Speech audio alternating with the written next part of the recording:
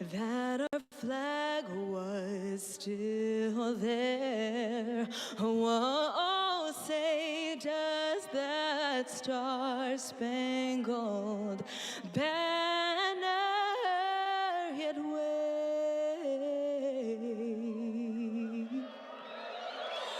o'er the land of the free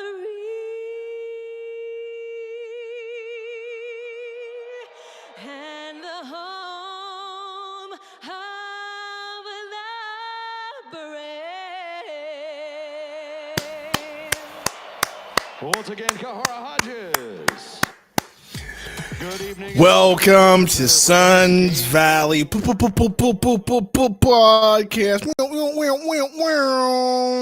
aka the Suns Funeral Podcast. Gabe, mute your mic on playback. I can't hear you.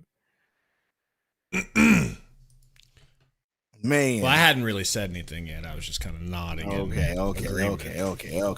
Suns Funeral Pod. Let me tell you. Been hell of a ride. Watching through my fingers like you are, DC. Exactly. Watching through my fingers. And I'm going to be honest with you. Sundo's got to work tomorrow. Okay? The excuses start early. You get them.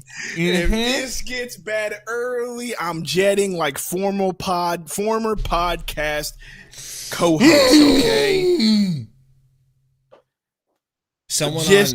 Someone on Big Red Rant during our football stream for the spring game commented, "How come Top Guy always moans whenever something good happens?"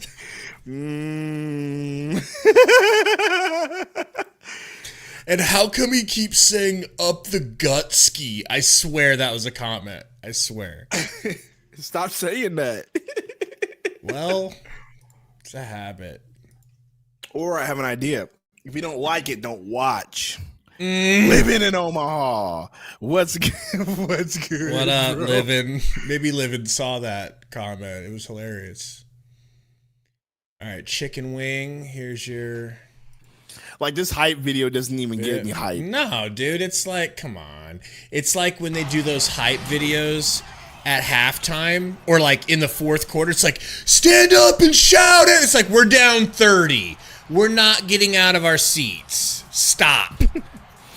It's got the same vibes. Can you open us up with a prayer win? I can't do that. I want to remain the safest place on YouTube, okay? So I'm not allowed to do that. You know, saying prayers isn't safe these days. We could win. It doesn't make for a safe place. Suns could win this game. Question is, do you really want them to? And my answer is yes, but that's only because of selfish gain. Yeah, but it's like, let's just look at it from the perspective of content. There's going to be content out the wazoo, bro. We got to talk. You're not wrong. But I basically want to. I'll miss the live streams. I basically wanted to stream the game Tuesday, then go to Bleacher Report on Wednesday and just act like we have a chance, or no, what? No, because we lose on Tuesday and then go to Bleacher Report. We'll just rip into Frank Vogel on James Jones. Nah, we wouldn't do that. There's questions to be had about, do we need to ever look at ripping into Ishbia? Sure. I mean, you could go that route if you want to. You know? But there will be a time for all those combos. He's confident Vogel coaching next year. Oh, my gosh. Then trade all your players if that's the case. Start over. Right? We got over 100 in here, guys. Can you help us try to get to 100 likes as soon as possible so we can get this stream popping? It may be our last of the season. All right, but we got Summer League coming up, Sundo. Let me talk to you about Summer League, baby. We got a first-round pick. Remember how excited we were about Tamani? That was a second-round pick. We got a first-round pick we could be watching in the Summer League. Get me Zach Edey, okay? Or Keisei Tominaga. All right? Don't tempt me. So is Anthony Edwards. Hey, we got Grant Hill instead of Reggie Miller. That's a W right there. Automatic lead, man.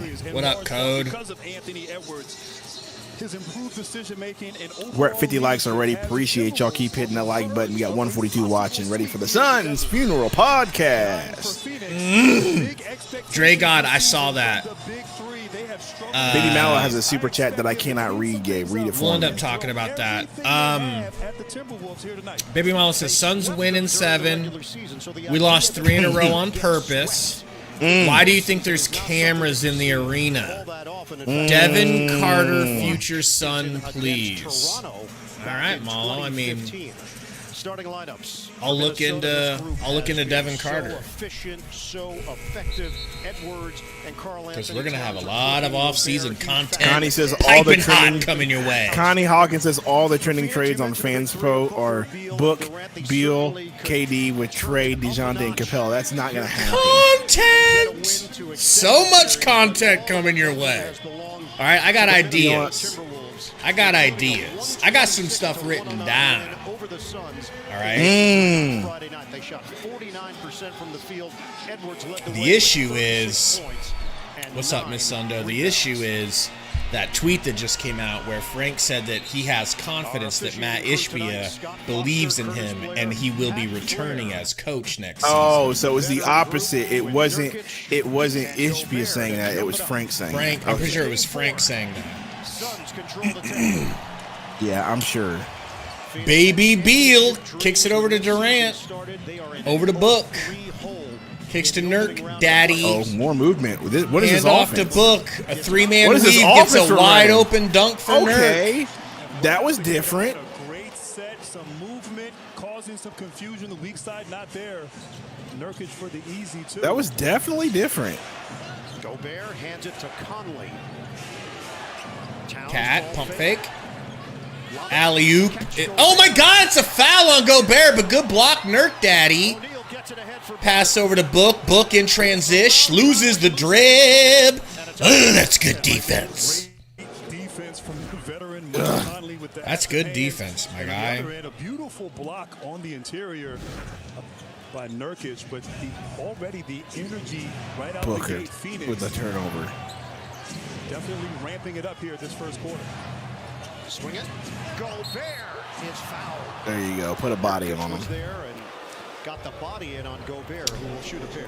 Yes, sir, Brady. Let me get back in there and get back on them. Confidence level of this Dude, group. the scoreboard, Gabe. Oh, I don't know They what's keep wrong asking with that. for Hold on. Gosh, how dare you forget? Hold on, Seen throughout the regular season. Mr. Yemi. Crisper, more committed, Let me holler at you. and they can holla, feel holla. it. The players Holla, on holla, the holla, coaching holla. staff can feel it.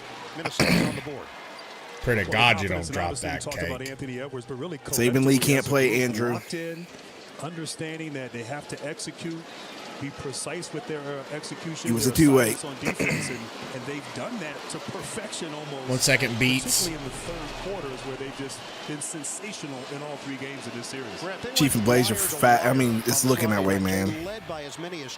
I'm not gonna hit you with the facts yet, but man, it's looking that way, huh? What? Beal behind the back, downhill, fade mid-range, no good, rebound. I like the aggressiveness there. Anthony Edwards. They've won the first 3 games by an average of 18 points. Towns 2-man game with Edwards. Beal draws the assignment. McDaniel showed for a moment. 8 to shoot. Switch. Towns lets it Cat fly. pulls. Oh, baby. It's a 3. And we know right there, Karl Nice Anthony shot. Towns, obviously with a great range, but also able to post up against the smaller Beal Kevin screen Durant. from Royce. His issue has just been foul Over to trouble Durant. in Durant, this series. left-handed pass to Nurk. Nice pump fake and Okay. dunk from Nurk. Nurkic for the jam. So there's been this feeling around Phoenix that the Suns will go smaller at some point. Conley tried to put some English on it, missed it. Gobert follow. No. Wow, Gobert. No good on the hook. Nurkic has been effective in the early minutes. Durant one-on-one with Karl Anthony Towns. High screen Nurkic. Durant. Releases. Gonna drive on Cat. Little tween behind the back. Pull up. Brick. Long. Gobert couldn't rebound it, but Towns does. Early offense, Conley against Durant. Conley's been the perfect quarterback for this team. Kick, McDaniel. Conley's been the perfect quarterback for this team. I take offense to that as a team without a quarterback. That was a shot at the Suns. Twice that Nurkic has been the recipient of a pass. I might be on edge when it comes to the Suns, all right? Obviously trying to establish the others, getting them involved on the offensive end. We know the one-on-one capabilities of the big Beat said it's over. We're still complaining about the scoreboard game. Brought to you by the three-row Kia Sorento. Well, I Built for really the don't understand why the Kia is scoreboard the wouldn't be official automotive working. partner of the NBA. Either it's scoreboard or team psyche and their belief. ESPN's tripping. And he said quite definitively, It looks we like it's believe working we now. can win Yeah, the series. it should be good now. There is going to be a team at some point All right, cool. that creates history, that comes back from 03. It's never been done in NBA playoff history. He said, we don't think it's going to be a 38-win team, an 8 seed. It's going to be one of these teams that's capable of going on. He said, checking on playback. I mean, I don't know what to tell you, BR. Very confident. I'm talking. Beal. But he also acknowledged you got to win one game first before you can get rolling. Step back. No good. By Edwards. Minnesota won game one, 120-95. Yeah, we don't control the audio on playback. Won game two, 105. What is it, choppy? So he's saying that he can't hear us, but we don't control that. So either his controls are down or playback's just tripping. Yeah, can everybody else hear us on playback? Book for three, drills it. Nails it. I like that. All right. Ernesto says he can hear us. BR5, I don't know what to tell you. Either refresh it or look at the stream settings there. Cat over to McDaniels with the and one dunk on Nurk. That's what I'm talking about. Dag Everybody's Nabbit. on the same page. A double team right there. A beautiful This is what we're talking about with Nurk, bro. finding the opening there in the Well, he also just blocked Rudy Gobert. You know?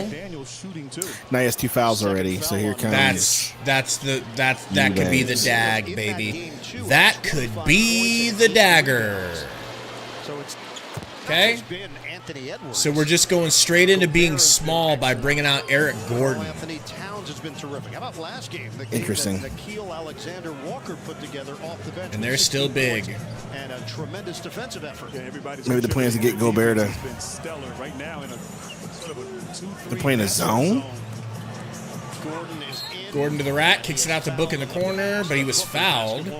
Book might be warm because both of those threes have gone Might in be. for him. Might be. Forced to go smaller because of the 2 fouls on Nurkic. Buzzy was good. To watch because they talk about maybe speeding the game up, playing quicker against the size of Minnesota. But one of the problems in all 3 games has been giving up offensive rebounds against that size. So it's important that everyone block out for Phoenix on the defensive end. Booker, hard drive. Oh, Booker, I like That's it. an offensive. No, they call blocking, bro. Was the last man there. Oh, It's gonna be God. number 2 on Minnesota's big. And I like that. Booker, knowing he has 1 foul, Oh, yeah. going right at the basket. Gobert hesitant to come over to help there. 65 likes. Everybody hit that like button, please, and thank you. We got 237 watching. Appreciate y'all for filing in here. Hit that like button. Do us a favor. It helps get the stream out to everybody else in NBA land on YouTube. Appreciate y'all. With FanDuel. Gobert's gone with 2 fouls, Download it the looks FanDuel like. Sportsbook app today. It's not as if Gobert has had huge numbers in the blocks department. He hasn't, but he alters a bunch of shots and he Free throw makes you good. think twice about going inside. Gobert now on the bench, replaced by the NBA 6th Man of the Year, Naz Reid. Bill, quit talking to Cat. Get back on defense. He's been worth every penny. Oh, yeah, and you forget last year in the playoffs, Naz Reid was out with injury, McDaniel was out. This team And Denver tough, but now got Gordon on him.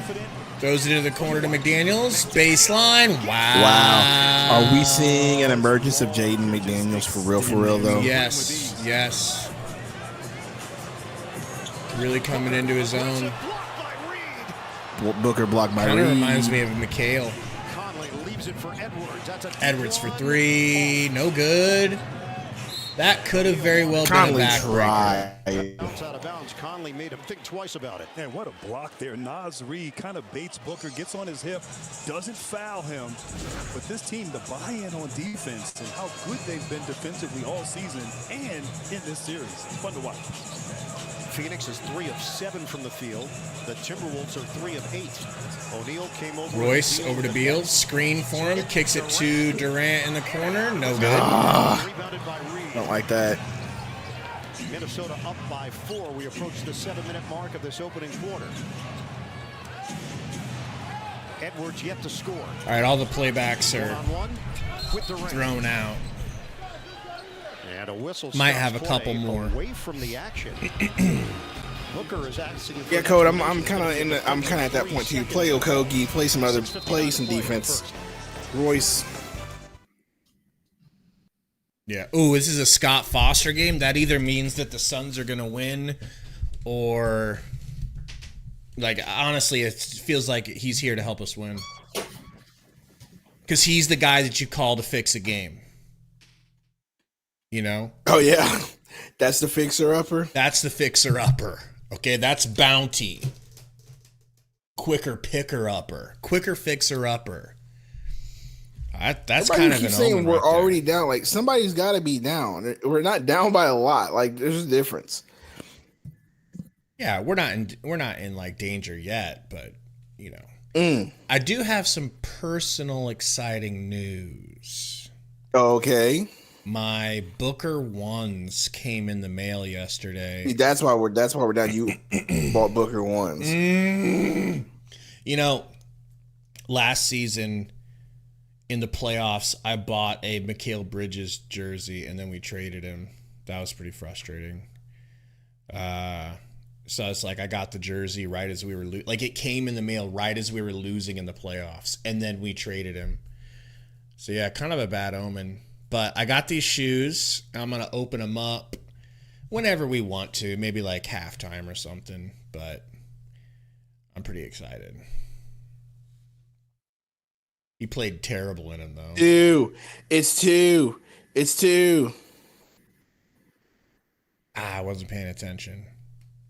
Yeah, I'm sure his shoes should be plummeting in price, Vincent. They really should. It will not plummet in price. I'll tell you that right now. I mean, his Nike know value what to is happen. going down, bro. Nah. I want a Bol signed jersey. That would be sick. But he better sell that now before Bol ain't on the team next season.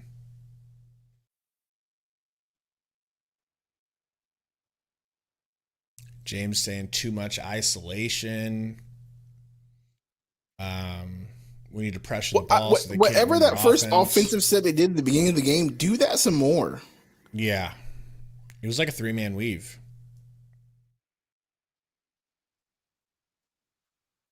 James Conner and Kyler Murray in the house. That means we're going to lose. Bro, they don't even care. They're just looking at Instagram. Man, that's just the type of people. Man, that's crazy. Kyler didn't even look up, bro. He just went, He was kept like, it moving. doesn't even want to be seen. You know? But there's just going to be so much to talk about this offseason. Because I think that with slight tweaks, this team could win the title next season. That's just how I feel. That's how I feel. No different than when you bring a quarterback to a team that's just missing a quarterback, but they got a great team around it in every other position. Coming into this series, we need two quarterbacks, a coach quarterback and a point guard quarterback. I was informed that for the first time this season, after Be calm, see clearly. $2 donut said, we don't even care. Well, there's a couple of different roads you can go to get to the result. But I think it can be done. When do we get a technical? as good as Edwards has been on the court, the coaching staff has Turtles, I don't think that we got unlucky this year. I think that we needed our pride to be crushed in, and we were too arrogant as a team, and we created bad situations for ourselves. I think personal accountability is the best friend of this team in the offseason. People being able to look at themselves and say, I was the problem because of this, and I have to do better. You felt at times that Edwards was trying to do it himself. Well, you had injuries. I mean, Carl Anthony Towns was coming back from a long injury during the season last year, his calf injury. There's still no unique rotations from Frank yet. But it was like he was trying to win it by himself, and he almost did. I mean, 3 close games against the Nuggets, but the balance of figuring out. Ooh, KD, that's pretty. All right, cool. Shut up. What were you gonna say? He didn't. I don't think he necessarily didn't take that fadeaway because he got by. I thought you were gonna say where was this last game? Hits the shot, you're berating. No. Daniels to the rack. Ooh, good steal, Royce. Good steal, Royce. It goes right back. Ooh, look at Durant getting on the ground. You like that? There's 1 second fight. left, so at this point it doesn't matter. Right. Yeah, the whole 36 unbothered shit. That's the wrong attitude. That whole I just we're too cool don't know how shit. they're gonna guard us. I just be mad if we respectfully go how 6 they're gonna games guard anybody. us. Yeah, all of that shit needs to go. That's loser mentality. So it's Durant. You know what Rocky said in what was it, Rocky Trying to arrange everybody around the jump. 5, 6? Only 1 second on the Remember when he was shot clock. talking about Frankie Fear? In the air. Suns need to embrace. They need to have fear. They need to have respect for their opponents. No good. How did that?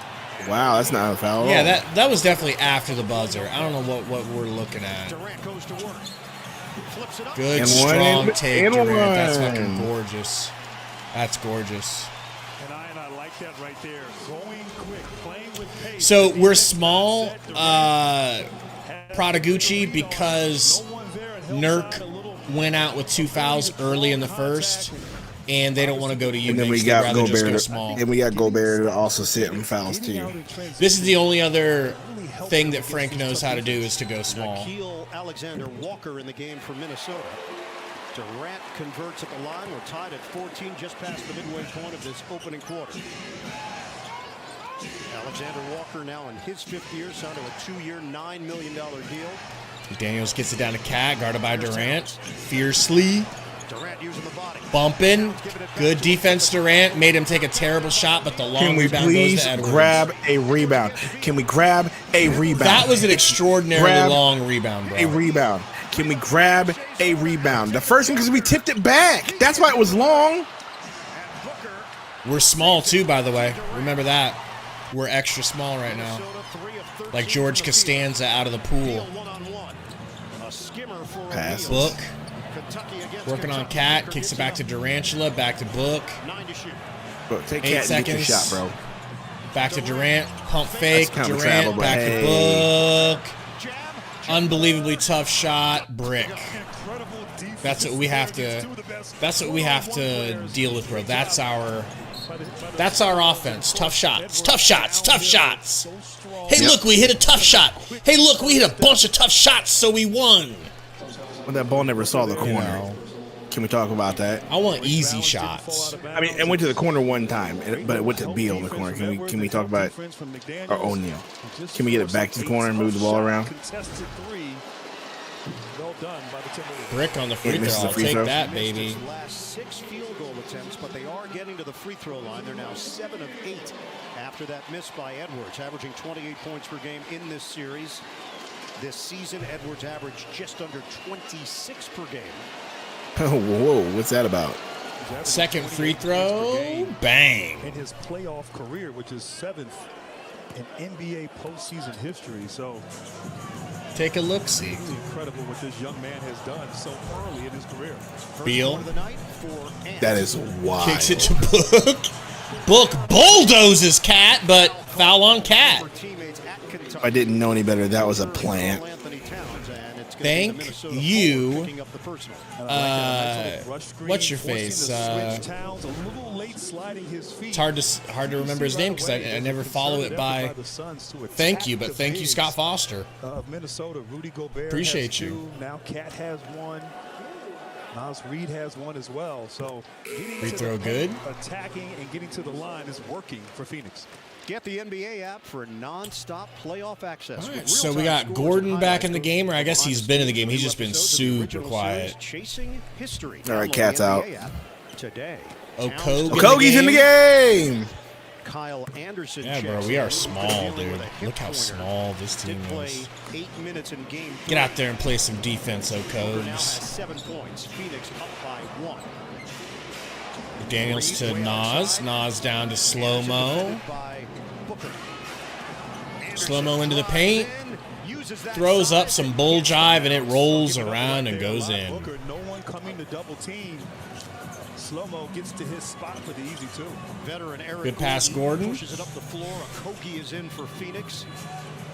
I love how Nas is guarding Okogie at his hip like he's a threat to shoot. Ooh, Okogie. Hey, Okogie. There we go. Roy says, is Booker playing well? He's playing okay. He's being aggressive. And that's all we can really ask for. He's playing okay. Slow-Mo 3-4 dribbles to get into the paint. Pretty good defense there. Tough shot. All right, we're getting close to the end of the first. We need to set a like goal for Membies. What are we at for likes? What do you got? I got don't know. 88. I got 88. Okay, 88 likes. Let's go 100 likes before the end of the first, and I'll give out a Memby. 100 likes at the end of the first. And you want to go 115, somebody? Free throws good? Damn, they took the lead back. I'll go 120. Ooh. Guys, make Sundo bust his wallet out. They got out rebounded 50 to 28. Royce. Trapped. Somebody get the ball. Good shit, Thank you, Kogan. Wow. Oh, man. Gordon was the last guy you wanted to have to go 1v3 at the rim. They literally just stood there like, give me the ball, like we're in freaking on the elementary school playground. We got out of it unscathed. We got out of it unscathed. Reach and foul on McDaniels. Thank you, Scott Foster. Thank you, baby. Thank you, baby. I love you. Big guy denying. And then my guy, Scott Foster. I'll die for Scott Foster. That's crazy. Shut up and get that smile off your face, Frank. Defensively from Chris Finch's team. And this is why it's been such a tough series for Phoenix. Chris Finch helped lead this Timberwolves team to the #1 defensive rating in the league. They were 16th in offensive rating. Much better so far in the postseason. It's just been freewheeling on offense. You've alluded to it, making the right play, instinctually doing things that have worked in the postseason.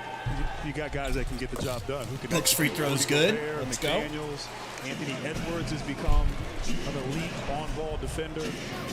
The buy-in incredible, and that has paid Valentine, welcome. In this postseason game. Anderson on a skip. They spread it, give room for Edwards to work. Rimming out. Oh no! There you go, Okogie. Yeah, we almost tipped it in. 2 hands on it, Okogie. That's how you rebound, people. Booker for 3. That would have been big. Good rebound, Royce. Gordon off the drive. Gordon, slow down, Gordon. Please, slow down. You might be too thick. Okay, that's wild. 20 to 19. The Suns in front. McDaniels, the length. Gordon couldn't get a clean look.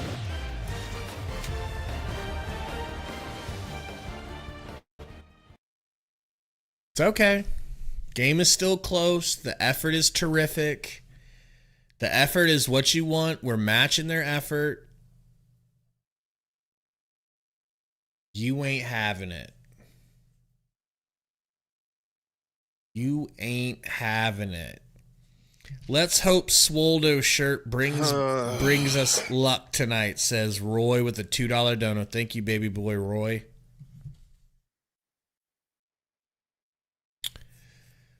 Oh, man. I'm seeing some good things, bro. I am. You know, it's going to be too little too late. That's the only underlying issue is like, how excited do you really want to get here? How much do you really want your emotions to get ahead of you? All things considered.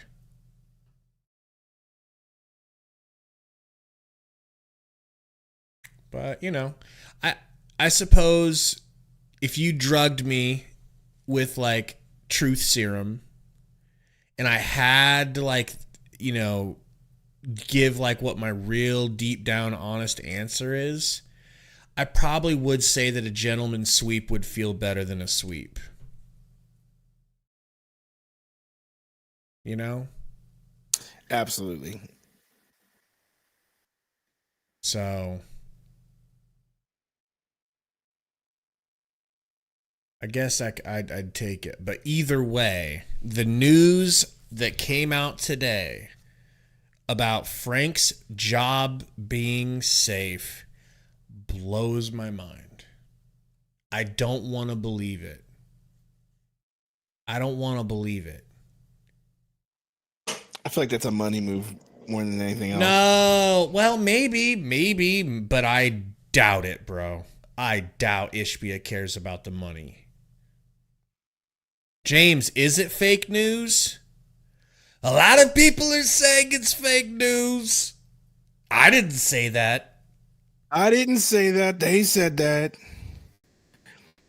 And I just saw the news and I thought, wow, this is some stupid news.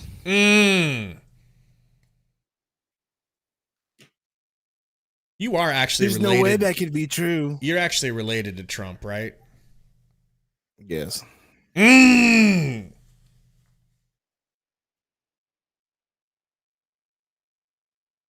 Vincent said, ruined my night. Wannikin says fake.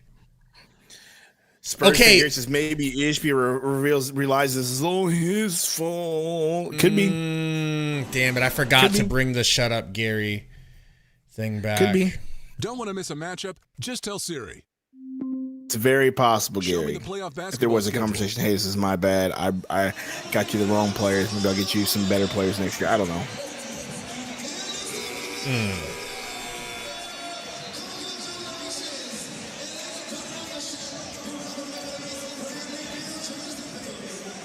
East Metro is not true.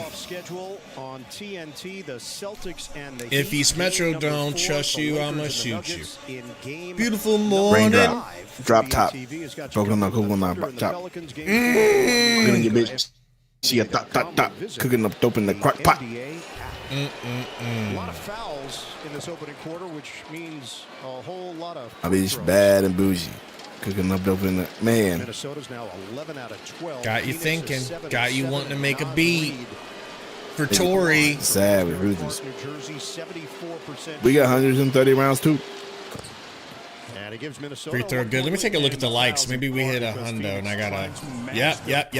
Yep. We're at 111. Guys, we're 9 likes away from Sundo having to give out a membership. All right. Almost a turnover there. Great activity in the hands there.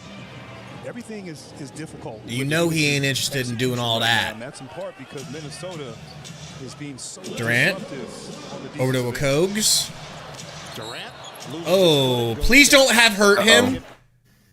Yeah. By Anderson. Uh-oh. Okay. My shit's lagging up because I'm trying to buy a membership. That's the state of my computer in 2024. Jason Allen Okay? for the Phoenix Suns. Spring run. All right, I'll do it at halftime. This is He's so ridiculous. important to this team because I close that window, everything goes back to normal. You ever think about, three-point field goal percentage oh, for it's this lagging team trying to was gift? safe which is so Well, essential just versus having the too many windows open. My computer's like Maybe I'll- not about that anymore. 4 years, $70 million for Allen. Well, with 2 more likes and I give mines. Alexander Walker handling it. Edwards off the ball. Anderson against Okogie. Good defender, but giving up a lot. Okogie working on slow-mo on defense. Anderson turns the corner, adjusts. He burnt him. I was slow bro. doing this. He burnt him. I'll tell you what, he faked the dribble handoff to Edwards and went quickly. Fast. Slow-mo actually went a little fast there. I like it. Book. Up to Okogie for Throgie. If I'm being honest, I had no hope. Me Maybe too. for this Me one, too. though. Thank you, Gordon. Gordon! There we go. That was a big extra possession right there. 24-23. Phoenix. Buzzy says, Gabe, it's never too late. It's never too late. It's never too late for now. Why? Why is this thing lagging up? We got on 121. Get ready to cook up the Mimbies for you. Ooh, Durant with a driving dunk. That feels good. 26-23 Suns. 1 minute to go in the first. I doubt anyone in the chat knows what song that is or what show that's from. Never too late. It's never too late. It's the most obscure reference. I know, but it's so good, dude. It really is. Wide open. Phoenix and Kevin Durant able to Sound Mound rocks the town. This is going to be free throw attempt number 14. The worst band ever. For the Timberwolves in the first quarter. They did shoot 31 free throws. His band before that was called the Alan Parsons Project. Two fouls early. Just 3 minutes of action for him. Reed will. Oh, there's the membership. He's Memby. gonna be Ian. Ian. Welcome our newest horseman. My computer wants to die. It's like, dude, just let me die. But they're still in the game, you know? keeping it close, and I think what's sustaining them is the free throws and their stellar defense. 1 point lead for the Suns. Booker trying to break free of McDaniels. Look at McDaniel throwing bows into Okogie when he sets a pick. Right? Eventually, we have to call that. Oh boy, Bookie. Beal trying to get it going on a step back, Jay. No. Thank you, O'Neal. Thank you, Royce. Had a 2 for 1. Now they just Back to have Beal. for a quality Back to shot. Royce. Blast to the rim, left hand. No. Oh, that's not really his game. That's not really his game. 17 seconds left of the opening quarter. Gordon, double team. Edwards force him to get rid of it. Cross it. Cat gets it into the corner. Good run out from Lil Thickums Gordon. All right. Hey, you held them to 25 points, man. I'm not going to be upset about that.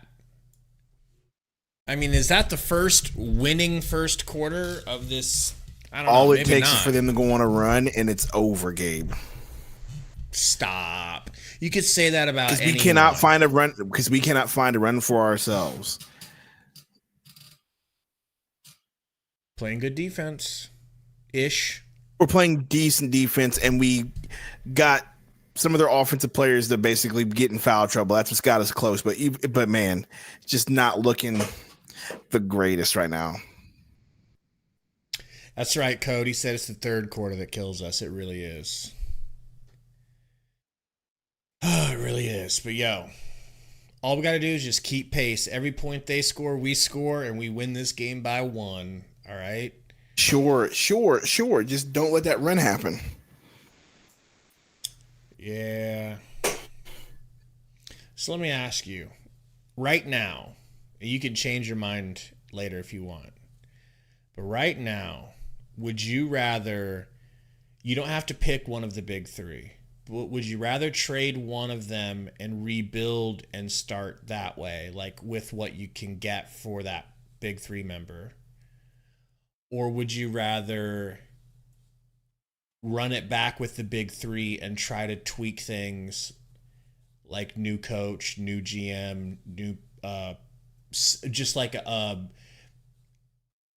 we're talking doesn't even have to be that much better than TJ McConnell at point guard. Just getting point guards in here that can. Well, I'll tell you this much. That's why I was saying last game, like you got to make your pros and cons list and see what you like about Let's it. say both versions have a new coach. Both versions have a new coach. I'm just like I said, I just don't know, bro. Honestly, it doesn't matter to me right now. I want to get to this game, but I just don't really have. I mean, if you trade one of the big three, maybe I prefer. I just don't know what I prefer. I mean, you trade one of the big three, see what you can get. Try to get some depth with that. A real point guard on the team is probably what you'd go after. Yeah, try to get some depth with that salary you're getting rid of and see what happens. Maybe, but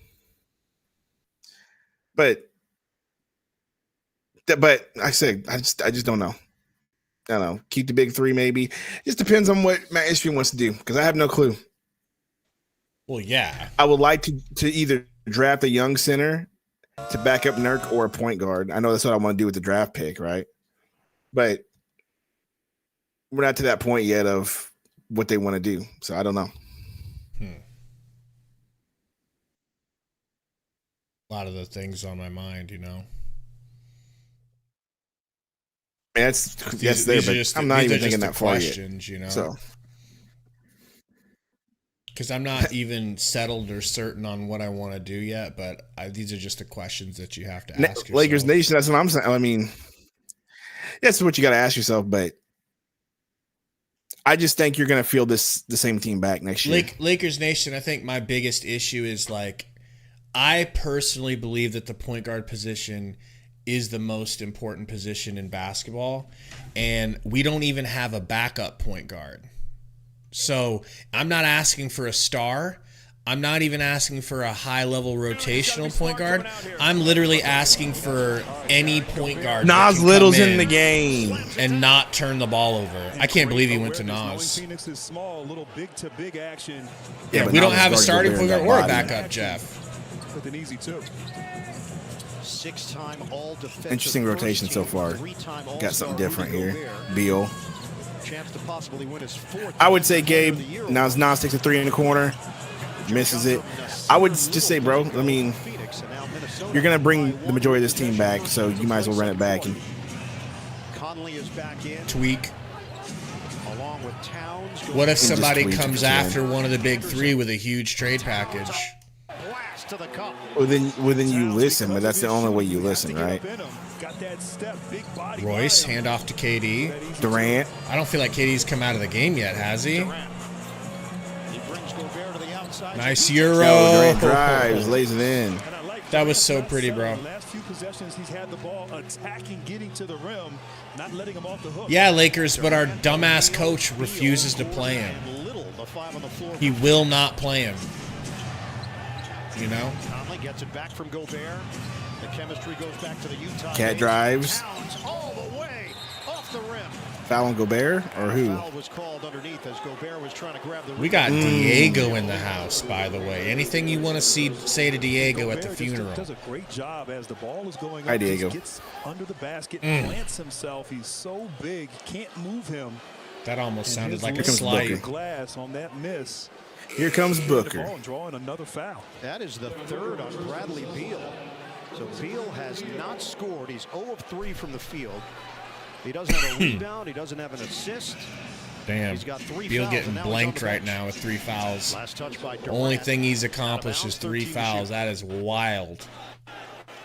Really, Nurkic started the game, but he has been sitting, I think, really since that 6-minute mark in the first quarter, has not played. You're going extremely small. Going with small lineup. Towns powers in for the bucket.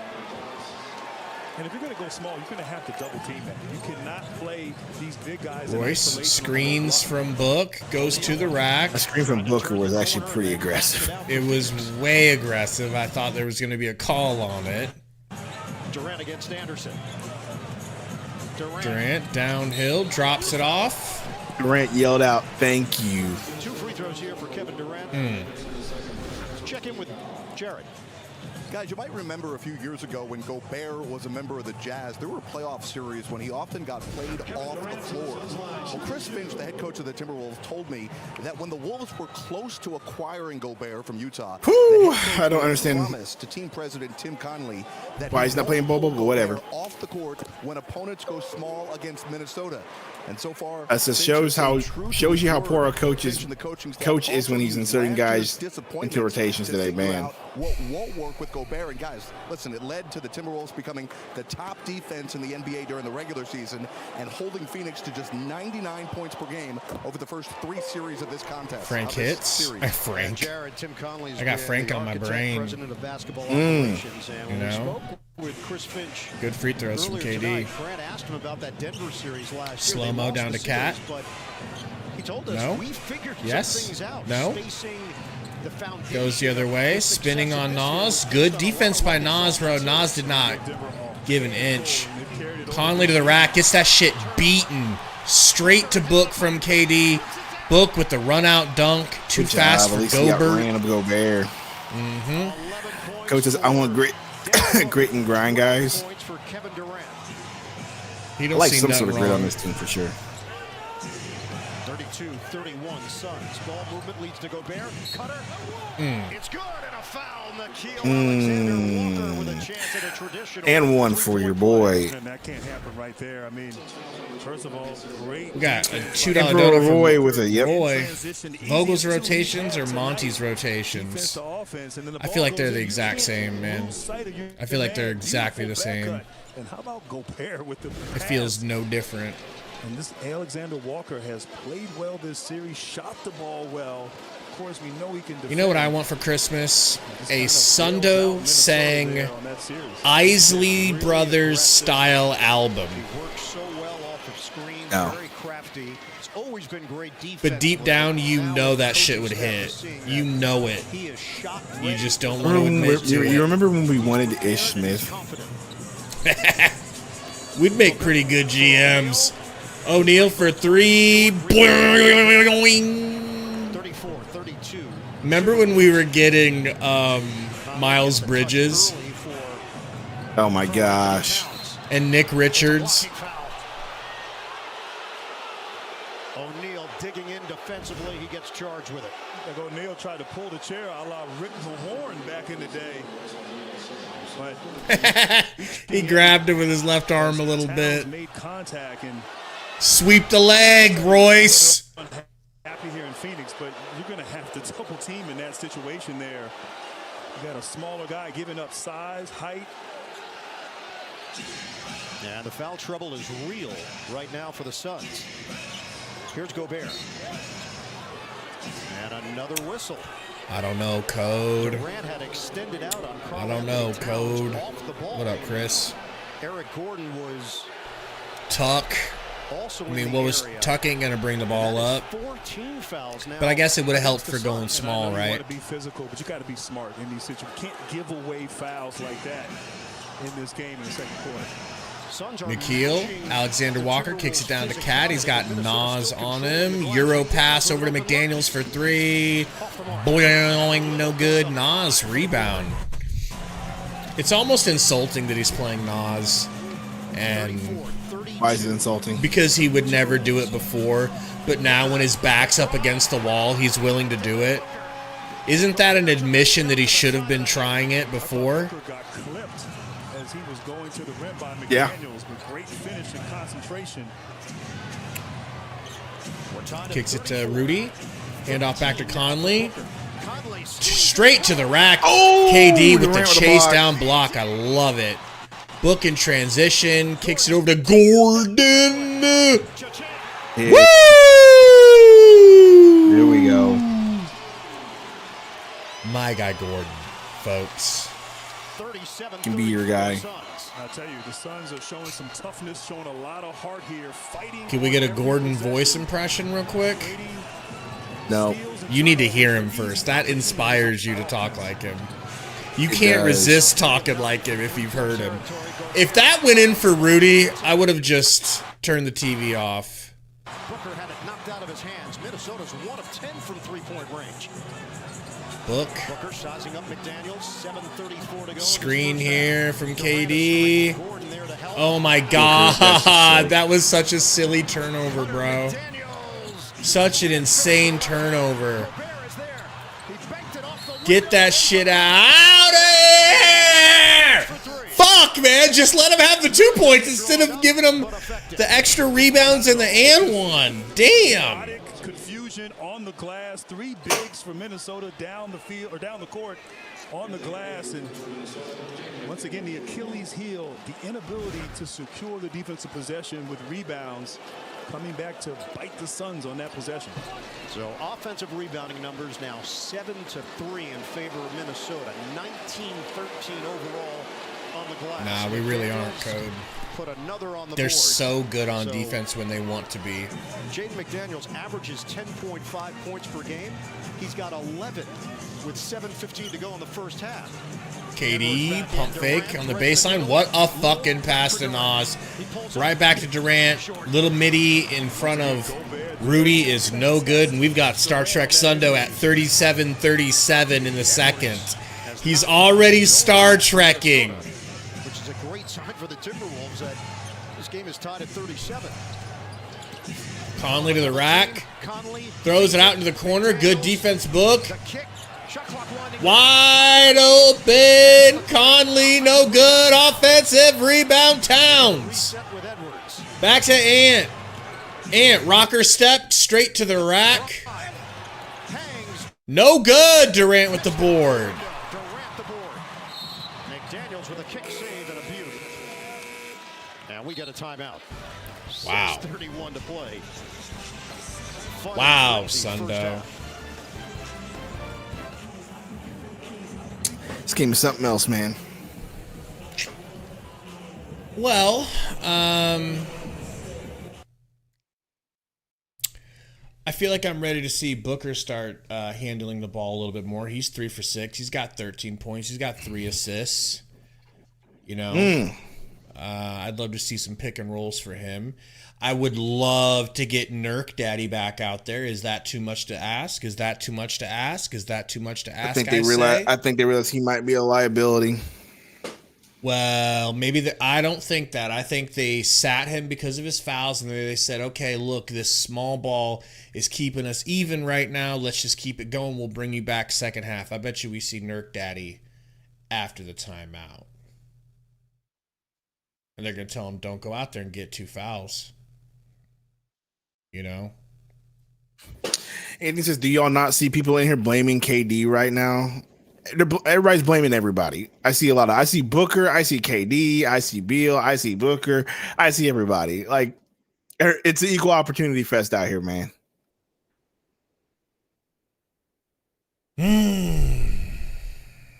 We're here for you guys, all right? We're here for you. You guys can lean on our shoulders. We're going to coach you through this. We're going to keep rope burns off of your neck type shit. Jay's World says this is the Towel Boys' fault. I'm done.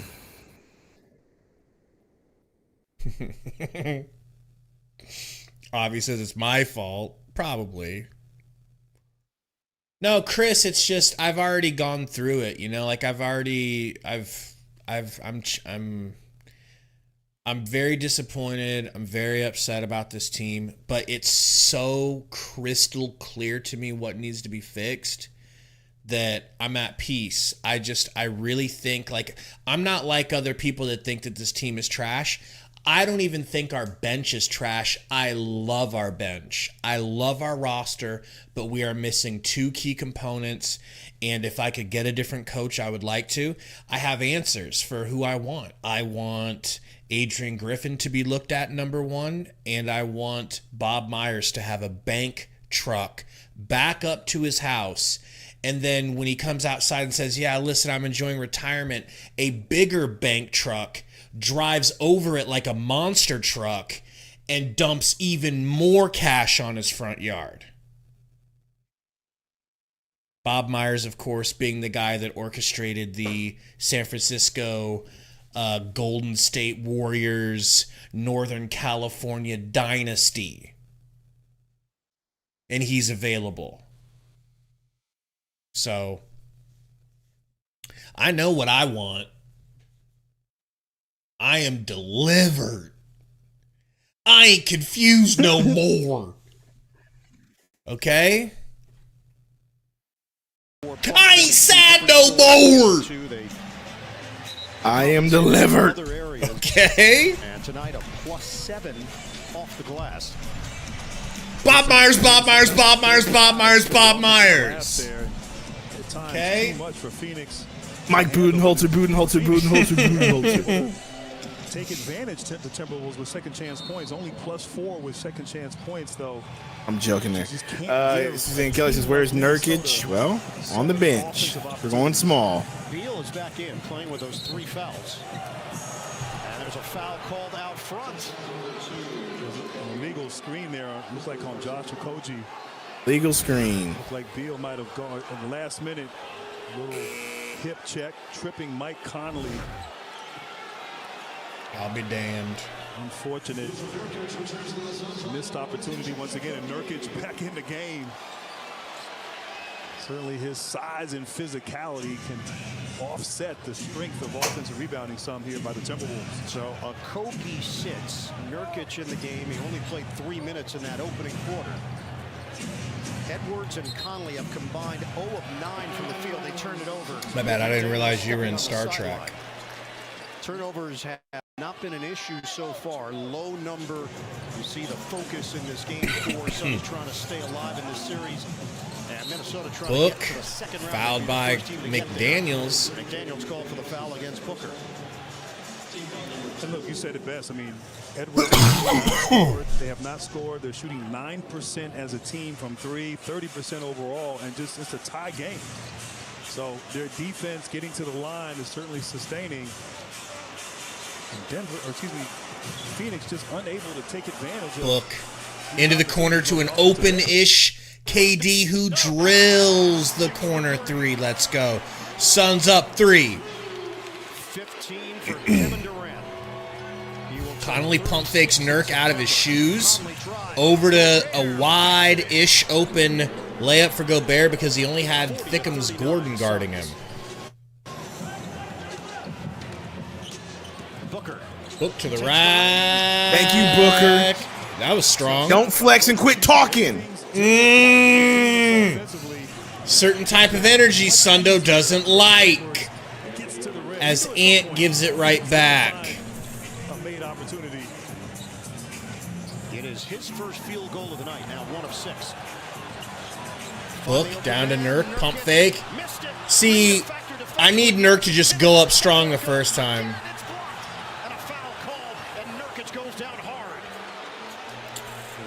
Yeah. Pop up like a soldier. Contesting Nurkic.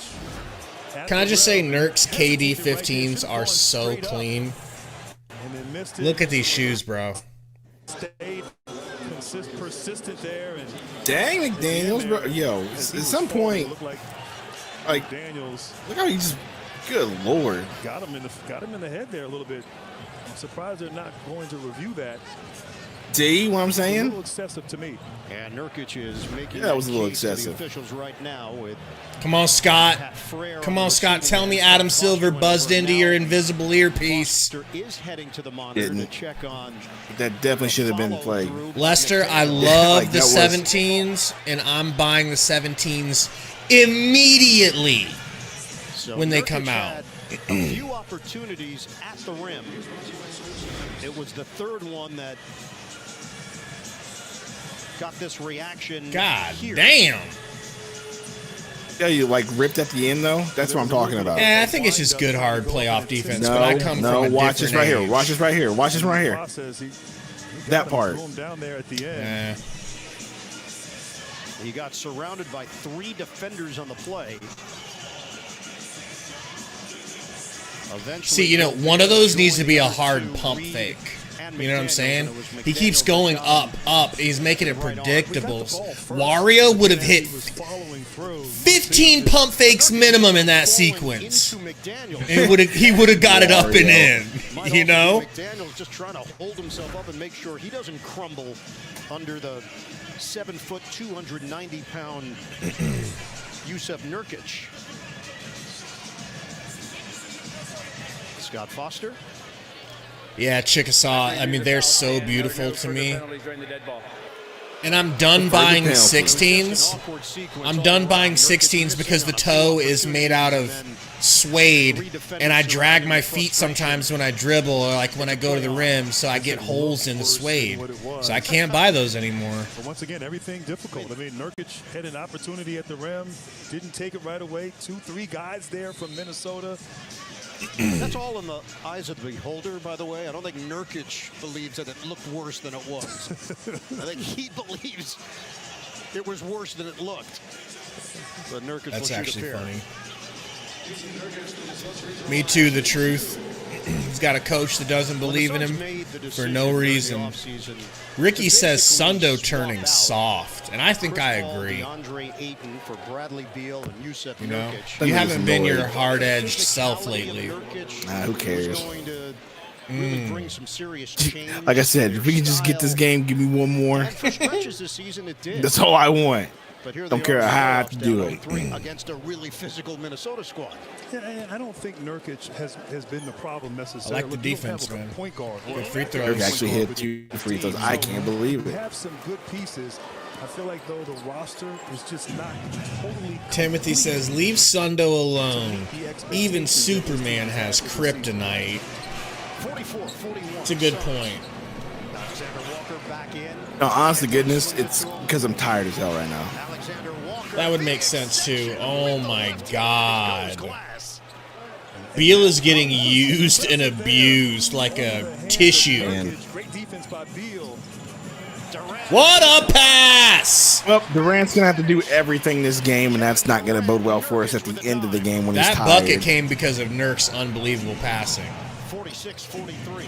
Edwards. Why was Anthony Edwards so open? There's chances we are a meme team. That actually is pretty cool. You can get like the Dream Team jerseys and just put meme on it. That's great. I don't know what that's about, Lester. Relax.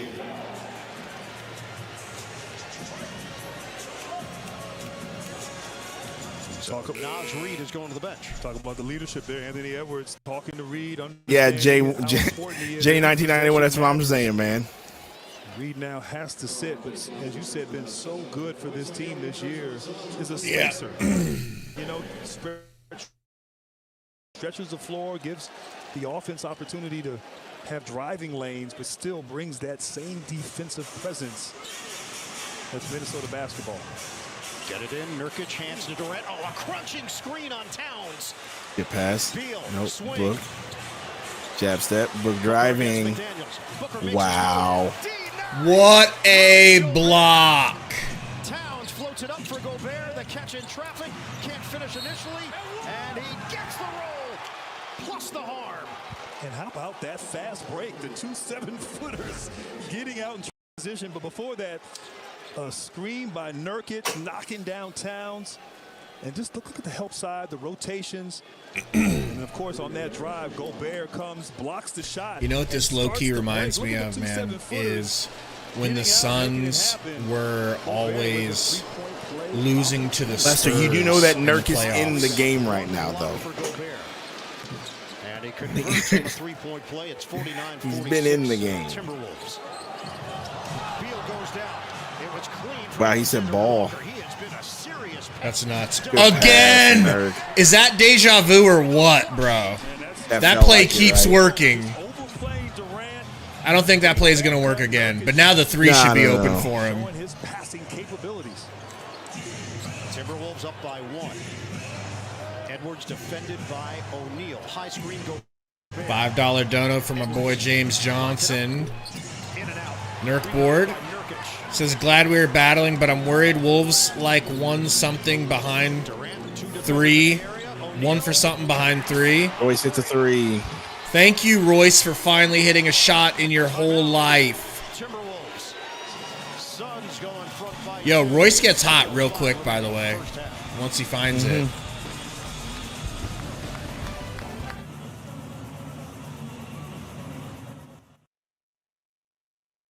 Prince of Troy says he wants Booker gone. Ooh. TB the Great says Beal selling. Listen, Beal is my guy. He's my favorite of the big 3. And I agree with you. He's selling. But hopefully he can turn it around and have a big second half. Wasn't Perch like just here? Perch? That halftime entertainment with the dude that holds the pole while the girl does all the tricks or whatever? Oh, yeah.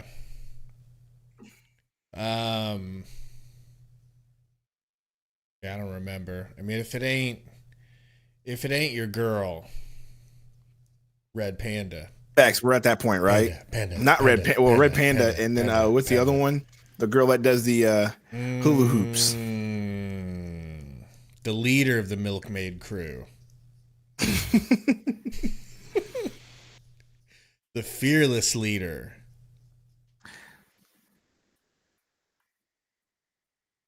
I don't understand what's happening right now. You know, they're trying to get these people riled up a little bit. You know. Bismack Biombo in the house. What's going on, man? Says you guys need me. Shouldn't you be practicing for your good playoff team you play for? Busy. But please come back to us after we fire Frank. I just want to rock. Body, yeah. Yo, Anthony, can you chill out? Typing in all caps saying help KD, help KD, help KD. Relax. Well, KD's got 19, Book's got 15. Book is 50%. That's nice. I know, we get the point. But nobody. But yo, Gordon 2 for 2 from 3. They need to get him more shots. Beal 0 for 3. You know? Yeah, it would be nice to get him some help.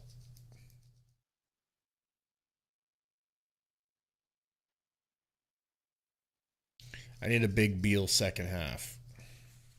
He's just getting clamped shut. 3 minutes to go. Code, everybody needs a Steph, you know? Everybody's going to be better next to Steph. The gravity that Steph has. Sticks is in the chat. Sticks is in the chat. Jalen Sticks. Says if I was on this team, I would have been a different beast. Possibly, yes. Sticky boy. Come on. Come on.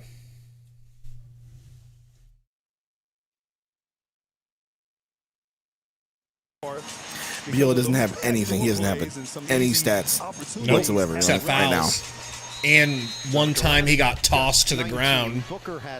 He's probably got a big goose egg on his knee. Does that count as a stat? One goose egg? McDaniels down to Gobert, guarded by Beal in the paint. Hits him with a drop step. Nice steal by Nurk Daddy. And Beal saved it. Come on. Take a shot, Beal. Give us a bucket. Thank you. That's my Beal. That's my Beal. Not yours. All right? So don't go trying to claim him at any point. Cat to the rack. Jump ball. Oh, KD is actually doing it. KD is actually doing everything. Coming on the dribble Gobert spins baseline. Durant comes. Nurkic, active hands, causing that deflection. And then Durant on the other end, rewarding Beal for that step-in trailer. Marcus, was that a real quote that Beal said he would never get swept? I saw that. I didn't know if it was real or not. Has more on the Suns' philosophy. And speaking with multiple members of the I think he He said, if I ever get swept, I'll be damned, is what he said. Their stars are elite mid-range shooters, but as we know, 3 is more than 2. That's who you want, right? I'm going to fight no matter what. Answer Conley over to Cat for 3. Hey, Royce, you got to jump to guard that. Roy with the gifted membership. Derek. Ötzi got it. Let's go. Thank you, baby boy Roy, and welcome, Derek. Horseman! Easy, though, against this Minnesota swarming defense that will get out and guard you on the perimeter. Gobert extends on Durant. Durant wants to dance. He said he never been swept, and be damned if it happens now. It will be damned. Gobert 7-1, getting out past the three-point line to guard Durant. Hey, look, man. I mean, you can see that quote as a bad quote. Or you can see that quote as a man. Bro, that ain't even the worst quote of the year. That ain't even the worst quote of the year. Right. Like, I just feel like that's something like, hey, man, we're not going to get embarrassed like that. I'm fine with it. I'm fine with the statement, but you kind of got to back it up with scoring. He's hit 1-3. Hopefully he turns it around. But Durant misses the free throw. That hurts. By Casamigos Tequila, brought to you by those who drink it. Phoenix has shot 63% from the field in this second quarter. Minnesota has turned it over 5 times. Nurk out of the game.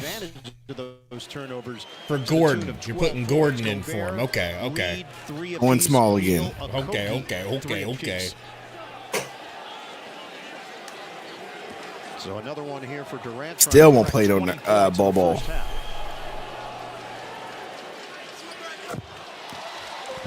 55-52. Suns.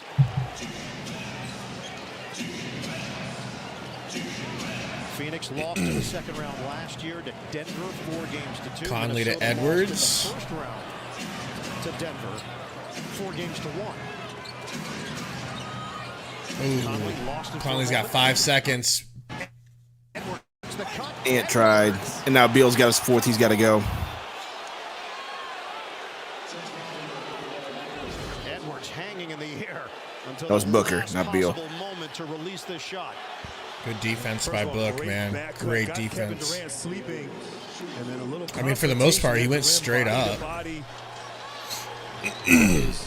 Lucky that Edwards. We've seen some highlight dunks in those situations. He misses the free throw. Missed free throw. Wow. Booker on that play. So Foster, just don't fuck this up, man. You were in here for one reason only, to extend this series for money purposes. And that includes Suns Valley Podcast. 2-point game.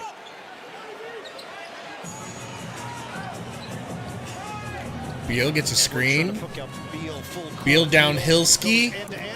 Oh my God. He said, Chris Finch is asking his assistants if they should challenge it, and they're gonna. That's teamwork. Wow. Finch immediately. Emperor, Day One, Baby Boy, Joy's Boy, Corduroy. That's definitely off of Beal. Sweet Baby Ray. 199 Dono says, I need a Cuban cigar, orange sunglasses. Thank you, Emperor Roy. Now, Roy, we get the reference, but people might be thinking you're talking about another Suns fan that does the same thing, that has just got accused of doing some very awful things, so I probably wouldn't say that. I don't think he wears sunglasses and has a cigar. He just painted up orange. Either way. What a wild story, too, bro. That was crazy.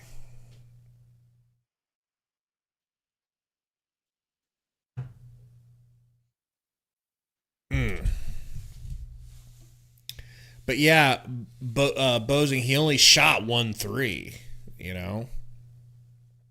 So, it is what it is, folks. Suns are treading water. Their heads are above water, though, Sundo. But do you think that this third quarter is going to be the death? Depends, man.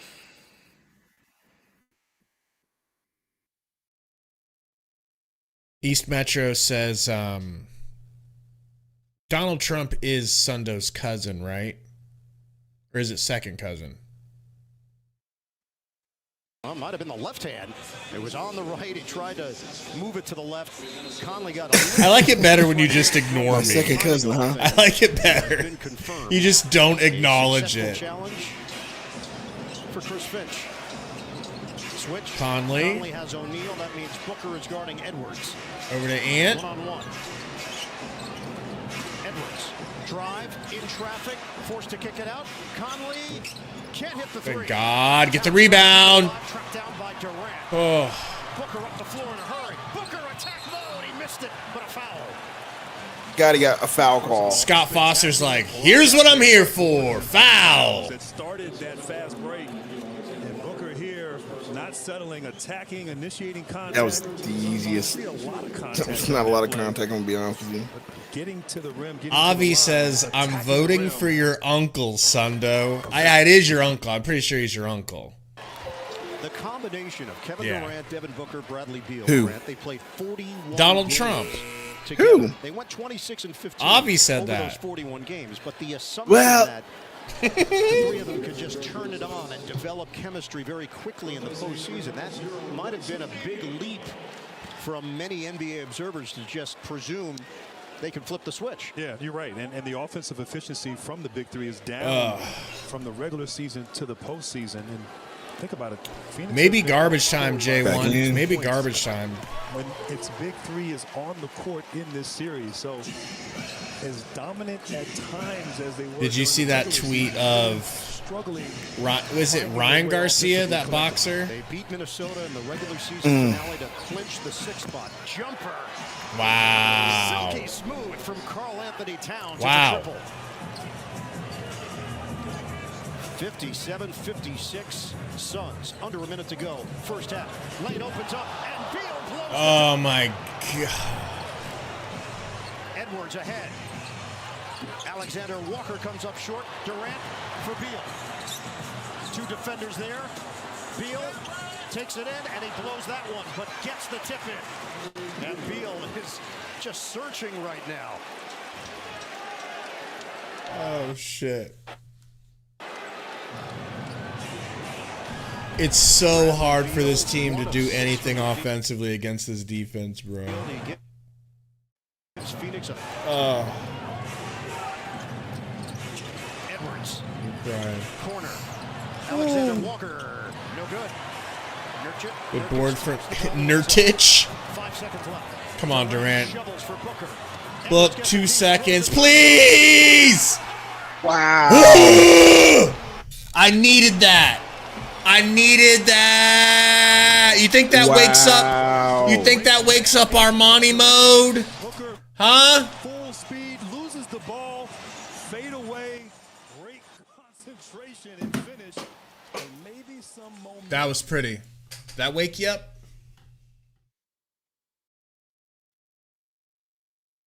Man. What a half. Welcome into Suns Valley Podcast Halftime Show. Brought to you by Sundo's Armpits. Sundo, are you ready for that sympnopsis? No? I don't have them right now. You're that tired. It's not even that I'm tired. I'm waiting till the third quarter. I'm waiting for that third quarter collapse before I do anything. This team has fooled me every time during this playoff series. The same thing has happened. We've been up. We've kept it close, and then the third quarter happens. I'm going to pass. But what I do see is Kevin Durant doing a lot, Booker sort of doing something, and we need Beal to step up. And that's going to be my cheapest, easiest analysis I've ever made. Beal, bro. He is getting ragdolled out there. No absolutely. Joke. Physically, he's getting destroyed. But that third quarter, I'm just waiting to see what happens because every game in the series, there's been that huge third quarter discrepancy. All right, can I open my shoes now? I'm dying to open my shoes. Sure, go open your shoes. So this is the first time I've ordered shoes from StockX. So we're about to find out if StockX is legit. All right.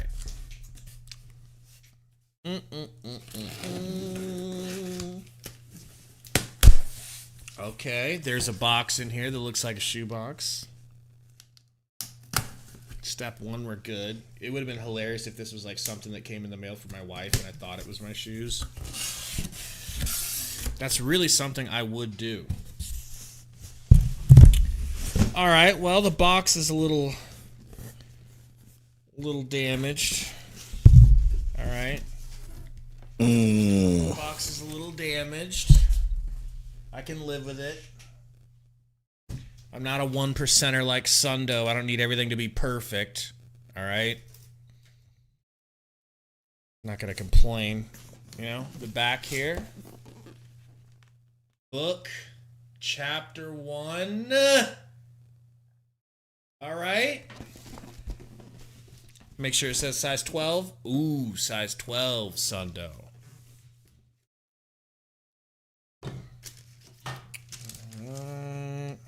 Yeah. Oh, they're cold.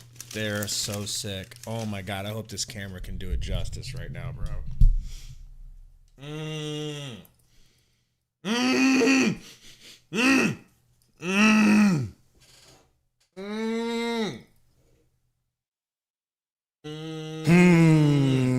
The snake skin? What a loser. Let's go! Oh my God, I just don't know if I want to hoop in these or if I want to keep them for like. Cordy says pay less, bro. This is the best pay less knockoffs you ever seen. God damn, I love that new shoe smell. Got the little authenticator. All right. Check the quality though, because you know. No offense to the Orientals, but these sweatshops ain't gonna fool me, okay? Oh my gosh, bro. And just like that, Suns Valley canceled podcast. I'll be right back as you show off your Payless shoes. Bro, that's crazy. Like this part of it up here is like, it's probably because of Haven, but it's literally, it feels like dog fur. I've never seen that material on a shoe. I don't know if you guys can, yeah, it's literally like hair. That's wild. Well, their toe.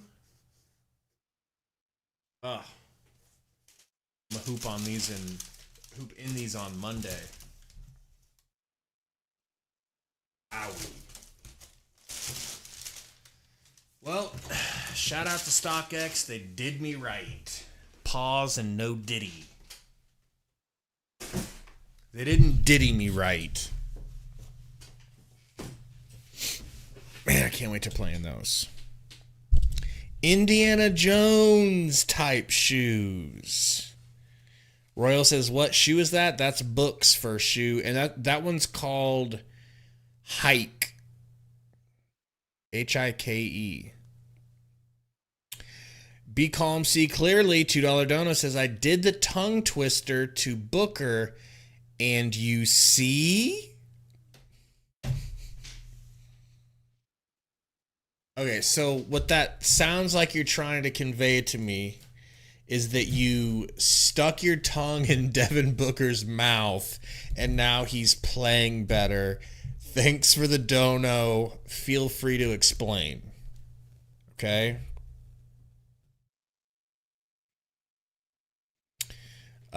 Styles, which ones are you wearing from StockX?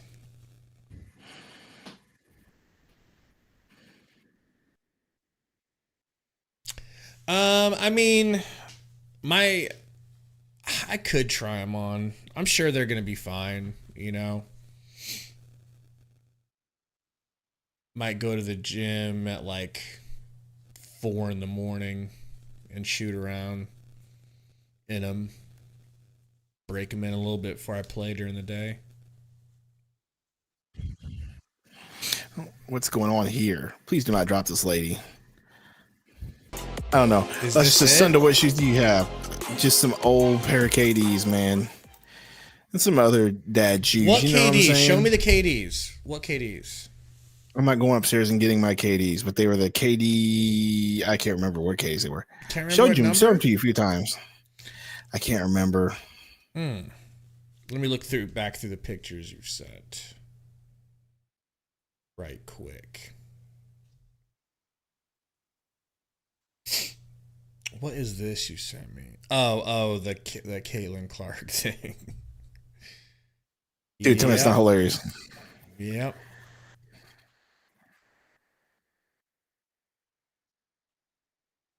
And bro, what happened to your boy, Seamus, or whatever the hell his name is? Jameis, bro? You sent me that picture. I couldn't believe that was even real. Jameis, bro? Burger after burger. Fucking shoes. Did you end up buying the Grayson Allens? No, I did not buy into buying a Grace Nouns. So here's a picture Sundo sent me. Where were you at when you sent me these? Because I know they're Giannis shoes. Make sure I don't flash your phone number here. Oh, snap. Oh, no. I was at yeah, I didn't end up getting those, but they were there at the shop. I almost thought about getting them.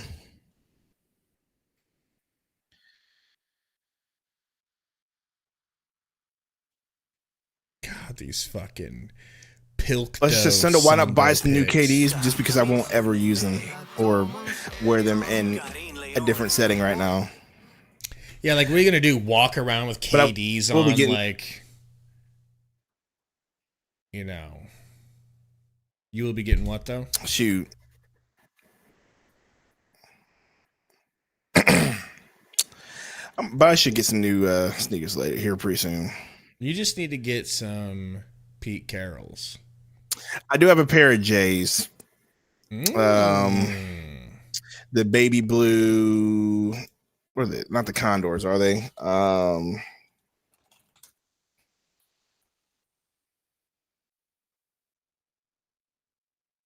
So I just was going through our pictures we've sent each other. It is the baby blue sixes. So a lot of you people have heard us, and you see Diego in the chat from time to time. What up, Burner in the house finally? Diego, if you're still there, you know, he always comments with the hashtag changed man. And that's been a while since he's become a changed man. And to give you a little brief illustration on the type of man that Diego used to be, I've got a picture of a personal Venmo that he sent you, or a personal Cash App, for $1 that says, "Hey baby." So Diego's Sundo wakes up in bed next to his wife, checks his phone, and he's got a $1 Cash App from Diego that says, "Hey baby, was just thinking about you and yo swollenness."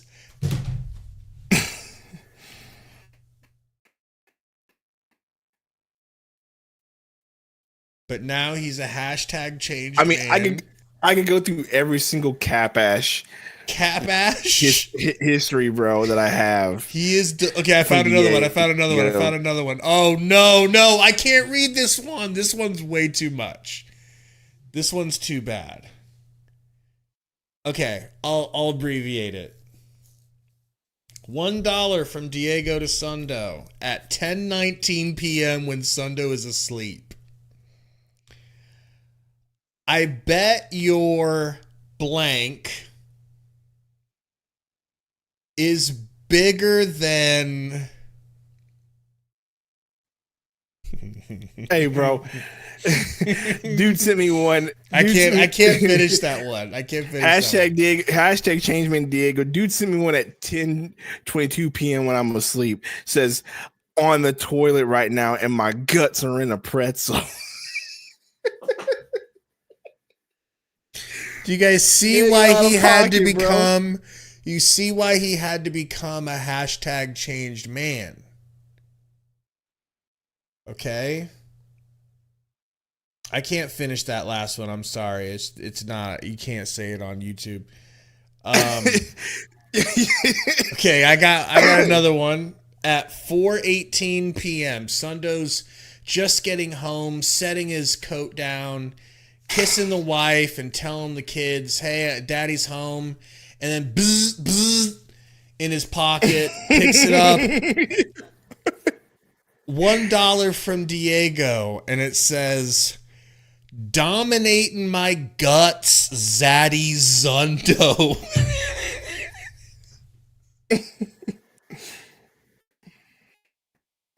Oh, shit. You see why he had to become a hashtag changed man. No, this one's bad. Bro, this one's bad, bro. Bro, no, listen to this one, bro. Bro sent me one. He sent me a bunch on Thanksgiving, bro. This is ridiculous. This is ridiculous. Okay, bro. let me guess. Something to do with stuffing you like a turkey. Basically, but or you stuffing him like a turkey. No, he was basically saying Thickum's guts are going to be stuffed tomorrow. This guy's just ridiculous. The worst. And then I refunded them back. You didn't like that one. You weren't willing to accept money for that one. Then he was a hashtag changed man. And then he was a hashtag changed man and said, thank you and the missus for defending my people. I remember that. That was January 25th. When y'all were calling me a fake Mexican. Bro. Yes.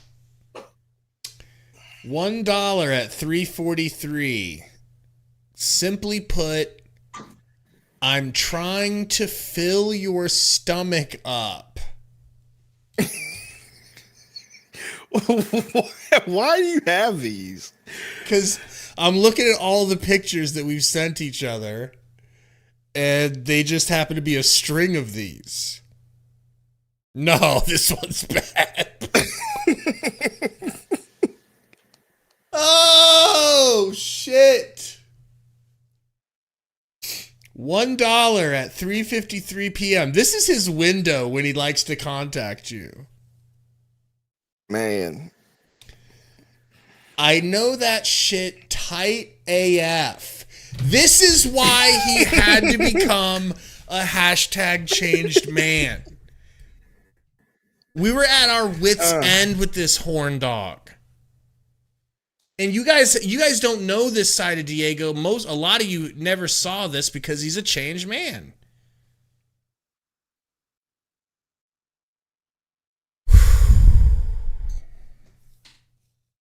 No. Bro, hey, bro, no, listen. Bro sent me a $1 after I dropped that KD video that everybody roasted me for. Great video you uploaded. Really had that BBC energy.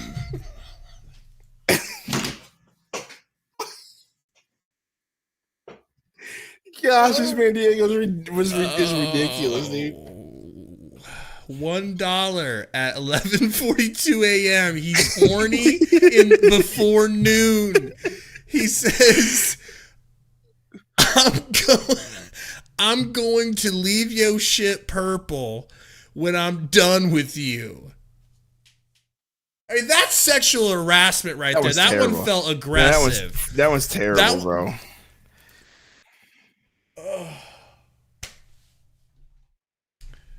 Oh, and it just keeps going.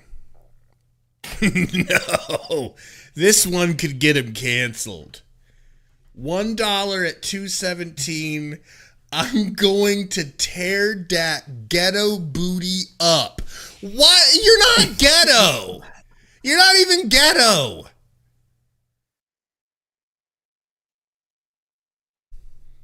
Game's back on, folks. Hashtag changed man. Certainly Minnesota, this third quarter, as you mentioned, they've been so dominant in this series and this season.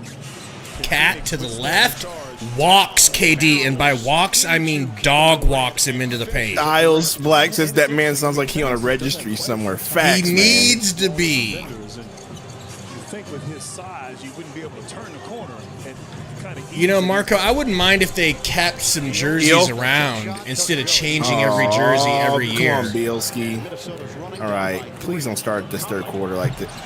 Great block from Beal. I don't know how he reached that, dude. How about Bradley Beal not giving up on the play, running him down, point blank, easy layup. Vision said, I prefer these Cash App messages over the game, to be honest. Man. And we're winning. They're good messages. There's a lot of heart in them. You can tell he really loves them. Travel, but never mind. Good D. Beal. Edwards to the rack, loses the dribble, maybe kicks it himself out of bounds. Scoreboard, thank you, Wes. Daniels went into a spin. Nurkic there. Shut up. That's not how that works. He says, all I know is that as soon as Diego became a hashtag change man, the Suns started losing. We might need to bring back Devil Diego. No, we do not. Okay, but he's got to Cash App you instead. No. Well, then we're not doing it. I'll accept. I don't care what Mrs. Sundo won. Rudy Gobert already in foul trouble. 35 feet from the basket trying to contest. Now he has 4 and has to sit. He's been so important to their third quarter dominance here in this series.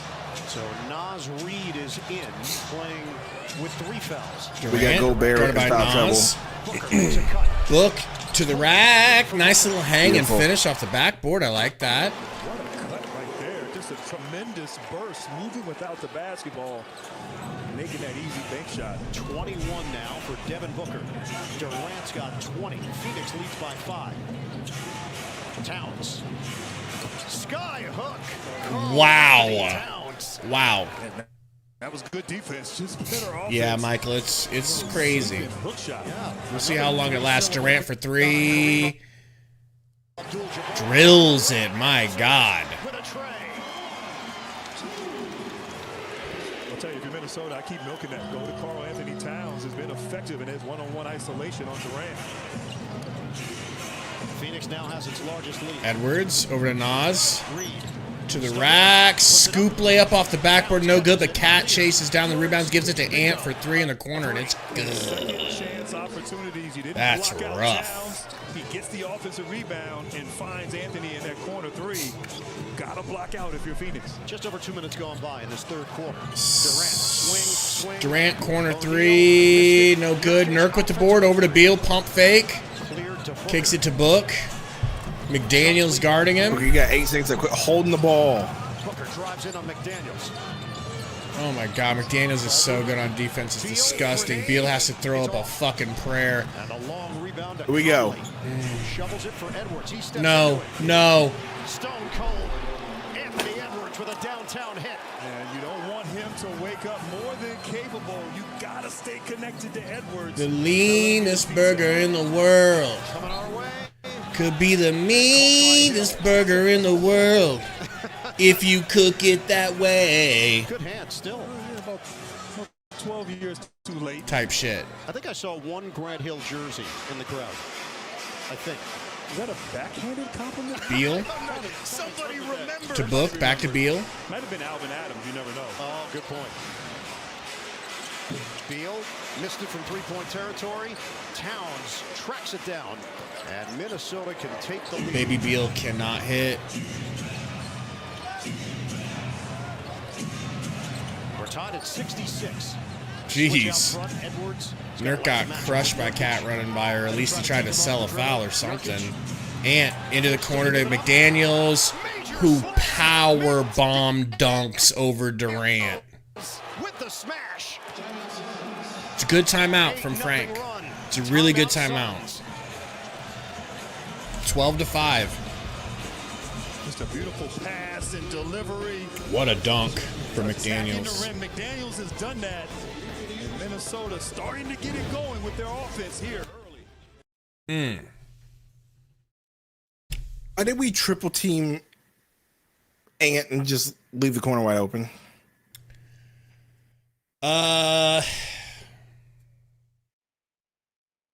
Good question. First, I would establish a motive. Burner says, is Sundo wearing a V-neck? Let us see that throat. We want some throat. Spurs fan Gary says, it must be third quarter. It is. How did you guess? I'm going to join from my phone. Going to take an early trip to the bed because this is not looking good. This is full front runner mode. You realize that. Full front run Sundo mode. Full front runner mode.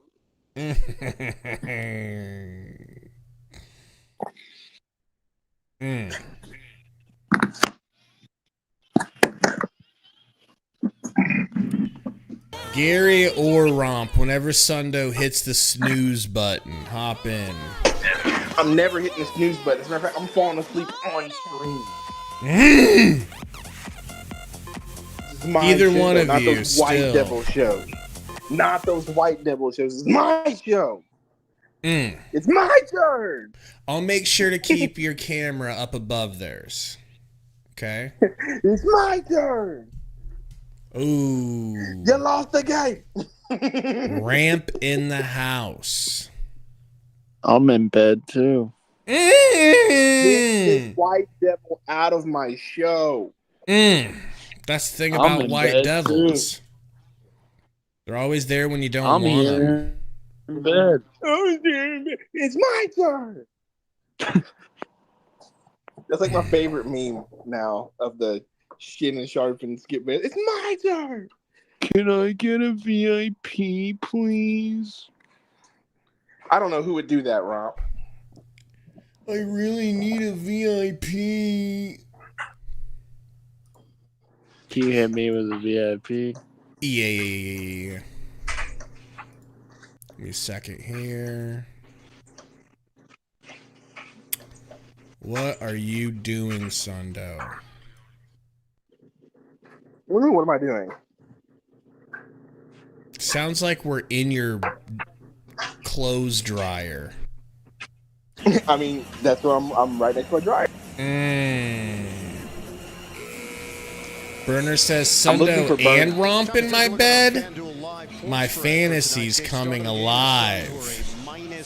I'm looking for Burner. Minnesota leads 68-66 with 8. Sundo does seem like the type of dude that would still wear tighty whities. Nurkic on the bench, Durant at the center position, and we saw this in the first half when Phoenix went small. Minnesota no comment means yes. Beal over to Royce. Over to Durant. Stopping, fading, super tough shot, hits it. Hits it. Super tough, made it look too easy. 25 points on 9 of 12 from the field. Conley. Half court set for the Timberwolves. Oh shit, let me get you your VIP. Towns converts from the perimeter. He's 8 of 10, 22 points for Karl Anthony Towns. Now the Timberwolves up by 2. Booker pulls up. Booker buries it. Like a little bit of a line. Big 3 for Booker, man. Booker has not shot as many shots in the postseason as he did in the regular season. He's got to stay aggressive. Ant working on Beal. Little tween, gets to the rack. Out to Nas for a wide open 3, which he drills. Last year, Edwards Never mind. He's able to draw 2-3 defenders, find the open read. I was so excited. Ooh, Book, another little layup. Okay, Booker. We're going to hit the 7-minute mark of this third quarter. Ant going to work on Royce. Tween. Snatch back. Pull up 3. And Just terrorizing you guys. Sundo Burner wants to know what color your sheets are for some reason. Oh, tell Burner I'm on the toilet. Oh, baby! I'm joking. Of course I'm not. Okay. Edwards kick. Towns. They're human. They're Towns human. finally misses. 76-75 Minnesota. Book got Conley on him. Almost doubled. Takes it to Gordon. No good. Minnesota up by 1. We're going to approach the midway point of the third quarter. Timberwolves looking for the sweep. Suns just trying to stay alive. Towns the cut. Conley goes to the other side. Nas pump fakes. He's going to get a jam. Beal had to foul to stop that. Yeah. I'll take one missed free throw. Thank you very much. O'Neal had to close out on Reed. He'd hit a 3 in that corner earlier. Do I have any desk jerky left over? Right to the rim. Desk Jerky? jerky. What in the world is that? What kind of white privilege is Foul that? Reed in the momentum as he was going for a dunk there. I do. But I do. I believe that's 4 fouls now. Desk Bradley Beal. jerky. Yeah, jerky that I keep in my desk. They're out of the game. That's what Burner and Diego be doing when they watch the stream. Hey, Mr. Free Throw. That's a good foul by Beal. Chance to win tickets to the NBA playoffs and other amazing He's prizes. checking Thanks out. to Michelob Ultra courtside. I'm a Michelob carnivore Ultra, again, superior Burner. light beer. Beal to the bench. It's a 4 carnivore. fouls. Conley sits for Minnesota, replaced by Alexander Walker. A Kogi in for the Suns. Uh-oh. Alexander Walker just checked in. 77-75 Timberwolves. In this zone, if somebody flashes there, that's the sweet spot. Just What the? Book to the rack for the dunk. Let's go. throw down. And when you're in a zone sometimes, Hey, man. unusual Sundo. rotation, It's still tied comfortable there. Booker attacks in the third quarter. He's half naked. That's true. Edwards. Drive. Oh my. Oh, I can't believe he missed that. Uh-oh. Wild pass from Durant. Book chases her down. By Alexander Walker. Booker. Getting into the paint. Out to Gordon. No good. Come on, Gordon. One of these gotta drop, right? He was 2 for 2 in the first half. and his strength and his balance there. 2 for 4 now. A little contact doesn't throw him off. Great athleticism and finish. Durant Frankie Thomas calls a timeout.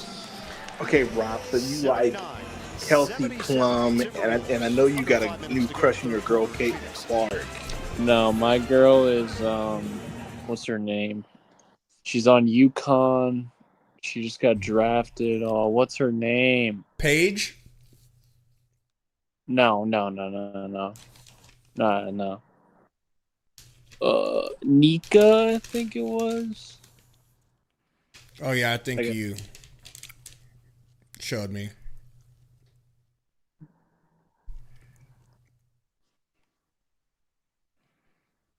Nika Mule.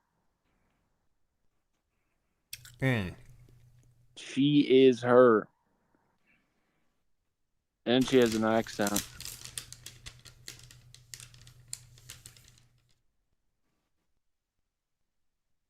Did you look her up? Wow, I'm checking out these Suns dancers right now. But just the male ones.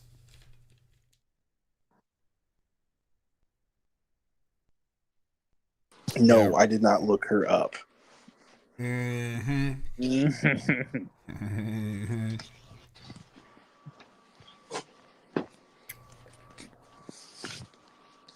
Do you think they want to dance every game?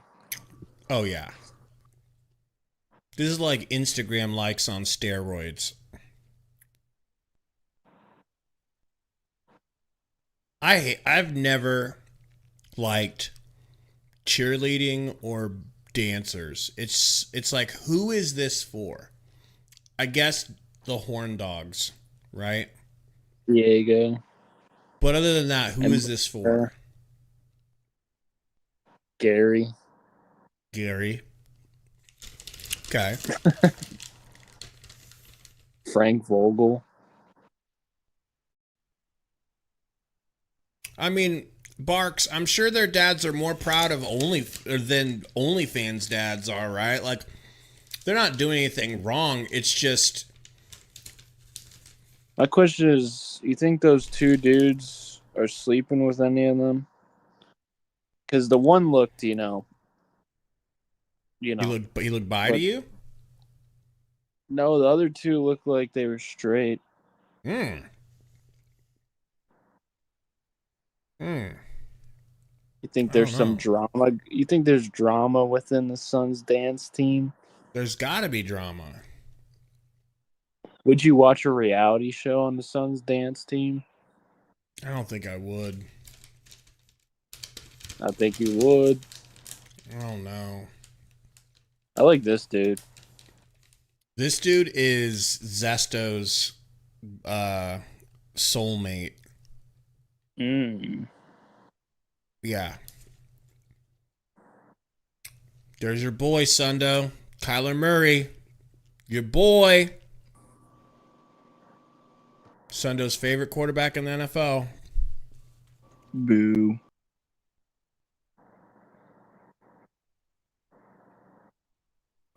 Boo. Stop lying. Got a diverse crowd? You better believe it. Ain't nobody more diverse than Phoenix. Well, this Minnesota Timberwolves team Ain't nobody got more equity than Phoenix. to the second round. Ain't nobody more inclusive than Phoenix. 20 years. They've only won 2 playoff series in franchise history. And that was all in the same year. 79-77, Booker out of the timeout. Look, downhill as fuck, man. And once again, getting downhill, Booker. 30 for Book, 27 for Durant. No Gobert. Easy to get in there for 2. 30 points, 11 in the quarter. We're tied at 79. Cat in the paint. Turnaround, spin move, fade away. Good. Book trying to sell a foul. Not getting it. 81-79 Timberwolves. They're shooting 71% in the third. Book, midi. No good, but he's going to the line. He's shooting a pair. And Booker says, hey, I got elbowed in the throat. Well, first of all, it's a great play. Sam S., did you see the quote from Frank Vogel pregame saying that he's confident that Towns was turning his right elbow right that's an offense. Ishbia is going to playoff basketball. keep him around for next season? Got to play through it. Some people are saying it's fake news, but Booker has not put up good numbers. 14. It came from some pretty big sources. I saw Dwayne Rankin, and I saw tonight for the Suns, trailing 0-3 in the Gerald series. Brigay. 152 series have gone 3-0. 4 teams have. We might have some issues. Down. Free throw's good. No team has ever won the series. 81-80, Timberwolves. Ant. Guarded by Okogie. Kick. Okogie. Good kick ball from So Okogie. shot clock at 14, 4:02 on the game. What's your confidence level they pull It's a this Suns out? team that went 49 and This game? 33 on the regular season. Yeah. 50-50. Basically the same home and away. They were 25-16 at What about home, you? 24-17 on the road. They've now lost 5 straight playoff games going back to I didn't last see year's that series. code. Towns didn't I feel like catch you a guys clean should be lead. winning. 9 to shoot. Against And the the fact Third that you quarter is won. always our worst quarter. We've given up a 6-point lead in the third quarter. Alexander Walker, no. Alexander Walker finally missed his shot, so Yeah. Another offensive rebound for the Wolves. That's some spicy ass desk jerky, bro. Going to work on Booker. Tied up. wow. The ball, too late. Dunk won't count for Edwards. Ran out of time. And how about Devin Booker taking the challenge? Great defense here from Book. Towns trying to get downhill. Those hands get in there. Book going out like a champ. Causing the turnover. Anthony Edwards. Gordon bringing it up. Late, trying to get that finish. Kicks it down to Durant in the corner. Durant. Back in. Oh, fouled by Edwards. Going to the line. Thank you, Scott Foster. Anthony Edwards so strong, hard to back down, but Durant very patient, takes his time. Obviously gets fouled as he's What do you think going of his into bald his shooting spot? motion. I think you'll see a little bit of those one-on-one. We call his hair hamburger meat. Oh, yeah. Team USA. Nice plug from you. What would you do if you were in that situation? What I ended up doing, cutting my damn hair. Why do you think you can't let it go? Huh? Why do you think you can't let it go? Can't you just buy I hair? think when you're 7 foot, you're probably not as worried because in public, in person, your day-to-day, people don't know you're bald because they never see the top of your head because you're so much taller. And then he also just doesn't care. He doesn't care. Like, he wants to look rugged and like he doesn't care about that type of stuff. And Durant's been okay with it. He said, hey, You know? look at the results. You win the game. That's fair. You get to talk. Edwards has also mentioned that Durant was Definitely from experience, Burner. Edwards In and out. God damn. And he's hit some tough shots He is here him. in this I've second never half. seen him this good, bro. Why wasn't that a dunk? Let's just ignore it. tied at 84. You didn't watch him last year in the playoff? Double Edwards. Edwards the cat. Oh, Wow. Good. No. How many times have we just seen they're so much better in terms of decision making Yeah. compared to last year. Just gets that easy too. Hand cramp. For McDaniels. 2-point lead for Minnesota. Bounce it. Okogie. Pocket pass to Okogie, and don't worry, guys, because he can't handle it. Bounces. Cat punches a dunk off the rim. A rebound for Ant, and he's wisely going to take it out, but then launches because he's hot and misses, and we got to over the back on Cat. Taken out from under him as Nurkic hit the deck, and Durant appears to be okay. So is Sundo, like, He's had issues like that sleeping? before with bodies falling low. Yeah, a lot of bodies there. He's probably rubbing Miss Sundo's feet right now, Nurkic as he's going for that rebound. if I had to guess. Durant, both his legs almost getting undercut You know. there. Certainly, I know he's had Or some injury problems. just continuously rubbing Vaseline onto his elbows. Fortunate, nothing serious there. Foul called on Towns. Booker, hesitation. Nice hezzy from Book, gets him to going to the line. So Booker is going to the free throw line with a chance to tie. 1:55 to go in the third. Well, no, but I mean, I'm 6'4", so like in public, like day-to-day life, I'm normally taller than everybody. But I also shaved my head, you know? They've withstood Edwards getting Point is, I'm a carnivore, Romp. Sounds like you think you're better than everyone else. Third foul on the four-time All-Star Karl Anthony Towns. Anthony Edwards has 14 points in the third quarter. Booker, though, has been there for Phoenix.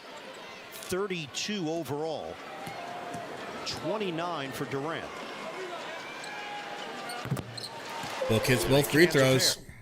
Booker now has 14 in the third. We're tied at 86. Nikhil Alexander Walker initiates the offense. 12 to shoot. Cat Two-man game with gets it Towns. down to Walker. Back in. Out to Cat. Wants a three, takes a three, drills a three in Nurk's face. That's wild, bro. Have to get into his space. Can't give him that much time to get his feet set. Karl Anthony Towns. We should sell a rope in the... The snag by Durant. and That a boy, Durant. We should sell a rope in our merch shop. Sell a robe. 89-88. Wolves. Just over a minute to go in the third. Alexander Walker. The handles. Walker pumping, getting fouled by Book. Foul is called. He was trying to maintain. Careful, his Bookie, footing. baby. Lost his balance. And Scott Foster determined that there was contact from Booker. Looked like a little contact, slight contact on that drive. I'll tell you, these teams are leaving it out here. Woo. Scott Foster letting him know, I'm trying, Book. I am trying to rig this game for you guys so we can get some more money for the NBA, but you got to meet me halfway. You know? Eli says, Gabe, you need to take a big rip for the last game of the season. Well, who am I to turn down a big rip? You know?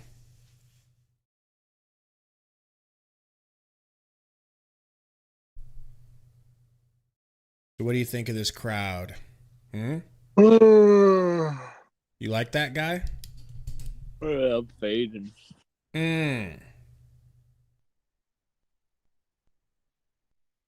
Need I say more?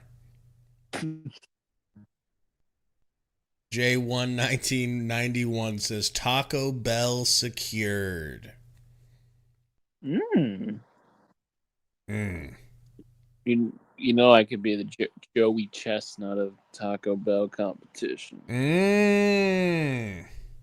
Bro, when I was in like 7th, 8th grade, I used to have Gary and my brother Chris, pick me up Taco Bell because they would go get Taco Bell in the middle of the night.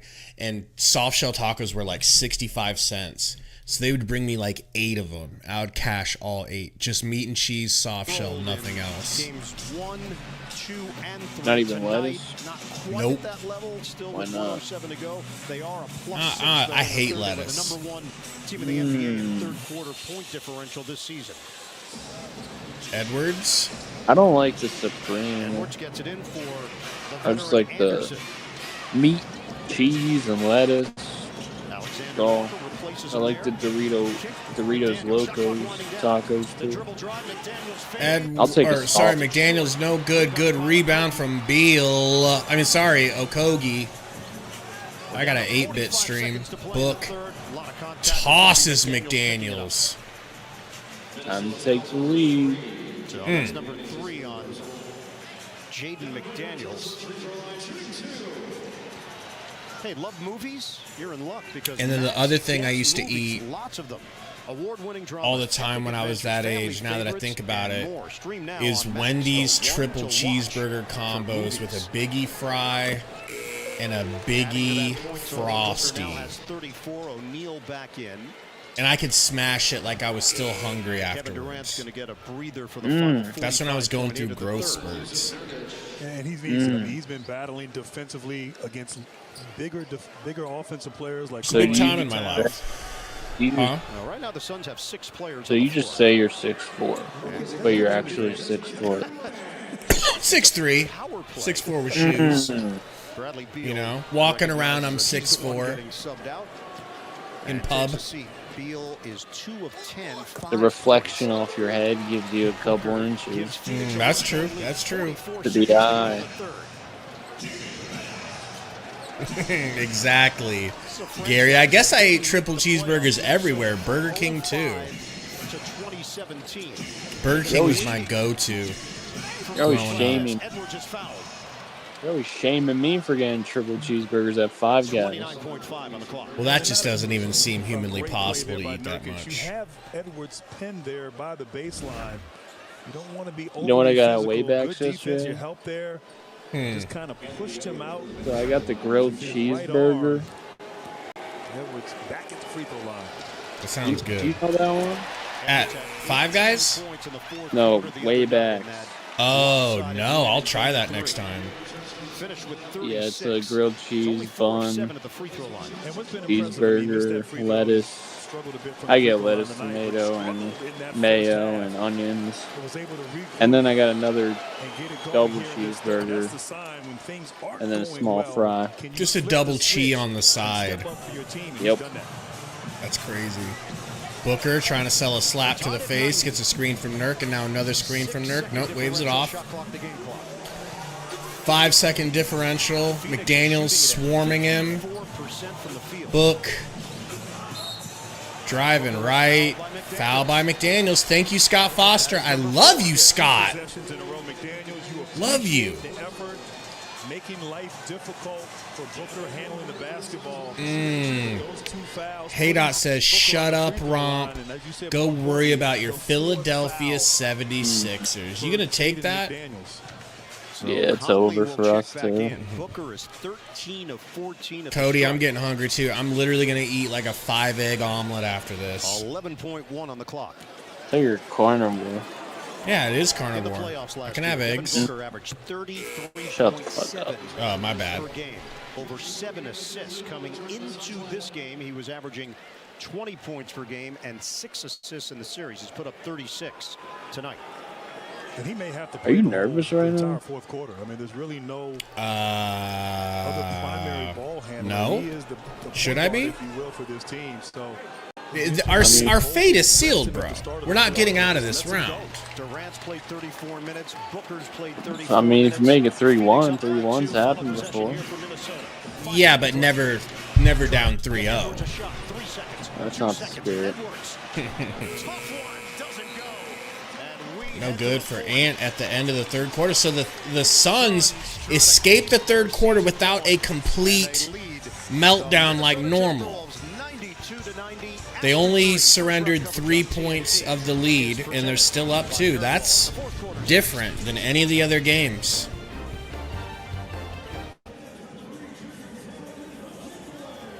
Could be an exciting, super exciting end of the day. I mean, you're asking me, am I nervous right now? No, but wait till the end of the fourth when it's like, you know, crazy close. I'm going to bed. I got to wake up early. I think Gary tag in, though. Oh, Gary, where are ye, White Devil #1, a.k.a. the... And he ended playback again, you idiot! This dude can't leave playback without ending the entire thing. Oh, my God. Luckily, with playback, it's really easy to just go live.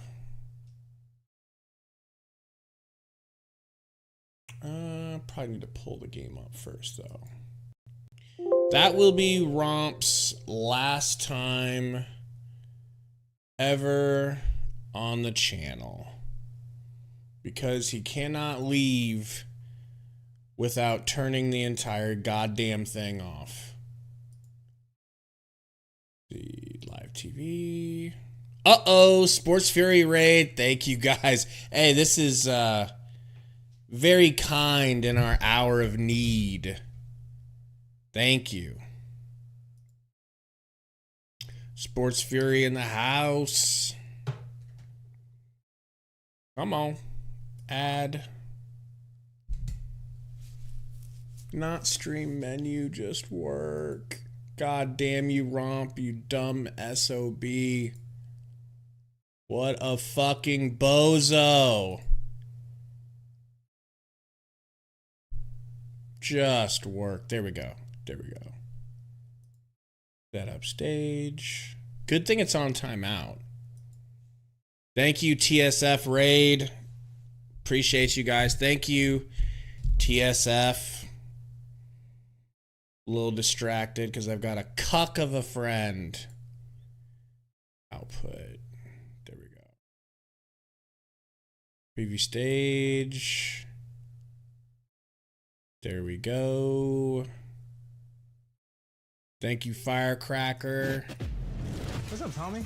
Hey, Thank Carl. you, Boner Donor. What a name. Jets in the house. Wandering Youper. Thank you.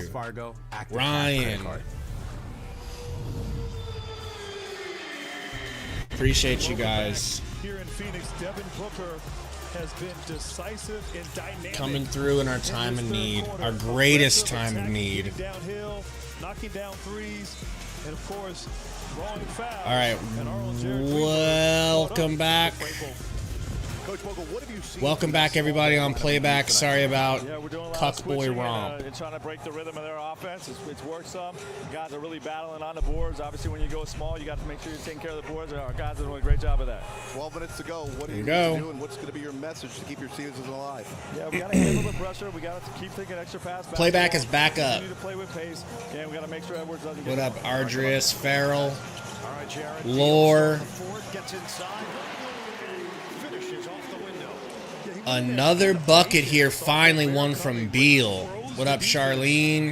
Easy two for Beal. Beal is now 3 Shit Talker says he was like number 250. Thank you, Shit Talkers. Booker and Durant both on the floor for Phoenix.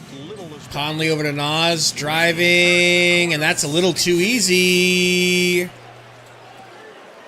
little too easy. What up, Nate 2 official, Ardarius. Anderson rounding out the 5 on the floor. Beal wanted to take it at Conley, and he tossed it right to Alexander Walker. That's probably why he ran, For Wanikin. his teammates. Anderson has Conley come to the ball. Just over a minute gone by. Conley pulls off of an under-defended screen and drills it. Makes them pay. Conley's first field goal. He's 1 of 7 from the field. 95-94 Timberwolves. Durant to O'Neal. What up, Zane? Sundo already went to bed because he thought this game was going to be an L the way they started the third quarter. Little does he know, they're doing all right. And they were really fortunate. Reed just bailed them out. They had nothing going with 2.5 on the shot clock, and Nas Reed has picked up his. Yeah, don't forget about it, Wanikin. And Wanikin will be we'll be doing Von Sanity streams. And appreciate the effort. You don't want to foul with the you'll be able to clock call him short. out there. I'll tell you what, Frank Vogel said enough. I know I've leaned on you a lot, Devin Booker, in this game, but he has inserted him back into the lineup to bring some order to their offensive attack. And Nurkic back in as well. So the original starting 5 is now on the floor for the Suns. Book over to Nurk. Hand off to Book. Book out to Royce. No good. Can't get a role player to hit a 3 in the second half. Minnesota up by 1.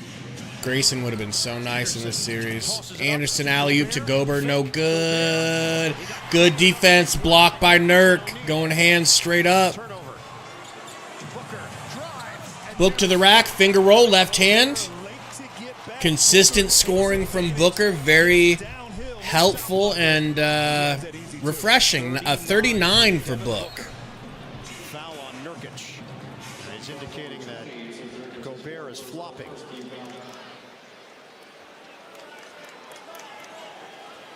That is number 4 on Jusuf Nurkic.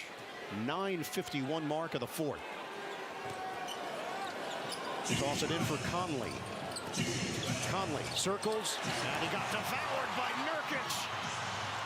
O'Neal to Beal. Booker. Yes, sir. Wow. 42 for Book. 4-point lead for the Suns, and Minnesota has to take a timeout.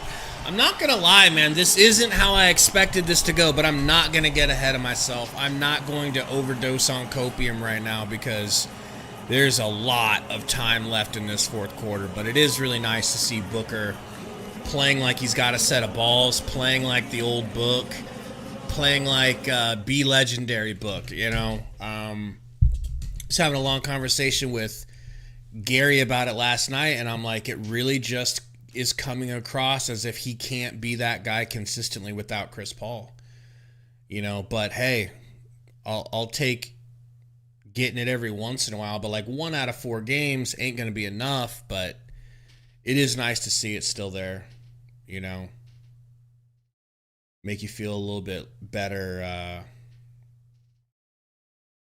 going into next season whenever that happens. But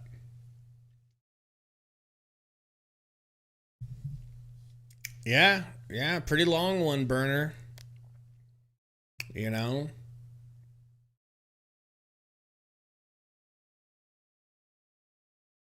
Yeah, TC, they don't want to be swept, you know. There's pride involved. But hats off to these fucking Timberwolves, man. They're just so good on defense. Like, I want to see how far they go in the playoffs, and I want to see statistically what their defense looks like at the end of the playoffs. It will not shock me if they're like a top 5 all-time playoff defense. They are so good. Or the Suns are just that easy to defend. But I don't think that's it. I just think they're extraordinarily good at it. And they were the number 1 defense this season. So, you know.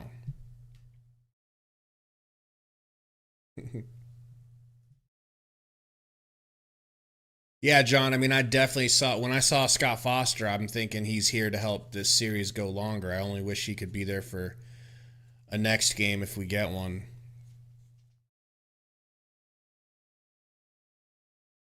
You know, Precious Sundo is off to bed.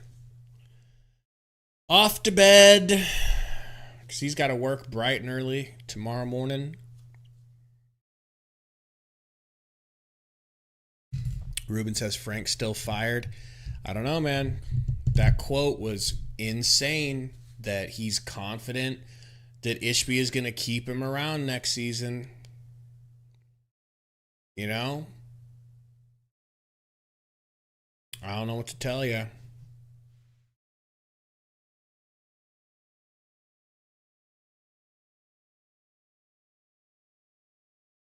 we go. I think we're back.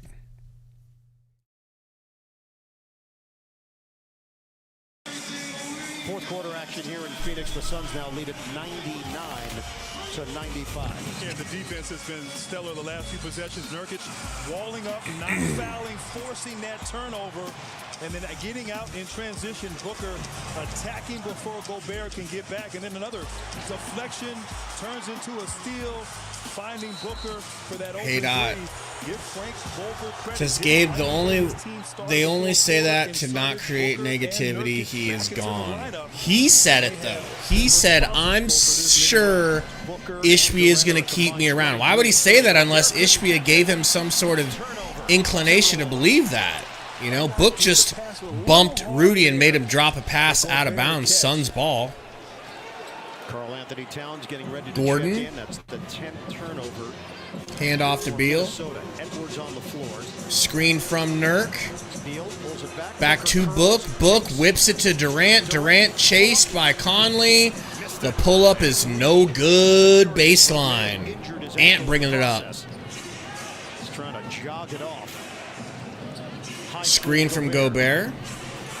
Edwards one-on-one with Beal. Got Beal on him. Gonna take him baseline. Give him a bump. Gonna whip it into the wide open corner for Conley, and he'll drill it. It's like you can see these things happening before they happen, can't you? Kevin Durant on the baseline, finding the open Conley, making the smart decisions that we Book to Durant, over to Beal.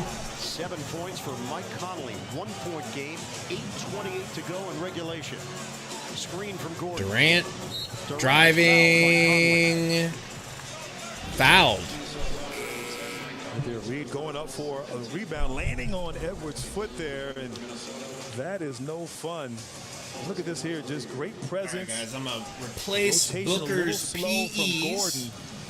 But Anthony Edwards draws so much attention. His playmaking ability is on display and giving you a little bit of everything. Passing, scoring. Really stepping up his game here in this second half as he struggled in the first. Towns is in for Reed. Booker gets through the first wave. Book free throw line jumper is blocked by Gobert, and then they foul him. Booker, after taking the shot, made contact with Alexander. I'm excited, Burner. I'm excited. Bird, that's why Gobert's 3-time Defensive Player of the Year. Maybe the front runner to be 4th. At his size, he can still move. He's agile and plays it perfectly. Great contest without fouling. That is number 3 on Devin Booker. Ant looking to regain the lead with Edwards. Got it by Beal. Big screen from Gobert. They switch. And he cans it from the outside. He drills the jumper. Just drills a leaning jumper in Nurkic's face. 99 Wolves. 26 for Anthony Edwards. Beal at the half court. Pick up. Kicks it down to Book. Ant looks like he hurt his ankle. Book with Gobert on him. Crosses his ass up. Step back pump fake. Can't get it over the... Wow, what a skip pass. 2 seconds, Durant. Gotta throw some... Conley with the rebound. Should not have been a shot clock violation. It did hit the rim, but there was a clear rebound for Conley.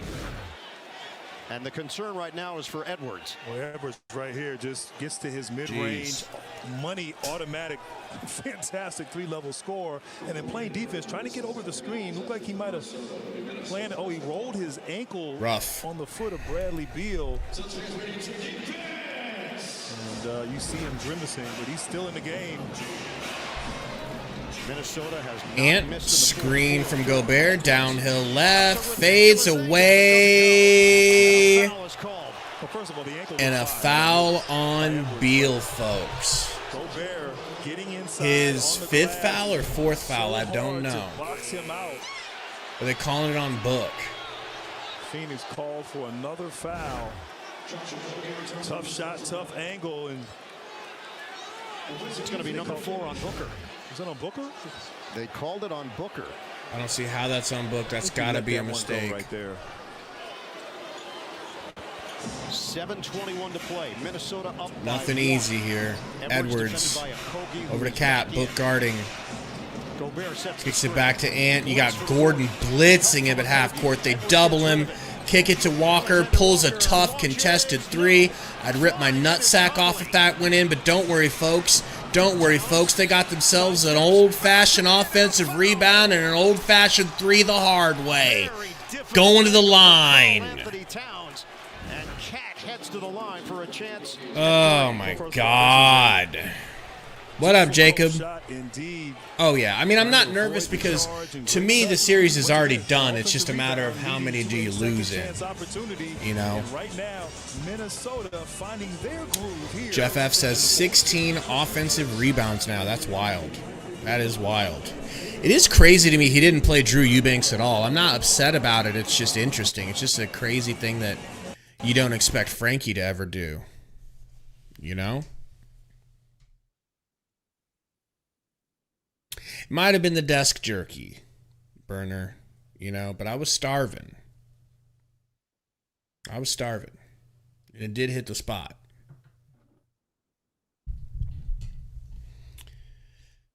Oh, man. There's LeGary. So what do you think, Gary? Oh, got any more of them VIPs? And now Gary needs a VIP. I can watch it on TV, but I'm way behind you. I'm going to have you pull that microphone to about a fist away from your face. I'm eating it. Can't be. We can hear you. Not back yet. So what do you think of this performance, Maine?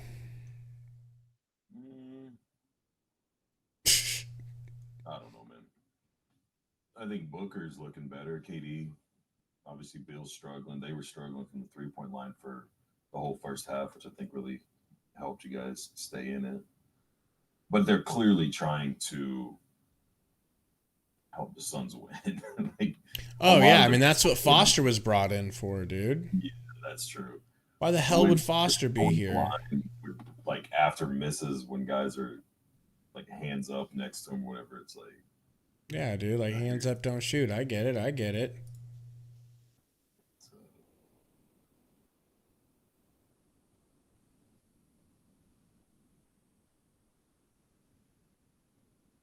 There's your VIP. Dibs. I mean, you should definitely try to call dibs on our announcer. Oh, yeah. Suns fans, are you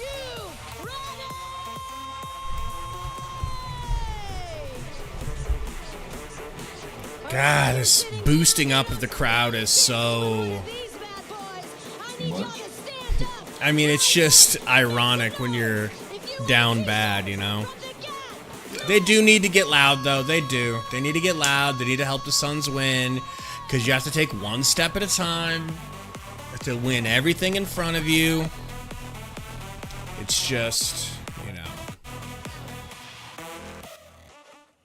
It's got to be much like hearing the music while the Titanic's going down, you know? It's like, really? They're still playing music? Okay. All right, I guess we're going to die to music. Check out tomorrow's playoff schedule on TNT and True TV. Now, you were on the Titanic, right? Yeah. And you jumped into a boat with women and children, and you had a wig on, and you said, "My name's La Gary." Yep. That's what I thought had happened. To advance for more in these games, go to NBA.com or visit the NBA app. Here, the Phoenix Suns are facing elimination. Let's get more from Jared. Well, Bird, I pressed Kevin Durant yesterday on the Suns issue being in a 3-0 hole, maybe having something to do with the lack of time together on the court. All right, I'm grabbing my coffee bottle and a water. Take over. Show everybody your dazzling personality real quick. He said that the Suns just simply have to play harder and be more consistent. After game 3, Bradley Beal said, when adversity hits, the Suns get flat. And Beal has not been able to put his finger on why. Towns playing. Yeah, with Kevin Durant. He pressed him. He did. Don't worry. Out of bounds off of Edwards after the missed Luckily, free it was throw. out of bounds. 102-99 Timberwolves. Just under 7 minutes to go in the fourth quarter. Gordon watched by Conley. Durant now in front. Had some activity. You sound like you're laying in your fucking bathtub, dude. The other way. Did you see how Durant's like so hesitant when he's got things out on him? Beal, Especially illegal that far screen. out. It is. Been that kind of night for Bradley Don't question Beal. Durant. Unable to really get any kind of rhythm or flow. You ain't man enough to question Durant, bitch. From the very beginning. Just be It's number like, 5 well, on they the want us to win. They're Nurkic gonna has push the 4. line every time. Booker with 4. Okogie Gordon or with 4. Neal attack the basket. 6:45 remaining. Towns, screen from Conley. Towns against Gordon. 12 to shoot. Towns, back to Gobert. Gonna get a little push hook. No good from Gobert. That's his 7th board to go along with 31 points, 5 assists. Durant, nice crossover. I can't believe that went in. Kevin Durant in the last. Scott Foster's like, thank you for helping me. Made that. What a shot. The Minnesota lead is 1. Crossover from Conley over to Towns, into the corner to Walker. Walker into the paint. Missed it on the Nice D from Book. Let's go. Book off to the races. Book to Durant. Durant to Gordon. God damn. Towns secures it. And Gordon's missed about 3 or 4 Defense, three good transition. opportunities. This place Fast would break. have 3 opportunities from 3, but love the intensity of Phoenix, particularly on the defensive end. Okogie extending way outside. Help from Nurkic. Conley back for Edwards. Lines it up. Edwards! Jesus! That is a big shot, bro. 101 Timberwolves. Deep 3 from Edwards off of the dribble, folks. Okogie sets the screen. Booker head and shoulder fake. All the way in. Missed it. Book to the rack, no good. Okogie gonna get a jam off of an offensive rebound.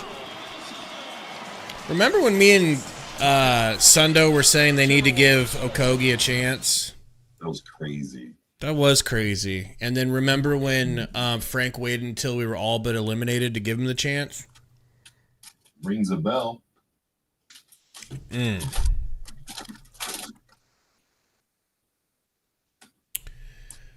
Oh, man.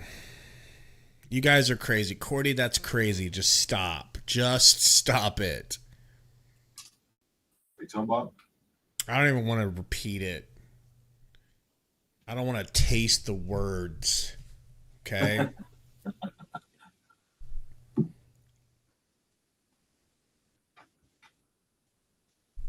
Yep. Hey. Just the one on the left. Not sure the one on the right's old enough.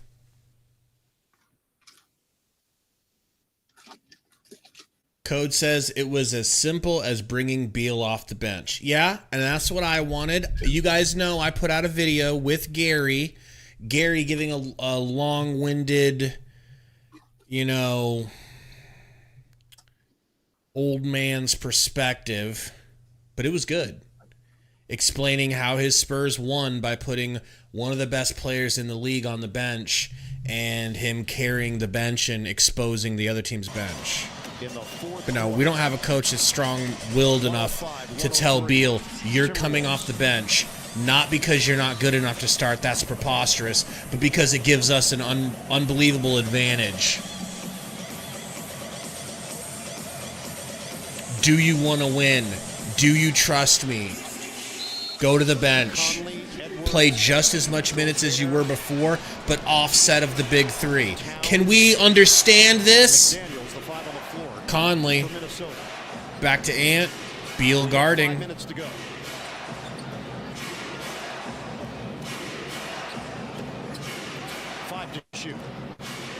Ant. Fade away. That's just unbelievable. I mean, what are you going to do, bro? What are you going to do? Book. Screen from KD. Drives past Cat and Gobert. Gets blocked at the rim by Edwards. Wow. Wow. Wowie. Those two back-to-back plays, man. Perfect encapsulation of this series. 4:34 to play. Ant makes a fucking Kobe fadeaway and then blocks a Booker dunk. That's the entire series in a nutshell. It's Towns. It looked like Durant was trying to cut a little back screen from Booker, and before the ball was inbounded, Towns thought he fouled Durant, but I guess he fouled Booker, so it's one shot. And they'll maintain the ball. And they'll maintain possession. They could choose whoever they want to shoot it when the ball isn't tossed in yet. So Booker gets the free throw. And now Phoenix maintains possession 107 to 104. Booker now has 43 points, 16 of 17 at the free throw line.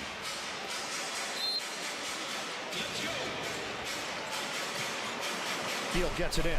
O'Neal lines it up. O'Neal for three. Oh my God, Royce drills a big three. Big three, needed it so bad. Edwards. 4:20 left to go. 107. Corner three. Hits a corner step back three. What does he have? That was good defense. 34 points. 7 for 13 from three. Steal. And then Book steals it right back. Kicks it to Beal for three. No good. Durant gets the board. Kicks it to Royce. Royce to the rack. Throws it over to Beal. We're going to get this over to Book, right? We're going to get this to Book. Book going Beal baseline. Nice reverse on Rudy. Suns up one.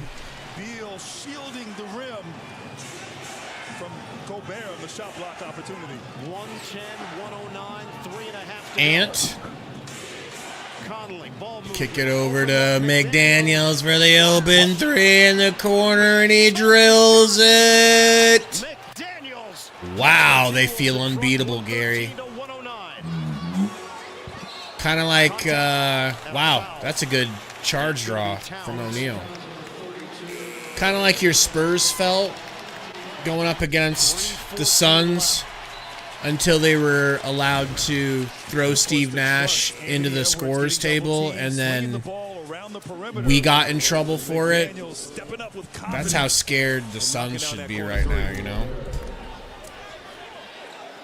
Suns will have it on the side. Gobert sits. I think that year Towns has picked up his 5th foul of the night. We don't have time for your response. I think that bottom right. I swear, I don't think you're using your right microphone. You can't be using your real microphone. I've got the exact same setup as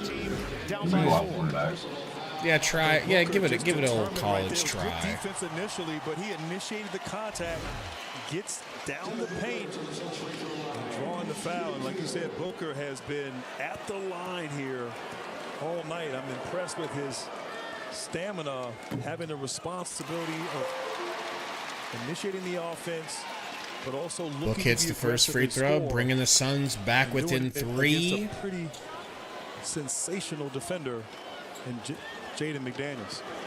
Devin Booker can crack 45 with a make. 45 now for Book. 111, 113. We're going to hit the 3-minute mark of the fourth. Unbelievable what I'm watching here.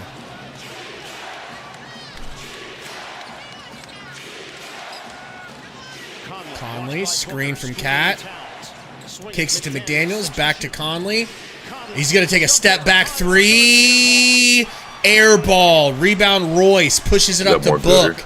That's so much better, dude. Like, it's ridiculous. Gordon pump fake, passes a 3. They throw it down to KD. He's doubled. Back to Gordon. Over to Book. Over to Royce. Over to Beal. Beal baseline. Back to Durant, but it's one too many passes. Stolen by Nickeil Alexander-Walker. Gall dang it. Ant with the ball. Looking for a dagger. Gets to the rim and fucking...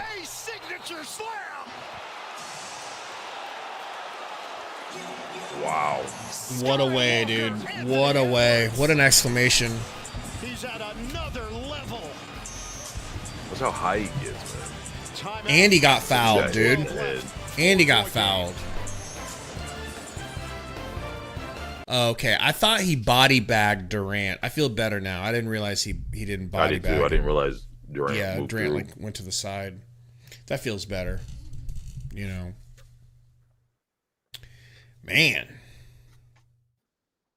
You know, it's not quite the same thing, but it seems very akin to me to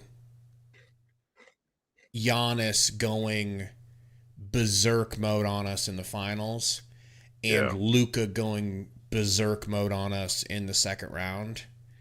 You know, just making you feel like you're going up against a force of nature that can't be denied. He's not only hitting high volume threes, 7 for 13, he's hitting tough fadeaways. And oh yeah, he's also probably the best in-game dunker in the league. So it's just, you know, not good enough. Suns are not that Luka shit was good enough. Insane. It was, man. It was way worse than this. With 2:12 left in the fourth, Timberwolves would be the first team to advance to the second round here in the 2024 NBA playoffs. The Suns are just trying to keep the season alive and avoid the sweep. Out of the timeout. Durant over to Beal. Beal loses it out of bounds somehow. The defense is just too much for him, bro.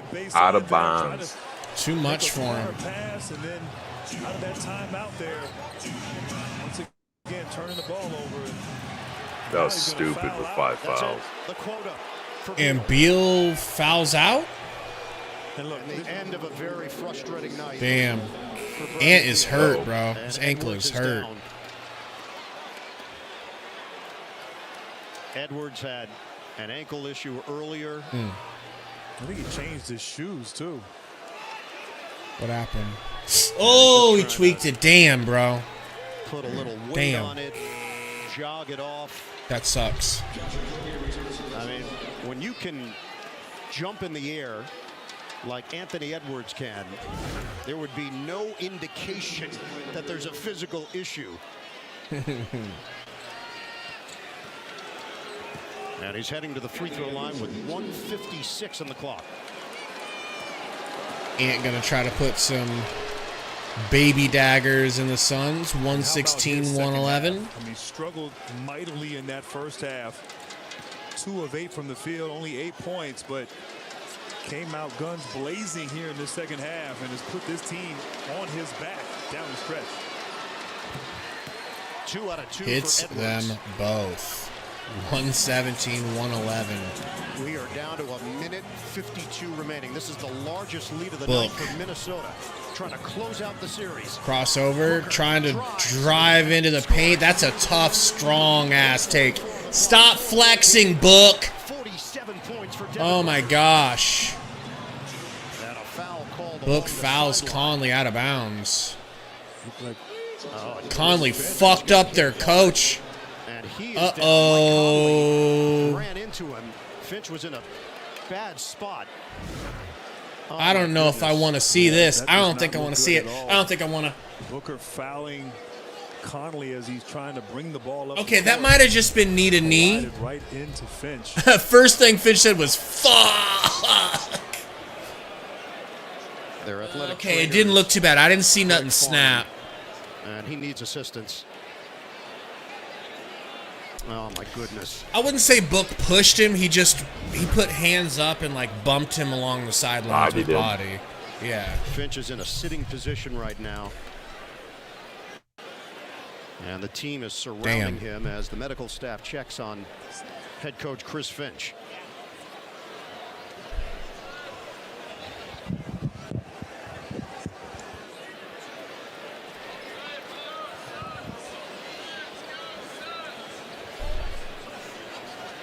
That's crazy, dude.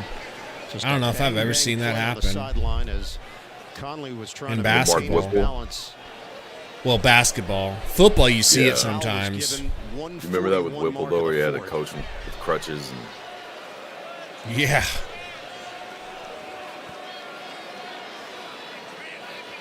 This is a awful situation. And you can see the concern, the entire team, staff. Damn.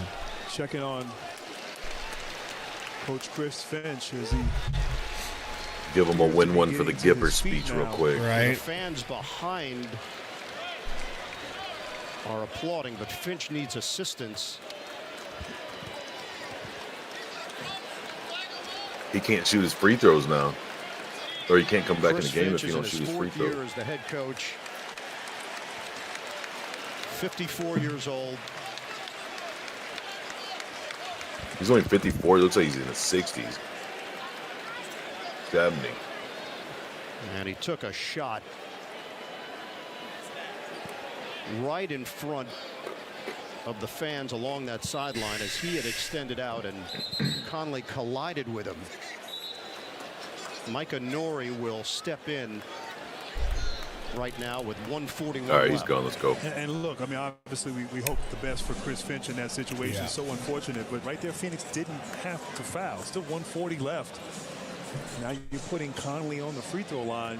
Plays good, solid defense. Dude looks like the dude from the Young Turks. Aside from Cenk Uygur.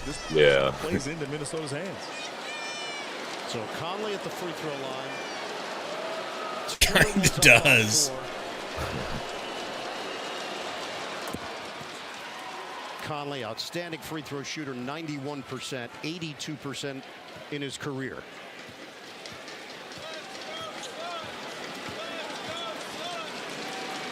That's the emotions right now for the Timberwolves. I don't think his last name is Yogurt Buzzy. Okay. I don't think. Goes down after a collision with just under 2 minutes to play in the fourth.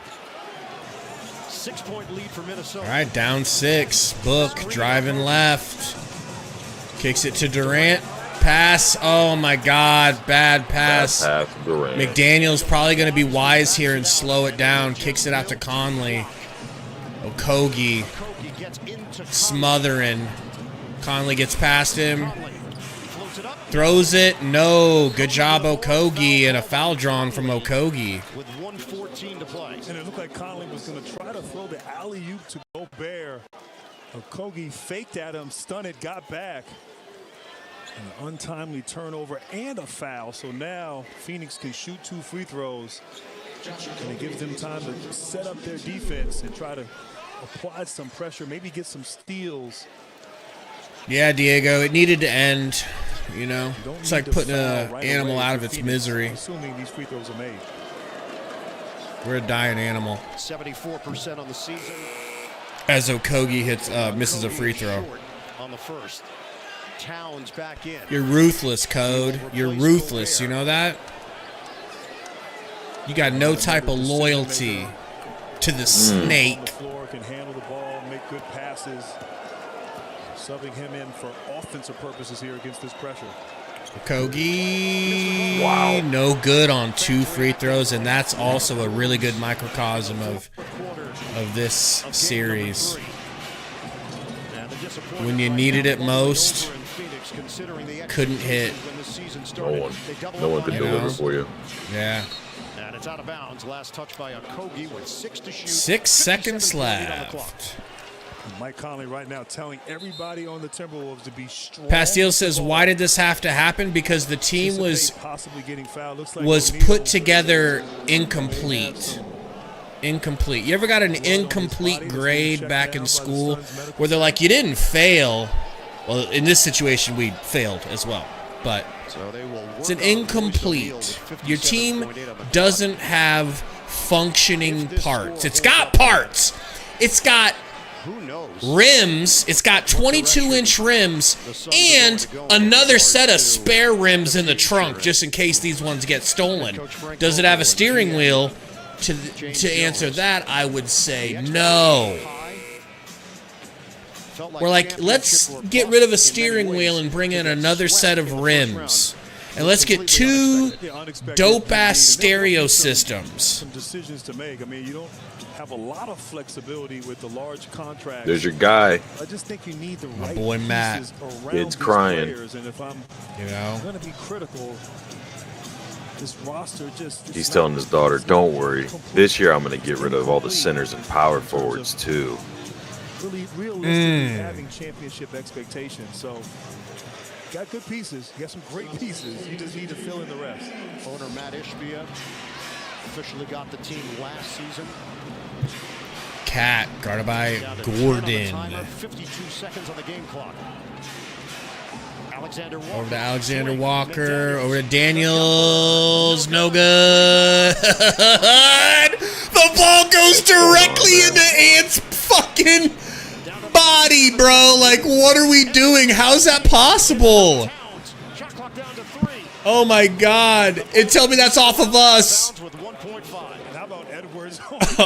Oh, man. Trapped in the corner, somehow, some way finds Towns. Just his athleticism and determination. Incredible. 30.9 on the game clock. 6-point lead for Minnesota. Do you have the Undertaker's music queued up? Oh, that would be good, man. Smart play by Conley. Damn, that would have been good. Throw the ball off of Booker as the clock was winding down. Not an ideal place to inbound the ball in the corner there. I think you might have something at the rim. I might just throw it up to Edwards at the rim. Yeah, Conley's pinned in. 1.2. Throw it into Cat. He's going to throw up a deep air ball. Suns need a 3 immediately. Increased to 29.4. Gobert back in for defensive purposes. Towns has 5 fouls. He will sit. And now Phoenix needs a quick hitter here. Ideally a 3, but if not, something quick going to the rim. Get it in for Booker. He scored 47. Booker gets bumped. Going to the line. Think they'd rather just give up 2 quick points than a potential 3, and that's smart. So he won't get 3 free throws. He'll get 2 with 25.7 on the clock.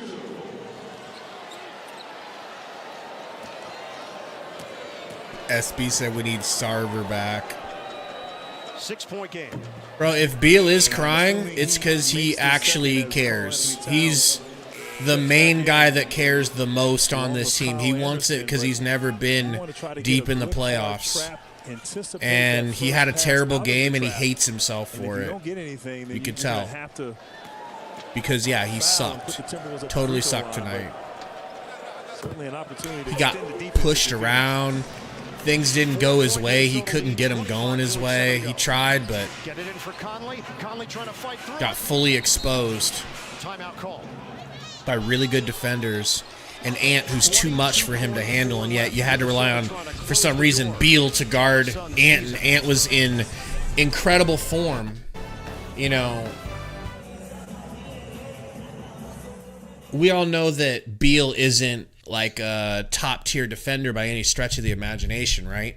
Well, now you make that even worse by having him guard Ant, who is just boiling lava hot, you know? And it made him look like even worse of a defender because he absolutely could not stop Ant tonight. I don't know anybody, maybe prime Kawhi could have stopped Ant tonight, but that's probably it. Type shit. Gary. Type shit.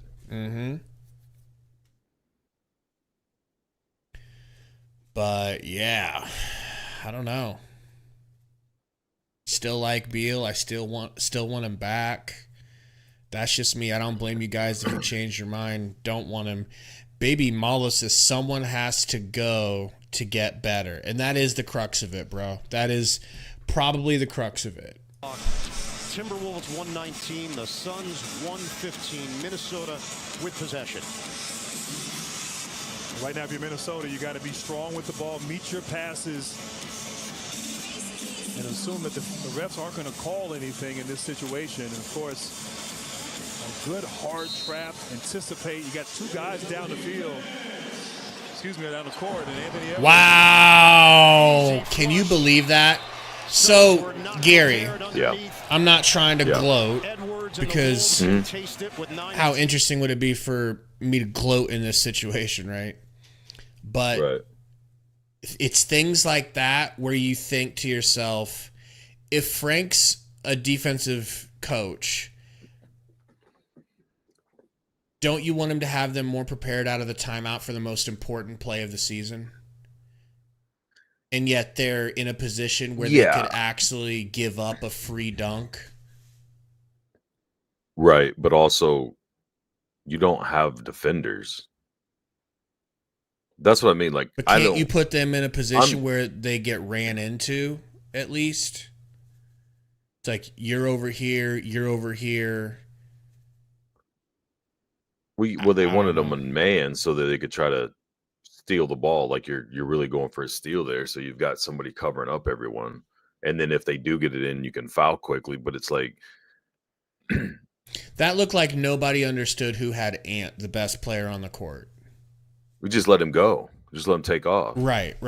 It's like I don't know. It looks how like people are looking around that. like, whoa, well, I thought you had him. I highly doubt he had a whiteboard there. He's going, all right. I know that. I know. I don't want anybody worrying about Ant on this play. He's not going to go straight down and dunk on us. So I get that. Let him do his thing. Like you just don't have. It's like you don't have a point guard. You've got a defensive coach, and you don't have a good shot blocking or rim protecting big. You don't have lockdown defenders at the wing anywhere. You don't have any guys that he can work with to excel in what he excels in. And then it's like, I'm not trying to defend Vogel as a great coach either. I don't think this roster's much worse, if worse at all, than the Lakers team he won with. So it's like, I don't understand why they look so bad because of coaching. I think they look so bad because you've got three guys that do the same thing, and that's not really play defense, not really ball handle and create that way, but amazing shooters that can create their own shots, you know what I mean? And then you don't have anybody to facilitate that and let them run and do their things and get open and come off screens and shit like you would think you would do for guys like that. But when you don't have the parts to the whole thing to make it work, it's like, all right, man. I mean, if you give a world-class, and I'm not saying he's world-class, but if you give a world-class chef 3 ingredients and tell him to make a 5-course meal, you can't go, you only use 3 ingredients, and then when the food comes out, goes, cooks a piece of shit. You know, this is what I love about Scott Foster. He'll go to any lengths to try to rig a game. He's trying so fucking hard, bro. There's no game too tough for him. You guys remember? Well, he'll try. He will give it his all, bro. He won't go anyway. Like when we really respect that in a bro. When we hit that Valley Oop with Ayton, he tried to overturn it for 15 straight minutes and couldn't figure out how. And he was like, fuck, I failed. And then he probably went back to the locker room and flogged himself with nine tails, you know? He's a trooper. I'll tell you, you got to give credit to this Minnesota team. They're just gaining momentum. Went through a lot last year. Cat was hurt. Playoffs, McDaniels was out. So was Reed. Anthony Edwards emerged as a star. And Nurk purposely missed ones. Get the rebound back to Royce, and he stoinks it. Cut it to 2. Instead, a foul called after Conley comes away with the rebound. So bad, bro. So bad. Work on those plays where you want to bounce it off the rim. Man. Perfect there. O'Neal just Juan Carlos, I think Ishbia has the balls to fire Vogel. I think he's probably just a Vogel sycophant like Gary and DC. Contributions in that trade coming over last season. How come your with Anthony Edwards and the young guys incredibly smart fan base isn't upset with Ishbia at all? A lot of them are. You got to read the chat. I haven't heard one. Oh, the chat has been lighting his ass up. And granted, Minnesota holds on here, and they're certainly in position to do so.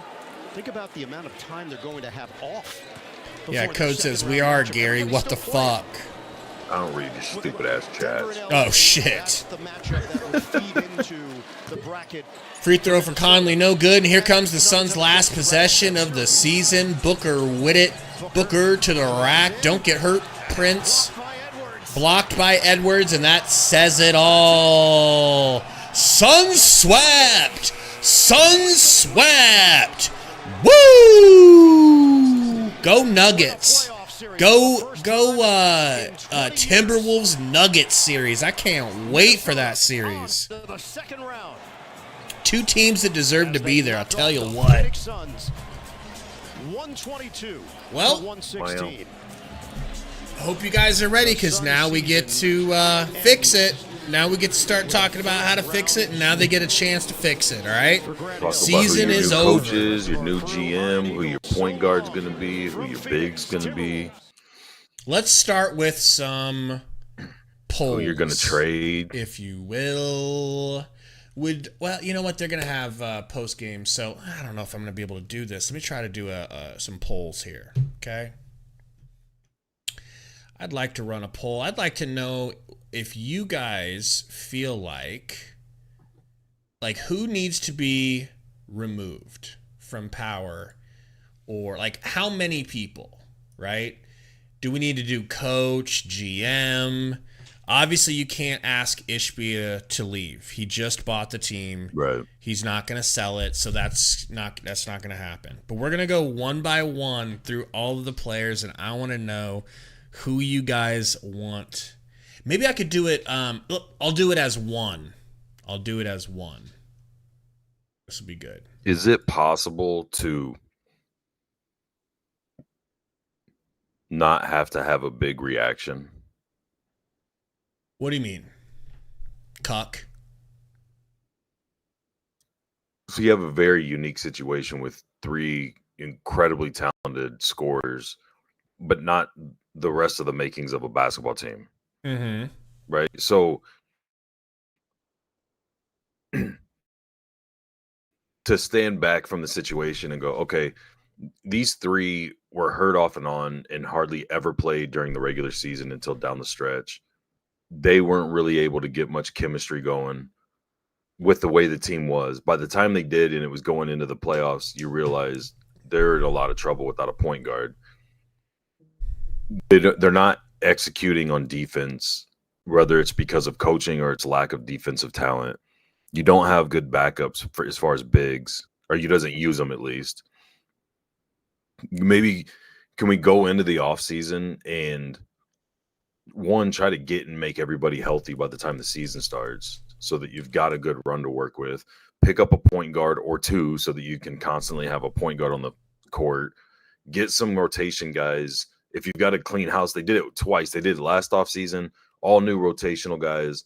They did it again at the trade deadline. Go do it again this summer and make sure you've got guys that Frank's going to be willing to play and not just, oh, we signed him, cool, go sit down here in street clothes. So need you. In this and version, then you come back next year with a more equipped squad, and they actually play together, get some chemistry with the new pieces, and actually having a point guard. Maybe they mess with the rotation as far as, like you were saying, when the guy's off the bench or something like that, and give it another run. There's been a lot of teams put together these like super team types, like the Celtics, the Heat. None of them won the title the first year altogether. But they didn't trade one of the big pieces or make a lot of crazy moves. You know what I mean? So first one we're gonna do is front office. I'll get to your. I'll get to you. Okay.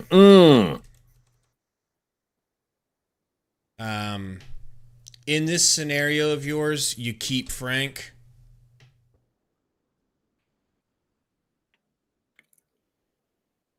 I take it. You're asking me? Are you saying in this scenario? I'm asking. Frank?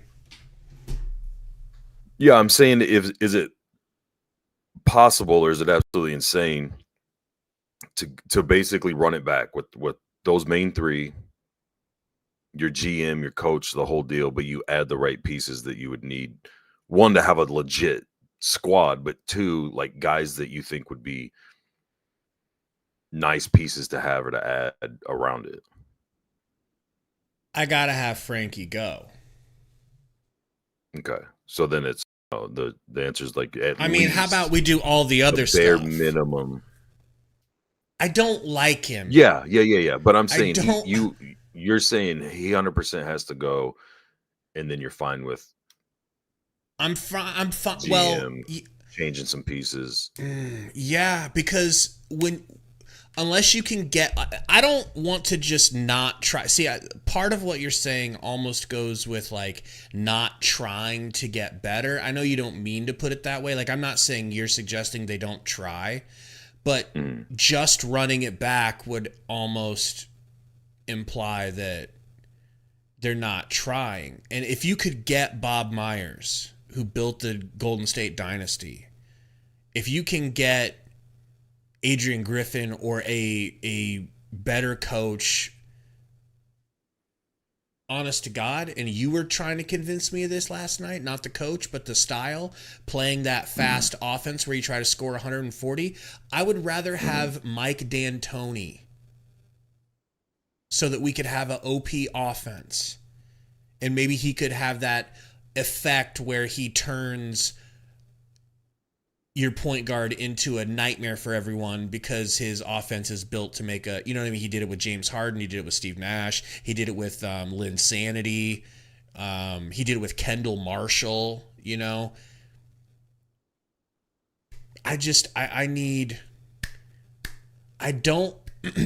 believe Frank was brought in to fix Ayton, and then Ayton threw a wrench in the system when he asked out. Cedric says Frank literally changed nothing all year. I agree with that, and I don't know how much I trust Frank to make changes in the offseason. And you know what I mean? Like, well, that's what I'm saying. When instead of Ishbia being Jerry Jones and going, oh, that's a big popular name, give me him, and not worrying about constructing an actual basketball squad, at least a 5-man set, then as you're bringing it instead, as you're looking to get, is like, okay, who would you like, Frank, when we're looking? Like, involve the head coach a little bit. If it's not Vogel and it's somebody else than him, but it's like he doesn't even let the GM make decisions. Like, James Jones was holding up the Durant trade because he thought Johnson and McHale and the picks was too much. Mm-hmm. And then Ishbia comes in and goes, nope, get it done, want Durant. And now I think in hindsight, which everybody assumes as close as they were, you add Durant, you're good. But now that you've seen it play out for the second year, or season and a half, you miss those guys, and you don't have assets again going into an offseason where you could try to do things with those assets to build up a better roster. So instead of him trying to be judge, jury, executioner type from coaching to GMing to owning, like involve the guys that you're paying a lot of money to hold these positions and come together and find guys that he's going to go, yeah, I'll play this dude. I'll play this dude. Now all of a sudden you have a lot more depth, and you have an actual legit point guard, a little bit of depth that he's willing to go into as far as your bigs go. God forbid, maybe find a guy who plays a little defense. But I don't understand. I don't know. It's just, these guys are supposedly world, like, all-time greats. And how many coaches did Brooklyn go through when those three were there? How many coaches have the Suns gone through with Booker and Chris Paul and all the other shit like that? Like, I know it's just a second for Monty, but Monty wins Coach of the Year, and then all of a sudden these other guys are coming, and you're supposedly adding pieces to get over the hump after you lost the Bucks series, and then all of a sudden he's a horrible piece of shit coach that can't make right decisions or do whatever else. It's just, if these guys are that great, at some point you have to acknowledge they're only great if they have an amazing coach that does everything right, because they don't have the IQ or whatever it might be to get it done against these guys who everybody thinks is way less talented than them. Or it's not the coach's fault all the time. Sometimes shit just doesn't mesh together, especially when you have three guys that do the same thing, trying to do things that they're not comfortable or used to doing. Just, it's not their best thing. Like, to get to the level that they got to in the NBA, they got there because their specific skills allowed them to. And now you have to ask them to not do their specific things that make them so great. It makes them average and normal. Right. But that's not the coach's fault. That's the owner who set up a roster like that. Okay. But, and this is interesting because I know a lot of people don't agree. I know Tori's going to roll his eyes through the back of his fucking skull. But you, of all goddamn people on this planet, actually believed that Isaiah Thomas could help alleviate the problems that the Suns were experiencing on offense, and your boy Frank Vogel refused to play him. You told me that's the best argument for getting away from him, from getting a new guy. Let me read a couple of comments real quick. So Kareem Thorne says Adrian Griffin, but the F we gonna do with Bob with no picks. So it's not that we don't have any picks. We have every other year's pick of first rounders. So we do have some picks.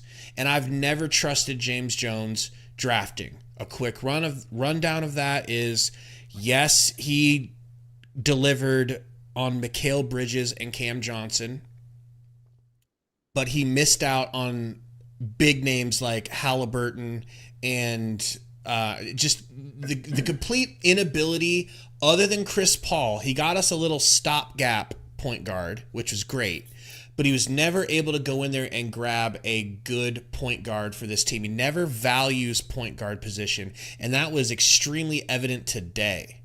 Like Tori's saying, Mike D'Antoni always needed a legit point guard. Yeah, we don't even have a backup. That's how little this team and GM cares about point guards. That's how they value, in my opinion, the most important position on the court in today's NBA.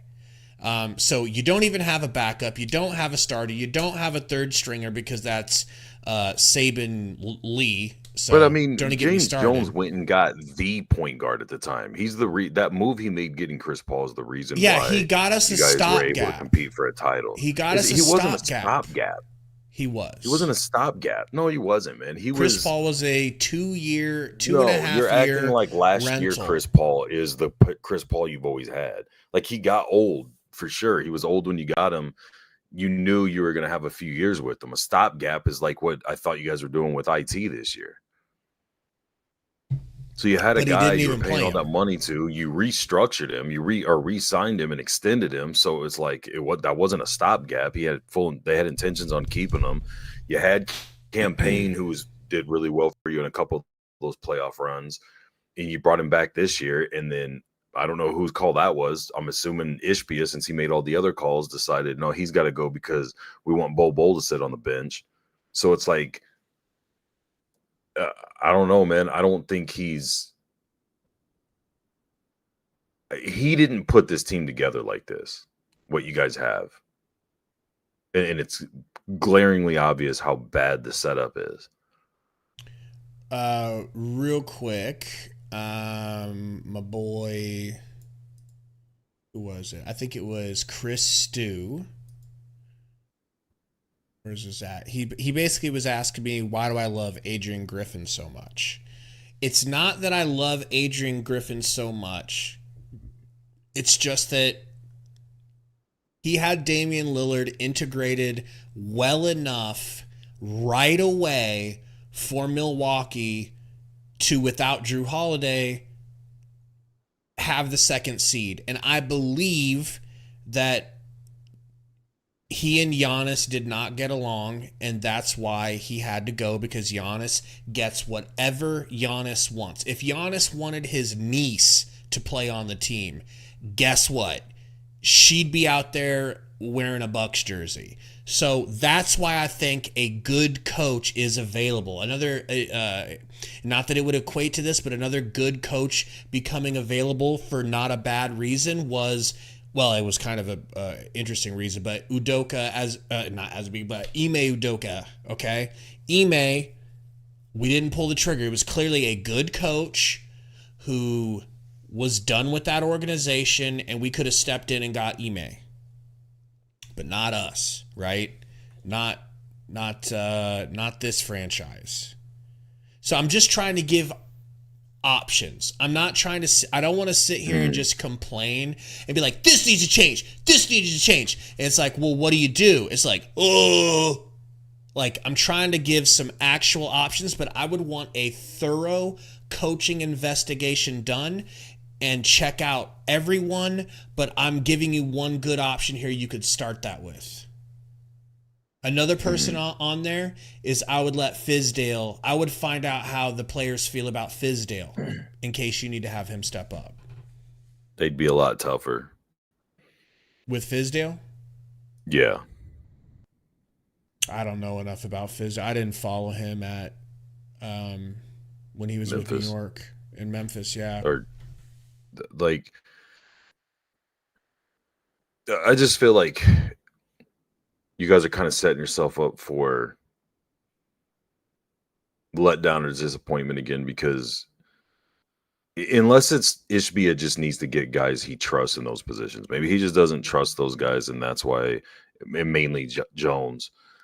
But I see it being just like the Cowboys, man. Like, you're going to go through a coach every 2 or 3 seasons. You go through a GM that's basically a puppet until he decides, no, I'm the owner and the GM. Or he has his son's old enough and he's like, he's going to be the GM. You bring in a coach. You bring in a coach that's won a title, but it's only a title because he had, Aaron Rodgers. He got carried to that. Yeah. You could argue. Right.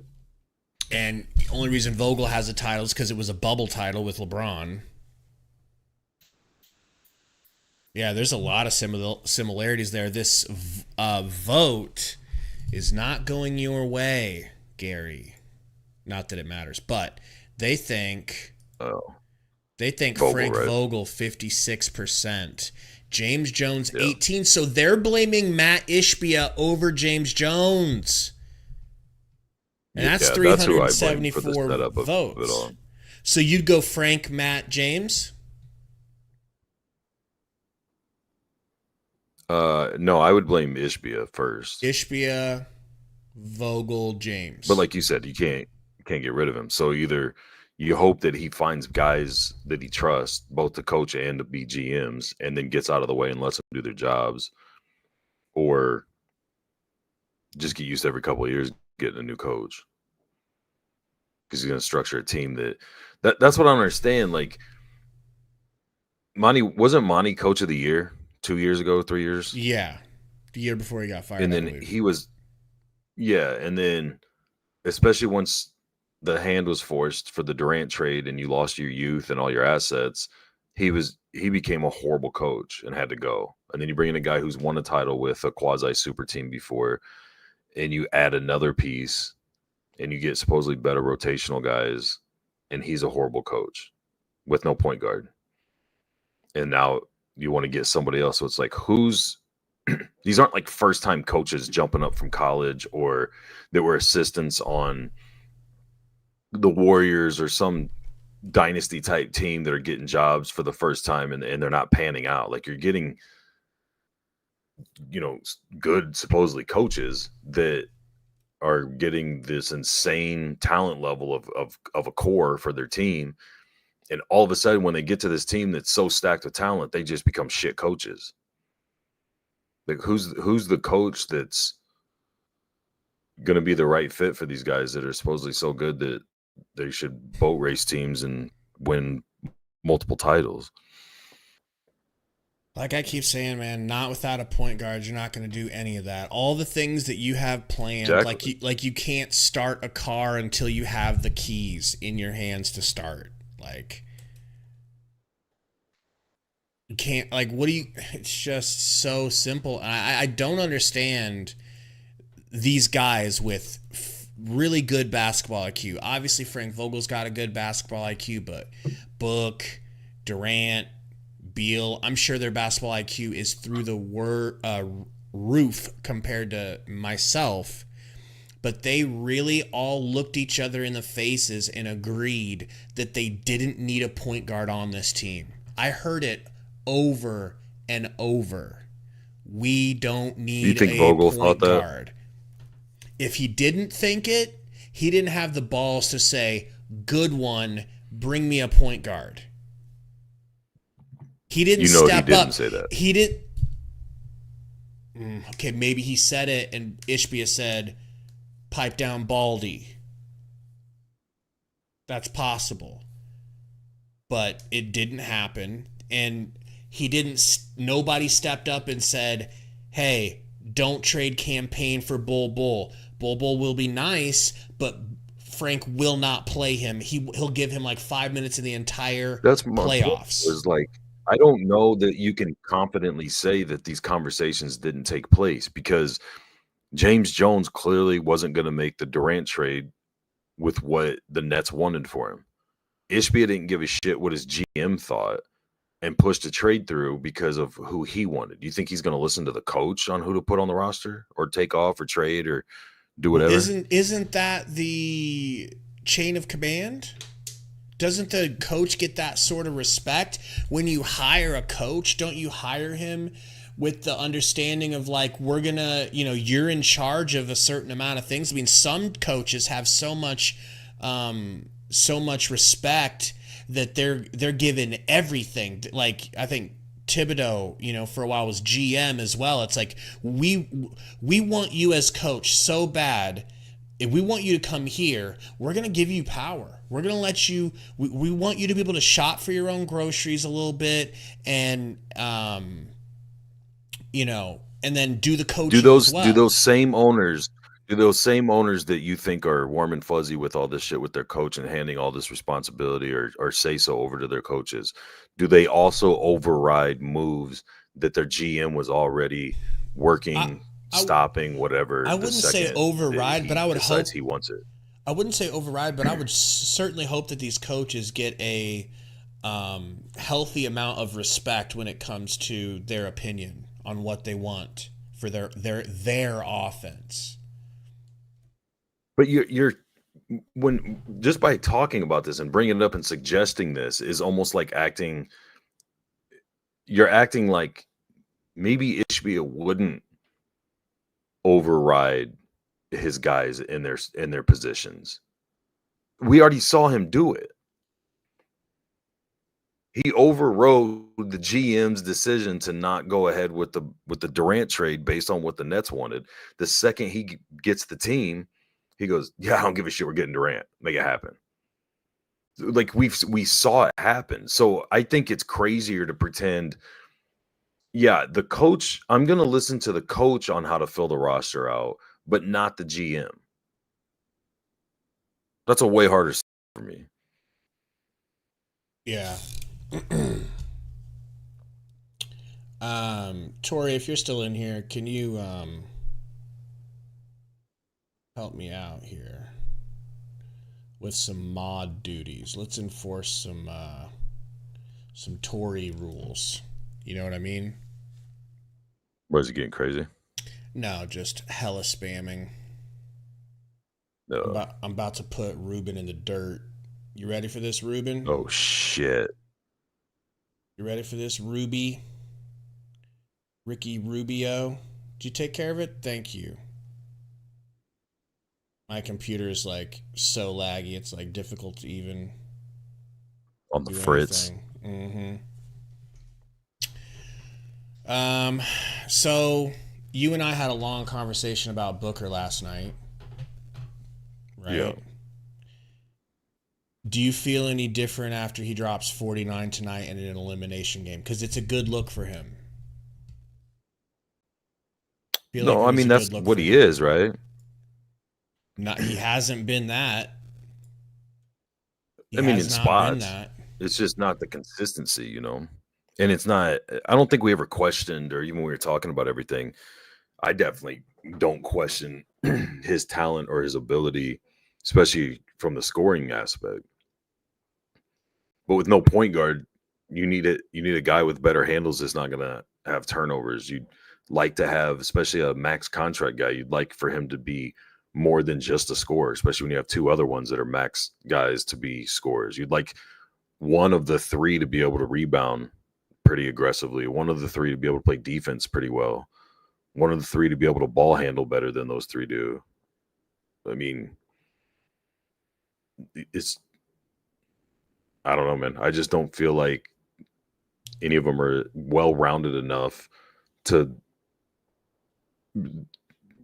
have that clear, this is the guy we're going to, or this is the guy that's going to kind of be the on-court coach or, leader or whatever you want to call it. It's like, no, man, I score.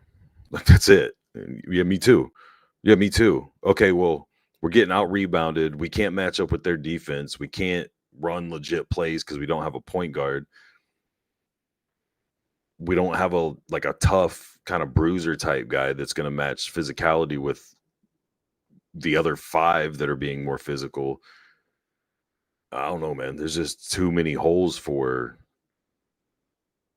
guys that are just shooters to be expected to. I'm not saying they can't do any of the other things, but I'm saying you can't rely on them through a whole game or definitely through a series against a team that is put together very well and has guys that their roles are different things. They don't have the flashy names like you guys do and the crazy, where 3 or 4 guys are going to be able to drop 40 in the same game, but they've got defenders, they've got rebounders, they've got hustle guys, good, unselfish, move the ball type guys, high IQ guys that understand how to react off of what the defense is giving them or what the offense is setting up in. And I don't know, man. Move on to Beal. Well, first off, I want to say about Book. Oh yeah, I kind of got away from Book, my bad. No, it's okay. I was more down on Book than I've been in ever, right? I never let Book's performances affect me, but I do feel officially like Book can't be whatever you want to call him. Armani mode, be legendary Book.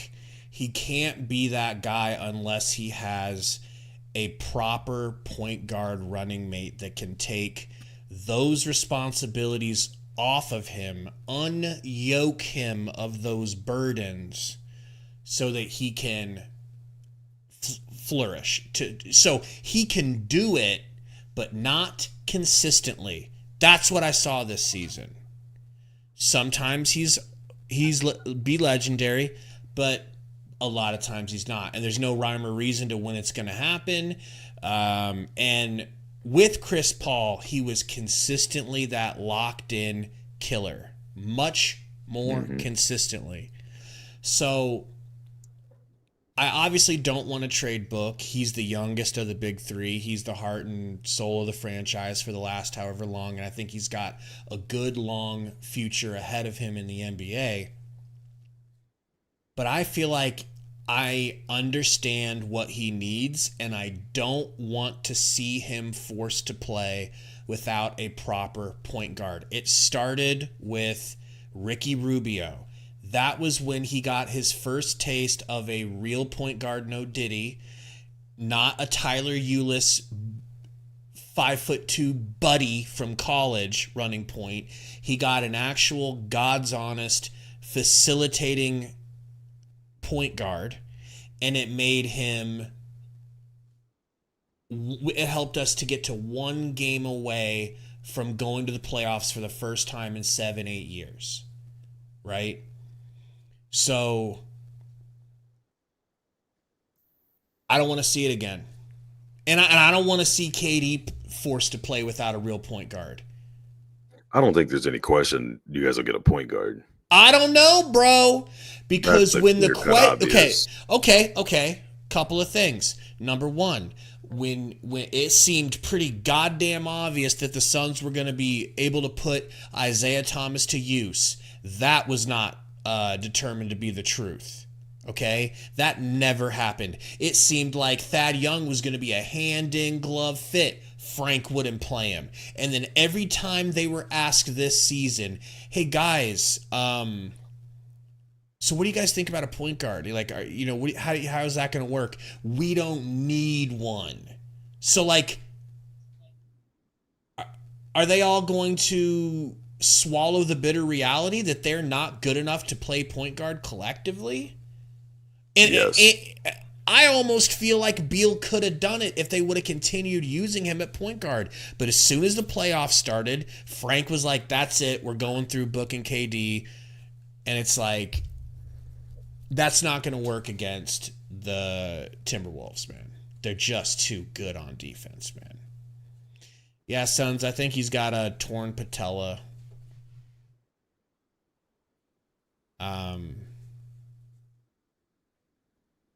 So, I think Torrey wants to come in. I feel more comfortable. Yeah, man, if you're still in here, I feel more comfortable with Book now than I did before. Obviously, 49 points will make you feel that way. But I think I've upgraded from feeling like he's not that guy. Last night I thought he's not that guy anymore. But now I'm thinking he can be if he has a proper point guard. Is that fair? Do you think I'm right? Yeah, I think a point guard elevates his scoring, but there's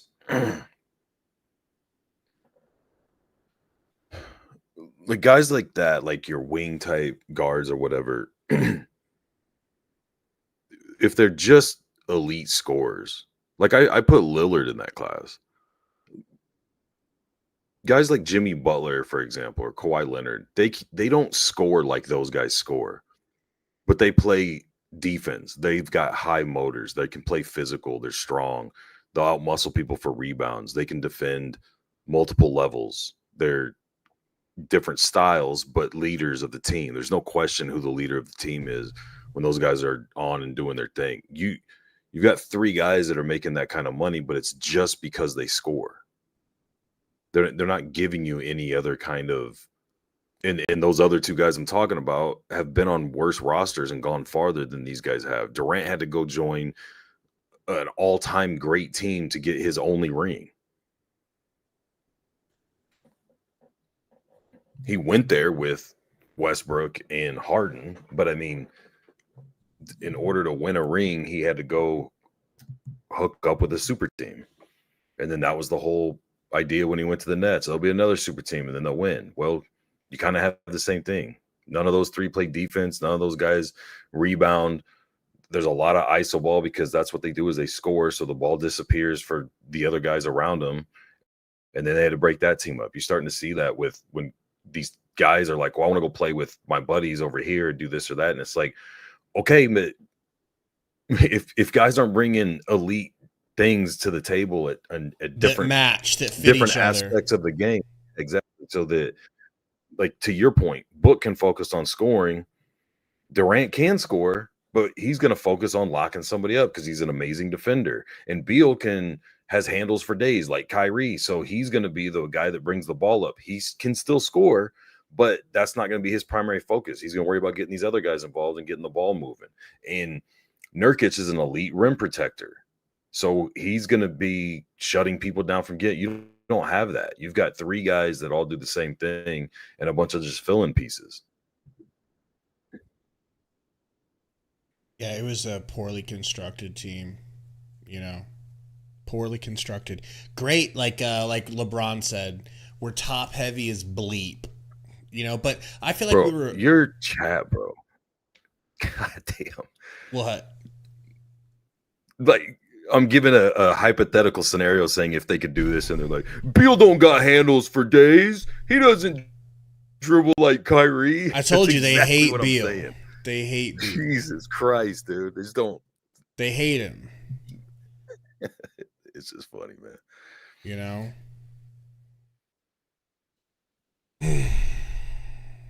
I tried to accept it. Tori, I don't know why it's not working. I just hit accept. I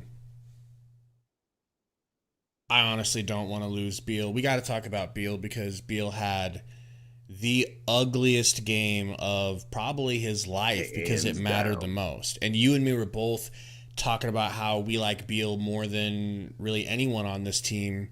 And Tori's in playback. Mm-hmm. Yo. Oh, I didn't know if you had to let me in. I saw him, didn't hear. No. Go ahead. You have permission to continue speaking. Will you leave and come back in, Gary? Because I need the cameras to swap. Cuck. Anywho, did you see the KD tweet from Dunk Central? What'd he say? I haven't seen anything. So this was tweeted 2 minutes ago.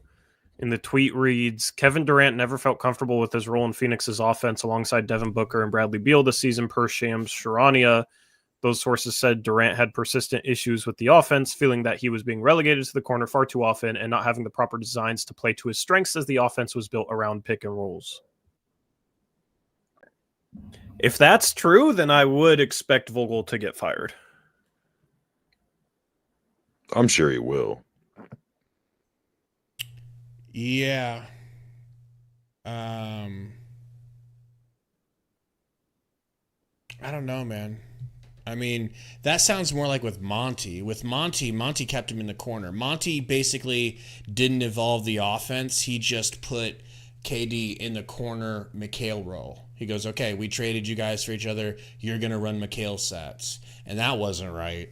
I felt like KD got a larger portion of the offense this season. I mean, they ran, like, his assists are up to 5.5 because he was constantly getting the ball, but they were always doubling the shit out of him, you know? Yeah, I will say I don't think the half-court offense was creative enough. Like, if you're not going to have a point guard that sets the table and puts guys in spots where they're strong, like, you need to have creative sets. You need to be able to, like, move players off ball and get them to spots just through, like, the structure of the offense.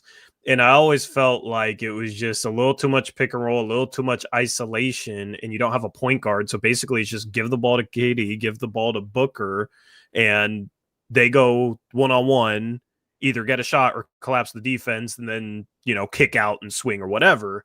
The only, I guess, counter to that was Nurk getting the ball at the top of the arc and trying to hit backdoor cutters. But if he couldn't do that, what did it turn into? It turned into a handoff, which is basically pick and roll. So I thought that was your problem. Like, if you had a legitimate point guard that knew how to set up the floor, then you can freelance. You can give that guy the ball. He can set up some offense kind of on his own. But I think that's my biggest critique for Vogel, man, is the half-court offense was not creative enough. And then when you go up against a team that knows how to defend and has a ton of size, it's really, really tough to score that way in the playoffs. Yeah, it ain't built for the playoffs. They're not built for the playoffs. That style wasn't built for the playoffs. Oh, snap. I think I missed a dono. Let me go up here and look for that. I'm sorry, man. Under Frank, there's no offense for a point guard to run, so it's pointless. Gary, the Nets had a historic offense and were top 3 in defense in the 2021 playoffs. Gary. How did it end for him?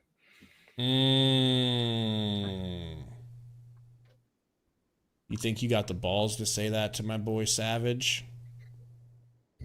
Yeah, man. I mean, people get excited about shit that players do and the scoring and like high whatever offenses and shit like that, and then you get into the playoffs and you play against fundamentally sound, a lot of chemistry, solid players at every position. You might not have amazing players at certain positions that play well together, and then you all of a sudden you start seeing all these mismatches and these things that worked and flew by with zero issues when you're playing Charlottes and Pistons and Spurs through the regular season. Now you're in a matchup with a team that, in a series with a team that creates mismatches for you and matchup problems, and you can't do anything about it but we had a great, we shot threes better than everybody. Okay, well, they close out and defend the three well, or you go cold for a little bit, and now you're wrapped. You don't have shit you can go back on, or whatever the thing is that made you look good or got you there, all of a sudden isn't working. Luigio with 50 Mexican dollars, or pesos, if you will, says Mexican dollars. Says we don't. I mean, that's what it goes. It goes MX dollar sign. Like, show me a peso sign. Show some respect. You wouldn't know if you saw one. We don't need 3 quote unquote prolific scorers, bro. Get Bradley. It's time. Beal the fuck out of here. We need playmaking and defense. Bad news. He's got a no trade clause. So I personally don't want it. But for those of you that do want to get rid of him, I personally don't think that it's impossible to do it, even though he has a no trade clause. Basically, you say, listen, Kevin Durant's not happy. We're trading him. It's not going to be the same team. Honest to God, like, we'd love you, we appreciate you, but we want to go in another direction. Is there a team that you would be happy with? Do you want to check out Miami? Do you want to, and he's a reasonable guy. I doubt if he felt unwanted, he would be like, no, I'm staying. I doubt that. I think he would be accommodating. You would have to take, you wouldn't get a good offer because other teams would know you don't have any leverage and stuff like that. But I don't think it's impossible. I just don't want it. Tori? Yeah, well, how does it make the team better, man? They're just you guys mad barely at gave him up because he had a anything for bad him game. Because, yeah. Sure. Oh, by the way, look, I'm wearing the I'm fitting in here with the value shirt. But no, man, like, how does it make the team better? Because you're not really going to get anything for him because he basically forced his way to Phoenix. So then if Phoenix tries and gets him to open up a no trade clause, he's just going to force his way to his next destination. And what are you going to get back if he's only forcing his way to one destination? Also, after a year like this, where it was kind of clunky with him and he's coming off this game in the playoffs, like, he didn't play too well. Do teams even want him on that contract with his injury problems and all that? Like, he might open up his no trade clause for 1 or 2 places, but they don't even want him. So the trade Beal stuff, it just, like, his fit is a problem next to Booker, but trading him isn't going to make the team better. It's not going to help. So I don't really know what the solution is there. I think honestly, I know the it might be solution. bringing him off the bench next year. There it is. There it is. And year. bro, here's the thing. No, not just you, White Devil number 1. Okay, and don't worry, Tori, you're not White Devil number 2. That's Romp. I'll be a White Devil. It's okay. All right, then number 3, you've got it. I agreed with you wholeheartedly. I put out a video with Gary talking in it too, talking about taking the Manu Ginobili approach to balance the team.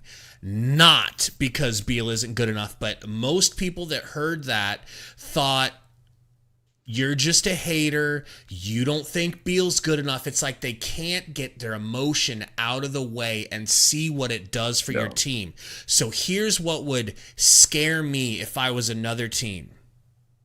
If I'm other teams and I hear that next season the Suns are bringing in a God's honest point guard who can facilitate and defend a little bit, doesn't have to be crazy, doesn't have to be a star. But they somehow find a way to get a guy, whether it's through the draft or whether it's elsewhere. They do that. Maybe a free agent on a minimum says, I'll go there and fix the problem and play with KD and Book and whatnot for 1 year. And then you say, oh, but also Bradley Beal's fully bought into coming off the bench. That would be impressive. That would be something that would get me believing again that this could work. I just think you have to bring them off the bench because you fixed other issues like broaden a point guard. You know what I mean? If it's just running it back, bringing them off the bench isn't going to solve it. No. It has to be a point guard also. Has to be a point guard and it has to be for a reason, like a good reason. Yeah. Let me read Baby Boy Toy Roy's dono real quick and I'll go back. I'll toss it back to you. So he says, fool me once, shame on you. Fool me twice, shame on me. Go ahead. Yeah, the problem is just Booker and Beal. You don't want them as your like primary defenders, and then Royce is a smaller three. Okogie is a smaller three. Like defensively, it's just not the right makeup either. Which is why I like the idea of getting just any point guard that could play some defense. And then I also think you guys need like a big forward defender. I think a lot of the best teams in the league have a big forward that can play some defense, that can switch. You just went up against one of them with Jaden McDaniels. And the problem is the Suns don't have a single big forward on their roster that can play defense. Like, KD is fine defensively, but he's not the type of guy that you want to switch out onto, like an Anthony Edwards. It's just tough for him to keep up with his age. Like, he's better if he can defend around the rim. So I think that's the other thing you guys have to address. You need Rick and Chess as like an Aaron Gordon type player. Yeah, that's Denver's guy, right? And OKC kind of has that with Chet because he can switch out and he's a 7-footer that can move. So that's really what you need defensively on top of the point guard. Okay. So then do you think the Suns need 3 fixes? They need a defender, they need a point guard, and they need, I think, because we need a center. We need another center. Yeah. I like Nurk, but if not Nurk, I need a center or a power forward that can not only do a decent job rebounding and defending, but can also shoot from some kind of distance. I'm tired of having all bigs that can't even attempt a jump shot. Can't. Nurkic was despicable from 3 this season, bro. Yeah. I wouldn't even tell you his 3-point percentage because it would take years off your fucking life, bro. It was insane. Right? It was like he was shooting a square basketball made out of metal that's too big for the rim. There was no point. And so the big 3 is much more easily defended because there's one player on the court at all times for the Suns that you don't have to guard unless they're standing under the rim. And even then, you might not have to guard him. Yeah, but like Gobert is the same way. I don't think you necessarily need a big that can shoot. I just think you need a big that's. But they've got Cat and they've got Nas, so they have options. I'm not saying at the same time. I'm saying someone you can put in there for a change of pace, so that when you go small, you're not having Kevin Durant play the 5, and you're still going small. I just think you need someone that plays big, man. Like the problem is also in this series is just like Minnesota has the size and the physicality edge. So all those other issues are even more glaring because Minnesota can push teams around, right? And there's a game where you really struggled with offensive boards. There's a game where you turn the ball over a lot. That was kind of the point guard issue. And I just think you need a backup center that can go in there, bang with a guy like Gobert, control the boards, and just be like a lob target on pick and rolls. That's the one thing with Eubanks. He's a lob target at least, but like he doesn't set great screens and gets pushed around on the inside and doesn't box out well, like doesn't control the defensive glass. So you need an upgrade over him because the problem is Nurk gets into foul trouble and you're kind of screwed. And I know everybody was calling for Bull, but he's skinny as hell. Like, I feel like, I know he played 7 minutes. What was it? Last game, played a little bit, but he's not physical enough for me. In the playoffs, you need somebody at a backup center spot that can bang around a little bit. Gary doesn't agree with that, by the way. Do you, Gare? What do you mean? Do you not remember giving me all kinds of fucking lip last night about how with those big three, you're arguing about a backup center? We're blaming it on my a thing is Go it's ahead. The point guard's issue.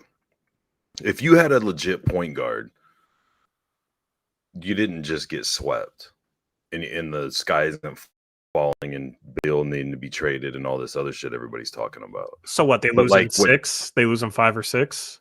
That's still not their expectation. No, right? Those guys, the main three would be scoring closer to 40 a game like they're supposed to be doing, or like they do when they're on and when they don't have to ball handle and do all the other things. They've all become worse because of that. I'm saying, like, I agree with what Tori's saying. If you're going to run it, or if you're going to run it back with pretty much the same squad, you have to do that. We were talking about that today, and I was like, yeah, you've got to get more depth in the bigs that are either more versatile than what you have or just more talented at those things. But you're already small when you're not trying to be small because of the big three. You've got two guards, and then you got Durant, who's a 3. You can put him at the 4, but he doesn't stay down the way they run everything that way. And then you got Grayson Allen. So the farther Nurk gets away from the basket, the more it's like he's standing in wet concrete, and then people blow by him or the ball moves quicker. And then now you've got nothing but guards or wing players trying to play help at the rim. And then now everybody's bigger than you. So yeah, you have to get that. If you're sticking with that squad again, I agree with everything he just said. If you have a point guard and you can actually run the offense that we thought we were going to see when you guys put that team together, and you're dropping 130 on teams, and teams like Minnesota who have really good defenses all of a sudden don't look like they're elite defenses because they're going up against an elite offense. Like that's not an elite offense if a team can just clamp you up like that. And it wasn't just that they clamped you up. The whole offense looked clunky and like herky-jerky all year long when those guys were all playing together. It never looked or felt like there was a good rhythm or flow to it. And that's where I don't disagree with people saying Vogel's got to go. But to me, it's so much more obvious that the team was structured wrong, not having a point guard. And then you're telling a coach, go make amazing shit happen with arguably the most critical position on the floor not addressed. Yeah, I agree with pretty much all of that. I think there's just multiple problems. I think point guard is a bigger issue than backup center, right? And going into the offseason with limited assets, this front office is probably going to have to prioritize which problems they want to address first, because they might not be able to address them all. Exactly. So it might go, point guard, and then a forward that can defend on the perimeter, defend multiple positions, like a decent sized forward, and then backup center. And then I think the other two problems is you need a coach that has more creativity offensively, and then you need someone that can get these guys to buy in a little bit more defensively, because throughout the season, I thought it seemed like multiple games where they would just take that side of the floor off for the entire night. 100%. So you need somebody that can get a little bit more buy-in, but it is tough when you don't have the best defensive roster. So while, the roster can be used as maybe an excuse for Vogel in terms of he doesn't have the best defensive players, doesn't have a big versatile defensive forward, he still did not do a good enough job getting these guys to buy in night to night. So I think offensive creativity and defensive buy-in, that's coaching stuff. And then the 3 roster issues is point guard, a big versatile forward that can defend. And so you think backup center is the third most important? I'm not sure. It's definitely not as important as a point guard, though, right? Because a legit point guard helps a ton of your turnover issues as well. I think backup center is the easiest thing to address. You should be able to go into next season with a better backup center than Drew Eubanks, on a minimum. I think that's the easiest thing to address. Can you, while I've got you, can you talk to everyone about Zach Edey? Because we're getting so I think Bleacher Report has the Suns mocked to get him at 23, and I know you're not a fan. I wouldn't hate him for you guys, though. Let me go. I need to pee. Please start telling them about Zach Edey to the Suns. I'll be right back. I don't even know where to start with that. I think I'm with you on not. I'm definitely not a big fan, but if like what you're talking about, like I agree with you. If you brought him in as like that spot, I don't think that'd be horrible at all. That if he does shock and turn into something, you've already got him there. Yeah, I mean, I think it's very clear kind of what he's going to be. I don't like him in the top 20. A lot of people are saying he's a lottery pick. Wow. But he's one of those like big guys that dominates college whose game doesn't translate great to the league. Like Luka Garza dominated college, right? But he's barely an NBA player. So he's a big name. So it's like one of the prospects people know. So that's why a lot of people will want him. I don't hate him for some teams kind of in the 20s range. So where Phoenix's pick is. The problem is he going to be any good defensively? And I could just see like a team like Phoenix drafting him to be their backup center because they need more size, they need more physicality. So that's why I wouldn't mind it. But then you get into a playoff series and he has to come into the game early because Nurk picks up 2 fouls and you're over-reliant upon Zach Edey. And then he's guarding in the pick and roll and he's having to guard in space and he just gets carved up and like played off the floor. Because he could defend at Purdue, but he just played drop on pick and rolls. He's going to have to defend in space at the NBA, and I think he's going to really struggle with that. Like, you're not going to be able to have him hedge screens, trap screens, do any of that. You already kind of have that with Nurk, right, where he's a more like big-bodied center, plays a little bit more drop. So you're basically just playing drop the entire time. Yep. That's exactly kind of my problem. Too much like Nurk when he kind of gets exposed on the edge. Yeah, like offensively, he would control the boards.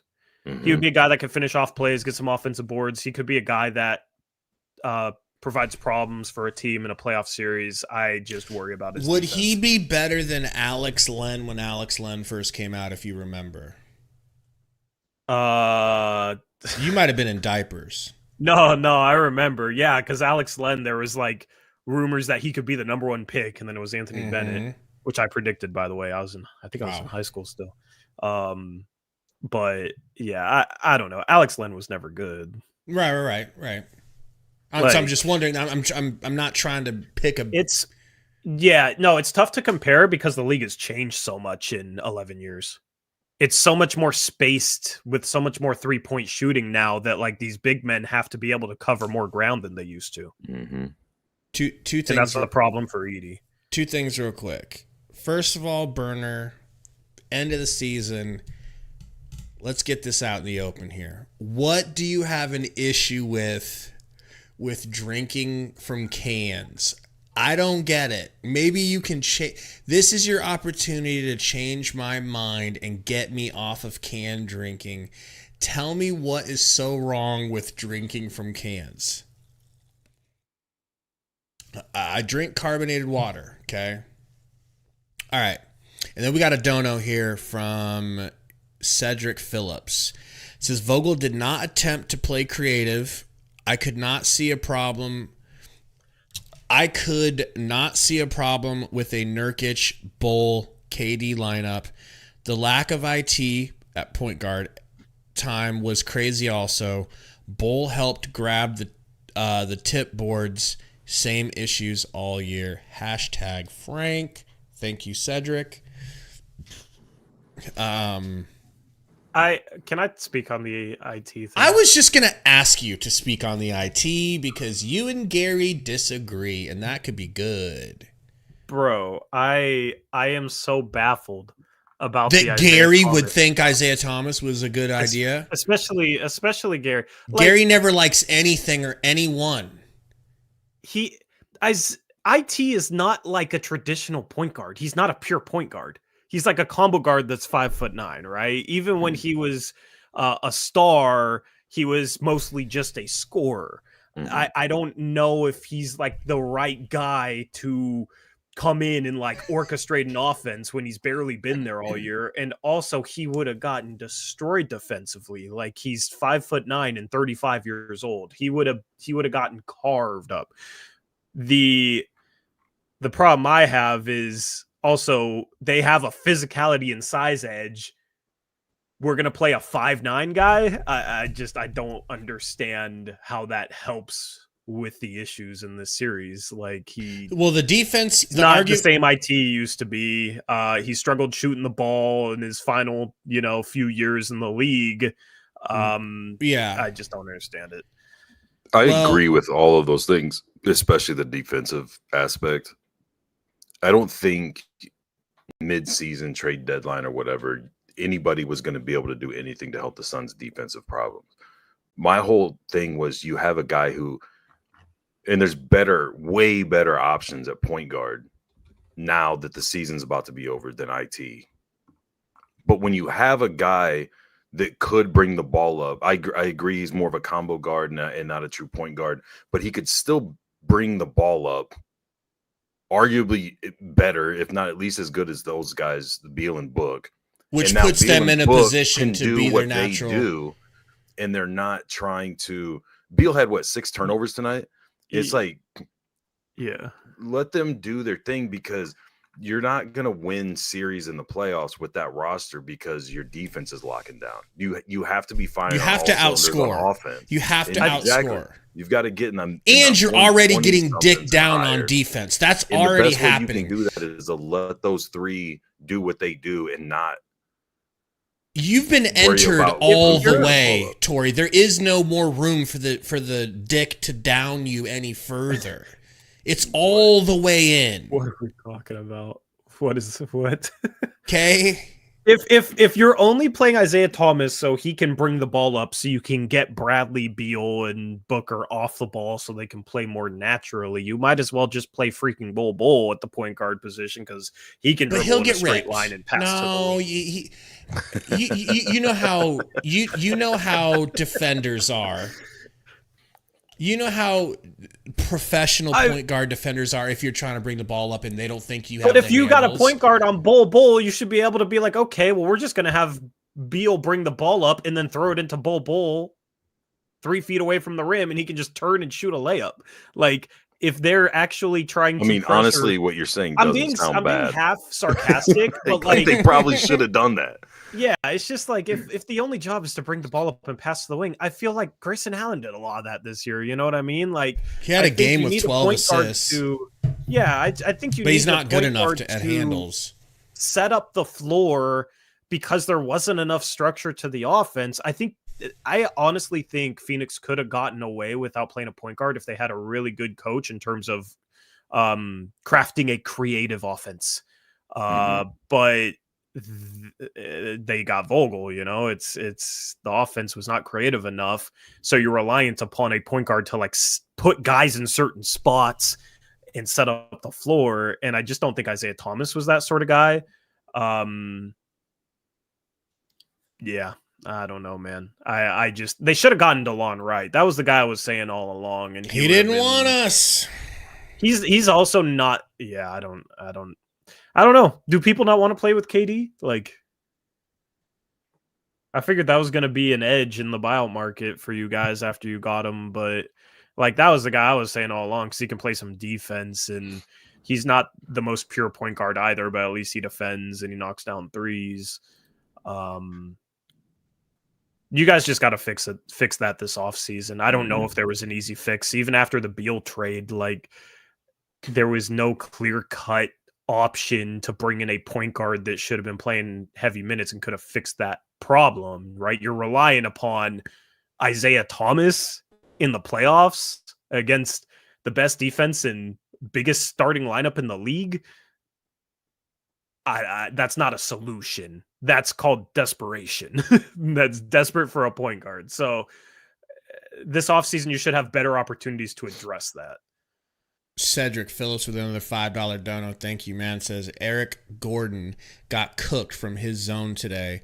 With no scoring, IT could have done way better. Be honest. Eric or IT? IT could have done better on defense? I think he's just talking. Well, what did he say? I think he's saying that from his shooting defense would have been equally as bad, but you would have had somebody facilitating a little bit or bringing up more. Whatever. I firmly believe that Gordon's a better defender. He gets a good amount of steals and blocks normally. For his size, it's surprising. He didn't get any tonight. His stat line is insane tonight, though. 39 minutes, this dude got 0 assists, 0 rebounds, 0 steals, 0 blocks, 0 fouls. Bull can go 2 for 5, and he can get you rebounds and blocks. Yeah, well, that's the problem with Gordon is he only shows up like half the time. You remember me saying that like before the season? Like half the time he'll have a really good game because he'll knock down some threes, but he'll disappear. Do you remember when we talked about him? Yeah. This is the perfect example. Just your bench is not good enough for Eric Gordon to be the 6th guy. Like I know you'd normally have O'Neal there if Grayson Allen was healthy, but I think you were too reliant upon Eric Gordon too. Yeah, down the stretch, especially when Grayson went out, But we were losing with Grayson, so yeah, it is what it is. I mean, the basically non-existing amount of time he played Bull, you guys have been better off just keeping Campaign. That's where there's a disconnect. So what do you think that disconnect is, Tori, where you directly make a move and let one guy go, Payne, so that you can bring in another Bull, and then the coach has him in exile all season? How does that happen? Does that mean that there is a disconnect between GM or owner and coach? It could have been that Vogel didn't plan on playing Campaign, so wanted, I don't know, to take a chance on Bull. Because Bull had some impressive moments last year. Bull's kind of confusing because he'll look decent when he plays, but coaches, and it's not just Vogel, coaches seem to fall out of love with him. They don't love him. It's happened in the past, and I don't know exactly why that is, but the fact that it's been multiple coaches, I feel like says something. I don't know. Right. I think it feels like when he's out there, the good outweighs the bad, but when you're a coach and you've got assignments and you're watching this guy probably get lost in rotations and not be able to recover in time, it's kind of like football with offensive linemen blowing assignments. It's like, dude, you were the one that was supposed to be protecting from the right guard. Like, that is you. That is why the sack happened specifically. And when you can see it like that, it's probably pretty frustrating. But, other players on the team that don't give you as much offense or versatility get the longest leashes you've ever seen, like your guy, Drew Eubanks, who finally pulled a DNP last game of the season, last game of the playoffs. The first time Frankie didn't go to him like it was like Austin Rivers and Doc Rivers, nepotism style. So that to me says that he kind of knows all along he should have given it a go. Like putting in Okogie, who got some key rebounds for you, got a steal, got an assist, but was just a good hustle player. He was in the positive, unlike any other player other than Book, who had to get 49 points to get in the positive +1. There were things. Nas got to play a little bit, nothing really showed up on the stats for him other than a rebound, but he didn't look terrible out there. All these things that we're screaming for all season, I think Frankie's got to go, man. What do you think, man? You liked the idea of Frank, but in practice you don't like it now, right? You talking to me or Gary? You, because Gary loves Frank Vogel with all his heart, all his soul. I'm sick of it. I thought keep in mind before you answer, Tori, no matter what you say, Gabe's going to take it extremely left or extremely right. There's no common sense, common ground in the middle anywhere. Go on. Thank you for prefacing that correctly. Go ahead. Well, I thought it was basically he would come in and have them playing better defense than they did this season, and then their offensive talent would just win out in the end, even if you did play this kind of crappy style of offense, and neither of those things happened. So I'm not on the Vogel train for you guys anymore. I think, and you talk about like replacing coaches, and everybody always talks about like names they know, but the best hire is usually a name you've never heard of.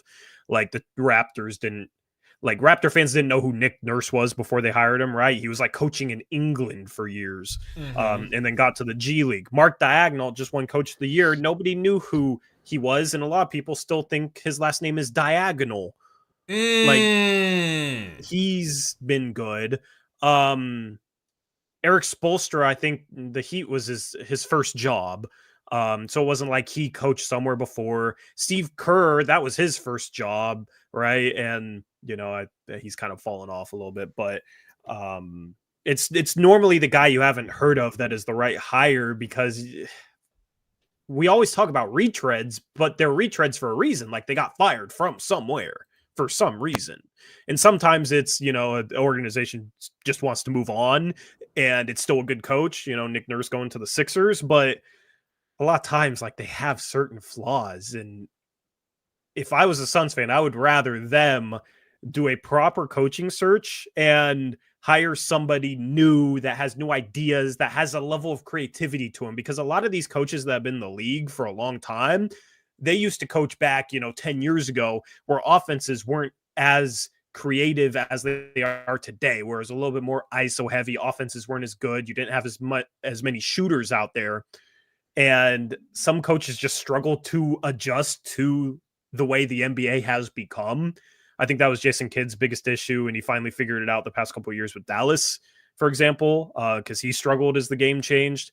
So that's why I think as far as coaching search goes, like I would fire Vogel tonight or tomorrow and then conduct a real coaching search and not get too hung up on like bringing back a retread and try and find the next Mark Diagonal, Nick Nurse type of guy. So maybe like Jordy, what's his face? Fernandez, yeah. The Kings. Yeah, it's hard to even think of names though, because it's it's names nobody's heard of, right? Because nobody pays attention to Mark Diagonal before they become coach of the Thunder, right? So, but it's tough also to come fit, up with right?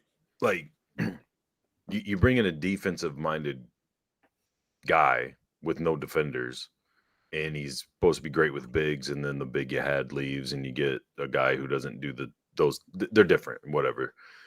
But I think that's why you see a lot of coaches do really well and then take a different job and don't do well, or vice versa. Don't do well, they end up somewhere else after they're an assistant for or something, and all of a sudden they do good. Like Mike Brown, or certain guys will look different ways depending on what their rosters put together like. Yeah, I mean, but Vogel's offenses I never thought were that creative. He coached the Lakers. He had LeBron with his genius basketball IQ running everything. Mm-hmm. Right? So like, yeah, that's what I'm didn't saying. have to do like much brought in a offensively. defensive-minded guy for a team that doesn't have defenders, and you need to, like you're saying, be creative and really exploit that you've got three amazing shooters / scorers, and his idea of creative offense, it seemed like was iso ball all season. Yeah. Yeah. So I'm off the Vogel train for them. And there's a comment earlier. I don't know if it's trolling. Let me see if I can find it. This guy in chat earlier said, Gabe, a report is out that Vogel was yelling at the Suns after their L to the Clippers on April 9th, and that the players weren't buying it, were rolling their eyes, and the player even had to keep from laughing. I don't know if that's a joke Sounds or not. like I don't know book. if that's real or not. It's probably book. But, okay, if that's true, then you got to fire him because he lost the locker room. But also, if that's true, then this team has bigger issues than even I think. Because if you're losing right before the playoffs and that's how you're responding to a coach trying to hold you accountable for your play a week before the playoffs, like that's not taking your job seriously enough. And that's also the thing with this team, man. Like there's just not enough leadership on the court. Durant has never been like a leader type of guy. I was agree. hoping that Booker would grow into that role, but like we saw him, what was it? It was either game 1 or game 2. I felt like he became a little mentally unraveled because he didn't get a foul call, started complaining. They went on a run. And I think that's the one area where you miss Chris Paul. Like he was washed, but he at least brought some mental toughness, at least brought some leadership, some vocal leadership on the floor. And that's something that is something you guys, I think, need, but it's going to be really tough to replace because you can't bring in a guy that's going to be the 9th man that's going to be that leader, right? Like you need to bring in somebody who's probably a starter, probably a point guard who's able to be that leader. But it's hard, and it's hard to bring a good enough player in to be that guy, if that makes sense. But I do think you need somebody that can, like as a player, that can hold guys accountable, because it felt like that there was something lacking there this year. So very recently, Durant was asked, who's the leader of the Suns? And he said, the coach, Coach Vogel. And they said, so is there not like a on-court general sort of leader while you got like out there on the court? And he's like, we all kind of share those responsibilities, and but no, our coach is the leader. What does that sound like to you? Good or bad? I'm not trying to lead you either way. I don't know what to think of it. If it was a team that if that was Chris Paul saying it last year, then okay. But when it comes from a team that seems to have a little bit of a mental makeup issue, a little bit of a lack of leadership, that's when it bothers me. Right. Like, because naturally, KD, you got to take it upon yourself to be a leader. You've been around since I was better in to lead elementary school. Like, exactly. And he's always kind of been a quiet guy, though. It's never really been his personality. That's why to win rings, he went and teamed up with the Golden State super team. And then every other destination, his teams have fallen apart. And, OKC, it was choking that 3-1 lead. And then it was Brooklyn. And that Brooklyn team was a mess, it seemed like, in the locker room, right? Like there was enough leadership on that team. And they were close to beating Milwaukee. Like they could have still gotten it done just because they were insanely talented. But just KD isn't that guy. And I don't think Booker has grown into being that guy either. So it just sounds like a team that, if that report is true, doesn't respect their coach, but then also will say, yeah, the coach is the leader. So basically it's a leaderless team.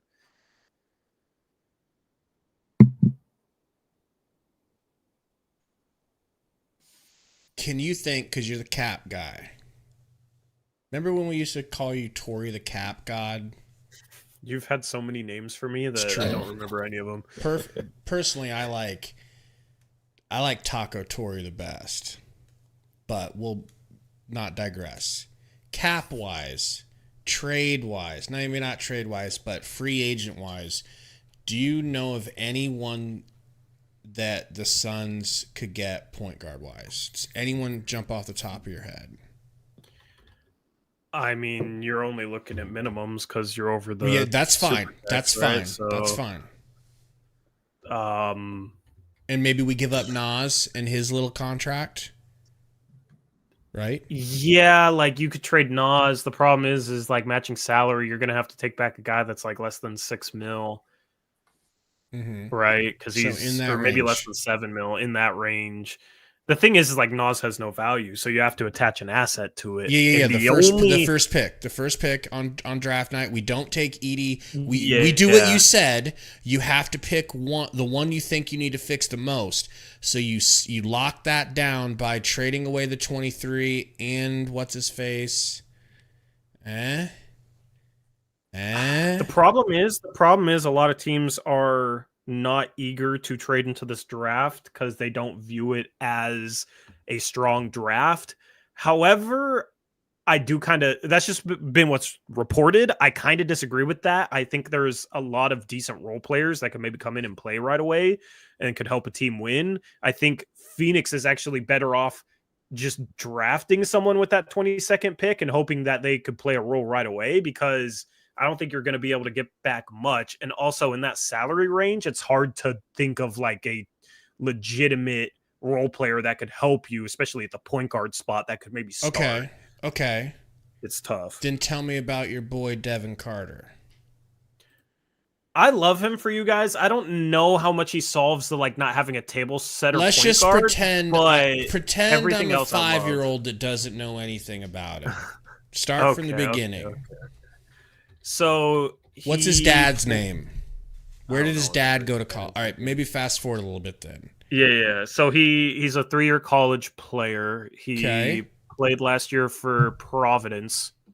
In 35 minutes a game, he averaged 20 points per game, 9 rebounds, 3.5 assists. As a sorry, say that again. I was laughing at Burner. Say that again. 20 points, 9 rebounds, 3.5 assists as a 6'3" point guard. He's kind of like Josh Hart-ish. In a way, like he's insane rebounder, right? So like you guys lack physicality and hustle. I feel like this dude plays his ass off and is like the most insane rebounder for a 6'3" guard I've seen like maybe ever coming into the draft. And then this year he took a jump with the scoring, like shot the 3 ball better. He was like under 30% his first years, but shot almost 38% from 3. And can like attack, finish. He just wasn't like a pure point guard, but he's a really good rebounder. He also is maybe the best defending point guard in this draft. Like he's a lockdown guy that can give players fits. So I just love him for the defense and the rebounding, and hopefully he can keep shooting 37, 38% from 3 so he can just play off of guys, as well as be that guy that can like bring the ball up at least and get guys off the ball. And he could, I think he'll go before 22, but he might fall to 22. And that's like my perfect player for the Suns in the draft. Like I can't think of trading for anyone that I'd rather have that would be realistic, more so than like drafting a Devin Carter. Okay, so then I think I'm already in on him because I just think you get more value from finding that point guard. Yeah. To take some of the pressure off the little 3. Yeah. The swept 100%. 3. There's some decent point guards, even if he's off the board. Like Kurt in chat says, give me a point guard from UConn. Tristan Newton, who back-to-back Final Four most outstanding player, or whatever it's called, for UConn, should be available at pick 22. And actually he's mocked in the second round in a lot of mock drafts, but I wouldn't hate him for you guys just because he's a bigger point guard that could at least set the table. There's a few intriguing point guards. I think this class, that's the best position in this class, or at least the deepest position, is the point guard spot. And there's Tyler Kolek, who played at Marquette, is another guy to look into. Say that again. I think it was Tyler Kolek. Kolek. Kolek. He's like a 4-year player, not like a ton of upside, but should be able to come in and maybe contribute right away and just be a solid, can shoot. Can pass the hell out of the ball, would be that like pure point guard table setter type of guy. So there's a few names there with that 22nd pick. It's going to be fascinating to see what you guys do with that pick, because it's just tough with your financial situation to trade it for something that's good enough to trade it. I'd love to get a point guard. Like, that's the thing. Like, Gary's being super facetious last night when we were arguing, but he's like, dude, like, the reason why he doesn't hate your bull, example playing point guard is because he's like, dude, if they had you or Torrey playing point guard, they'd be better off because the big three players wouldn't have to run that position and they could be more of themselves. So I don't need this point guard truly to be anything like star level or anything like that. I would love the duality of having a good enough point guard who we can develop for cheap for the first 4 years through this trying financial time. You know what's interesting though? Like, let's go back to when I was laying out the problems I think this team needs to fix, and like there would be a priority between the three roster issues, like backup center, point guard, and a big forward that can defend. I think backup center, minimum contract and free agency, just somebody better than Drew Eubanks. Okay. And then with that 22nd pick, whether you draft somebody or trade for somebody, that 22nd pick needs to address either the big forward thing or the point guard thing. Okay. The problem is ideally then what else? What else do you have? You have maybe another minimum contract, but it's going to be easier to fill the backup center spot on a minimum contract. Like maybe it's a guy like Andre Drummond, you know what I mean? It's going to be harder. It's going to be easier to fill the backup center spot with a minimum than it is the point guard spot for what you need from a point guard, which is probably to start, or the big forward. You think Devin Carter could start? Because I think he could start. I would start him right away. Okay. He brings like a level of energy and hustle. Like he's kind of like Pat Bev without the douchebaggery. Okay. I like it. In terms of that type of hustle guy. But that's the thing is like, I think you address center, backup center, minimum contract through free agency. I think it's probably best to address the point guard spot with that pick, probably drafting, maybe trading. But then it's like, okay, how do you go out and get a big forward that can defend? Because it's probably not going to be for a minimum, and you have like no ammo left. Gary, I'm sure you're going to co-sign all that. Yeah. All in. You guys can get Trey Jones. Is he going to be available? But he's going to cost too much. He makes like 9.5, I think. He's going to have 1 year left. We don't have that kind of money, bro. You think we're rich? You think we have $9 million to spare? That's a fantasy. When Ishbia decides to gut everyone besides whoever he wants to keep and make his moves, he'll be fine. I saw somebody say go get Malcolm Brogdon, but the problem is he makes 22 mil. Way too much. And we don't have anything to offer you to get him. Like the only way you'd be able to get a player of that price range is if you traded removing like Nurk one of the and big Nas. But then you have to solve your starting center spot. You know what I mean? Like, and it's not like Portland would want Nurk or Nas back, right? Doesn't really make sense for them. But that's the problem is like, do you... Also, does Nurk have any value? Like, Nurk and Nas probably has no value, so it's like you'd have to attach the 22nd pick anyway, so it probably doesn't make sense to use the 22nd pick with Nurk and Nas for like a Malcolm Brogdon type of player at that salary. Yes, you solve the point guard spot, but you open up a hole at the starting center spot, and you wasted an asset to do that. You basically have the same amount of holes as you started with, but you have one fewer asset. So it doesn't really make sense to go after any of those types of players that make more than like what Nas makes. Burner with the comment for you, Tori says, I'm going to need some assurance for this offseason. I'm going to hit up Flex. Tori, you got his contact info, right? I bet you Flex would still tell you they have a chance in the series. So shut up! You ain't disrespecting Flex like that. That is disrespectful. No, it's very respectful. He's a very positive guy. He's positive, but he's not that positive. I've heard him cuss out this team once or twice. Really? Yeah, I mean, I've been watching a lot more PHNX, and he does, man. I find myself when I listen to his stuff, it's like, holy shit, no wonder people are like telling me that I'm pulling a flex, because like we say a lot of the same things. Like my attitude on this series was, I'm not going to freak out after one loss. I'm not going to freak out after two. But if we lose the third game, we can all jump off of a bridge hypothetically together. Once we lost game 3, I just accepted it, and I didn't really get that emotional about it because I just felt like I knew it was coming, and so it didn't hit like a train. Yeah. What were you gonna say? It's weird seeing him not being like purely positive vibes only on Twitter. Oh yeah. I just went on his timeline. Yeah.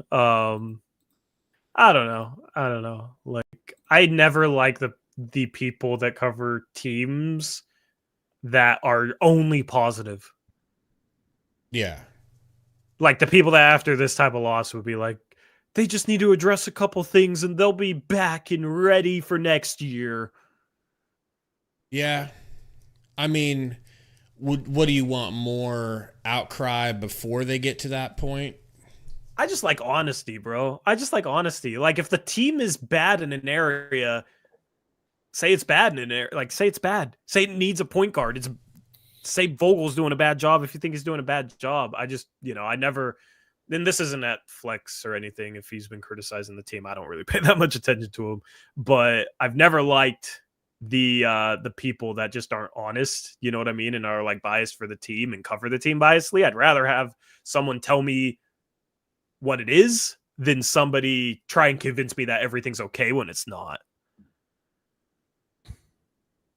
So that's why I respect you, because you are very like honestly emotional, and it's fun.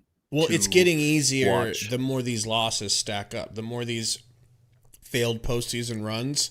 It might be a long sinking, but it is sinking in, and I am starting to understand. Like, I used to let Devin Booker just when we started the channel, it was before we were feeling certain that he was him, to use lack of better words. Okay, I'll just say him. I don't really use those words, but you guys know what I mean by that, okay? So then they made the finals, they made that run, and it's like, holy shit, he can be him. He really is him, and I'm going to stop questioning him because he's reached a level that I think is above reproach. And if he plays bad, it's because he's just having an off night, and I know he'll bounce back. So there's no reason to do this back and forth of, oh, is he? Will he? Won't he? How good is he? How good isn't he? I stopped doing that. But after this season, going down 3-0, I realized that he can't consistently be him anymore unless he has an appropriate point guard like a Ricky Rubio style or a Chris Paul style. Without that element, he can't consistently be that version of Booker because of his limitations. Yeah. No, that's all correct, and it's just a little funny to see the change, right? It's learning. It's about learning. Yeah, it's and learning. Being honest. Yeah. I don't mean this as a negative. No, I don't mean this as a negative. It's just funny because it was like a couple years ago, all the way through the trade deadline, it was, how can we get Kevin Durant? Star hunting mentality. Like, how can we get Kevin Durant? We need to go get Kevin Durant. Like, he wants to come here. Flex says he wants to come here. I believe, And now it's like, okay, we got Kevin Durant, but now it's the fan base coming to the realization that, oh, there's an element of team building here. You have to build a cohesive team. You need good role players. It's not as simple as playing 2K and you're just trying to get as many high overall players as possible. Because you went and did that. And unfortunately, my condolences, the Suns have as many playoff wins this season as my Portland Trailblazers, which is not good because we freaking suck. So, that's where it's it's interesting to see the evolution because now it's not good. Well, the enough only just to other chase stars. option And is the- to stick your the head NBA in the sand and Yeah. ignore reality, and I'm not going to do that. That's Well, the NBA has crazy. changed. Super teams don't work like they used to. And I think it's because you have like the stars of today's game are like more equal in a way. Like the 10th, 20th best player in the league are better compared to what they were in the past because offense has grown so much. Hey, You got Chappie, relax over there with the microphone. You got 7'4" guys that can shoot and hit step back threes. You know, you got 6'7" Luka, who's less athletic than Gary, but is so insanely skilled. He's phenomenal, right? Like, so now it's not as simple as just getting a bunch of stars because a lot of teams have like really, really good players. So now it almost makes it so role players matter more, right? Like which teams have the best role players. I think the NBA as a collective spent so many years. You had the Boston Big Three, and then you had the Heat Big Three. They spent so many years collectively learning how to stop a Big Three, and now that's over. Unless the Big Three is perfectly crafted at the roles that are needed, aka a point guard that can run everything, like a healthy Chris Paul, perhaps a wing 2 or 3 who can shut down and score at will, and maybe one of them needs to be big or on the bigger side. Doesn't have to be a center. Yeah. It can't be 2 2s, which we learned. It can't be unless one of them 2s or 2 of those 2s is a 1. You know, like I think Harden and Irving and KD could have been insane if that shit would have worked out, because Irving is a great point guard, but so is James Harden. He's, in my opinion, he's a point guard. Yeah. You know, 100%. So that's a strength on a strength. It's just funny because like thinking back to like Boston's Big Three, I was actually rewatching one of their games recently. And I forgot about this. They were starting Brandon Bass at the 4. You remember Brandon Bass? That dude was like, ripped. Yeah, ripped. But he was like 6'8", couldn't shoot threes, couldn't dribble, couldn't really pass. Yeah. And now it's like your starting 4 that you went up against today is a 7-footer that can do all those things. You know what I mean? Like that's how much the game has changed. So that's why I think role players matter even more, because you just had a bigger gap between players in previous years where like you'd have a big 3 that's really good, and then you're starting freaking Brandon Bass and you get away with it, you know? Whereas like a guy like that wouldn't even see rotations nowadays, I feel like. Where would you put him? Yeah, you basically want all your power forwards to shoot now. And in the past, it wasn't like that. Burner goes, Gabe, really? Ripped is the first thing that comes to mind. He was, bro. He was like, he could jump out the gym, bro. His dunks were crazy. That dude was just a straight up 90s physical specimen, like Gary, but not as big, not as muscly as Gary. A more watered down Gary, if you will. Yeah. A lot of people don't know Gary is in the exact same percentile of athlete that Bo Jackson was. People don't know that. And it was reverse racism that kept Gary back. That's right. Okay. We went to all black school in Omaha. Him and my brother did. And they were like, nah. This ain't happening. Nope. White Bo Jackson? I don't think so. They said, sorry. What are you doing for off-season content, Gabe? Is this like the last people are going to see from you? For No. I got a lot, man. I'm going to cover a lot of different topics about how to fix the Suns for the next season. You going to live stream still?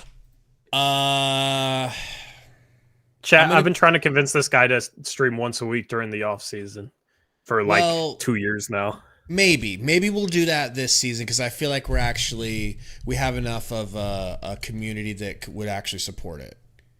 Yeah, you're Hollywood now. You can do it. Well, you know, usually Hollywood time? Usually you make money when you're in Hollywood, though, and that hasn't happened yet.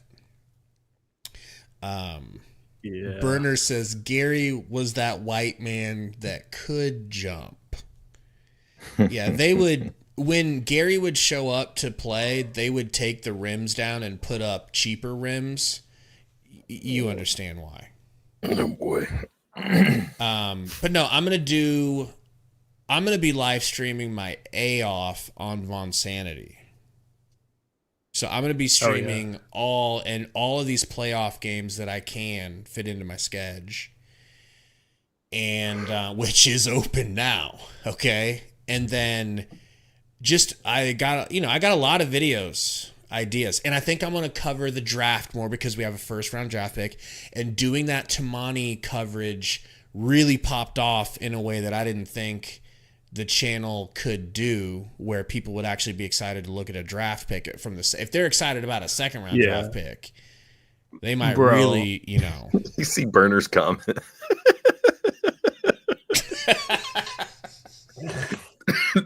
What, the POV massage streams? Yeah, those will pop. With a fucking I don't tell my clients. I treat everything normal, but once they're face down in the cradle, then without saying anything against their fucking consent, without their consent, pop on a GoPro. Yeah. And I only massage Sundo. Moving, I only massage Sundo. Go, is that good pressure? Is the pressure okay? And then I go, he likes the pressure, chat. I'm sorry. Did you just say chat? Oh, I mean Chad. Wait, what's your name? Yeah, I thought your name was Chad. Head quiet and you pop up. Burner with the $20 dono. And I try to get away with it. Oh, shit.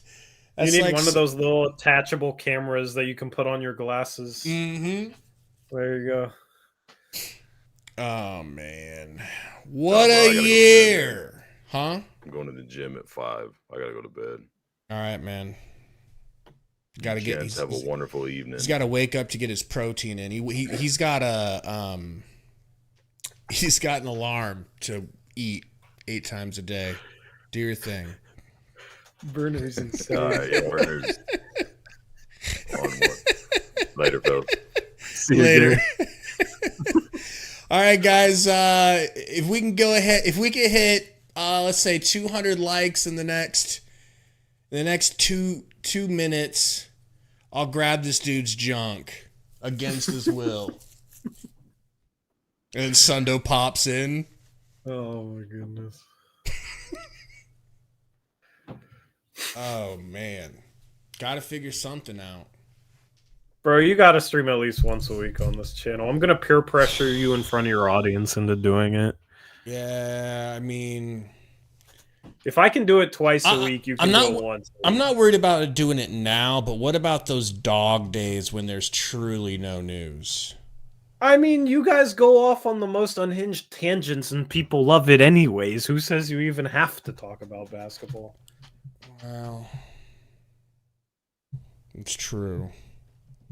We'll do Summer League, of course. Yeah. Summer League was lit for you guys last year. Yeah, bro, it was good. Y'all I'm not trying to rub it in.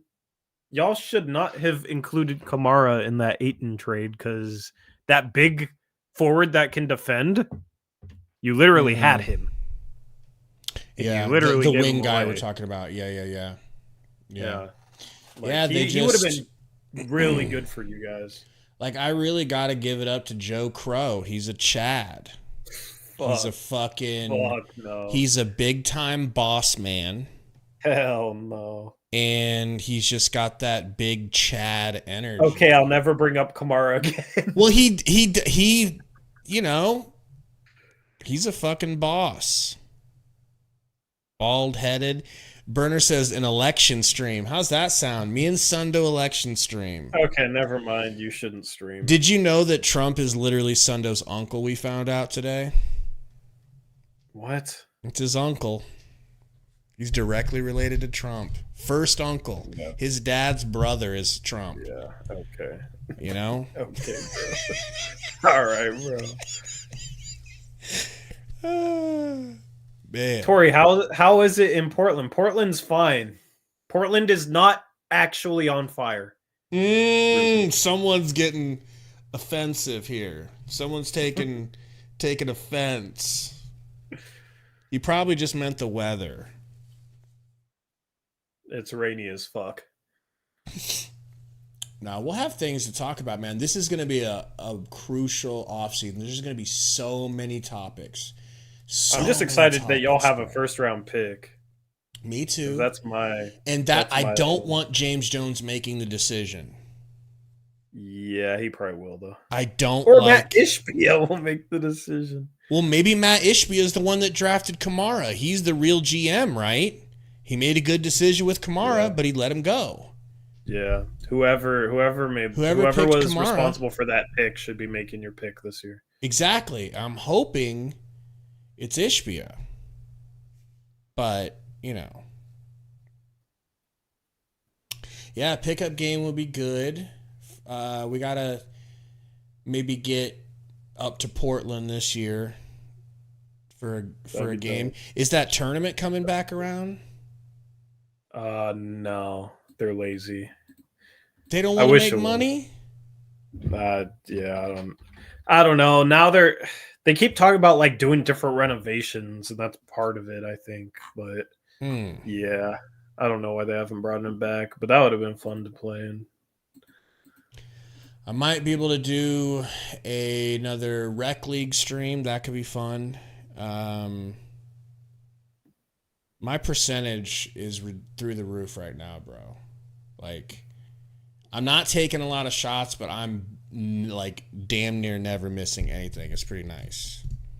Nice. So that would be cool. My team's way more fun to watch. Yeah, I'd be down to commentate that depending on the time. That'd be fun. But you know, I don't think I would mind if you just went ahead and put me back in that Blazers mock off season, because it would help me to be on top of my game, because I really was, on top of my game with understanding what was going on, exactly how much everyone made, what was allowed, shit like that. And I think I need to know that shit this year. I don't care what anybody says about any of my moves. I would like to have that information again, and I don't think I can trust myself to study it. Yeah. Without you guys. Well, we'll talk about it. At the very least, you can maybe help out. If you guys have an opening or whatever. I just want to I want to be involved with it so I can go through those motions of being the GM, so I understand what James Jones or Ishbia is up against fully. It's really good for content creators, I think, man. Oh, I know. I mean, that's why we do it. Yeah. Your chat probably has no idea what we're talking about, but yeah.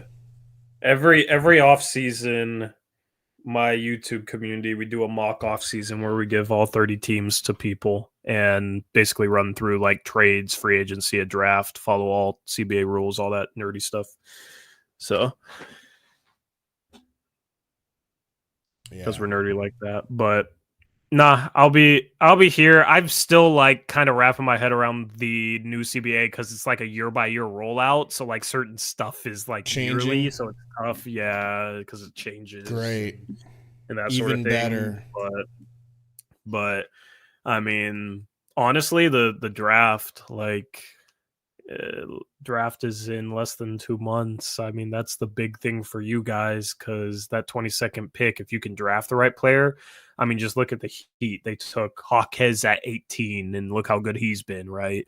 The Warriors took Podziemski at 19, and he played big minutes for them.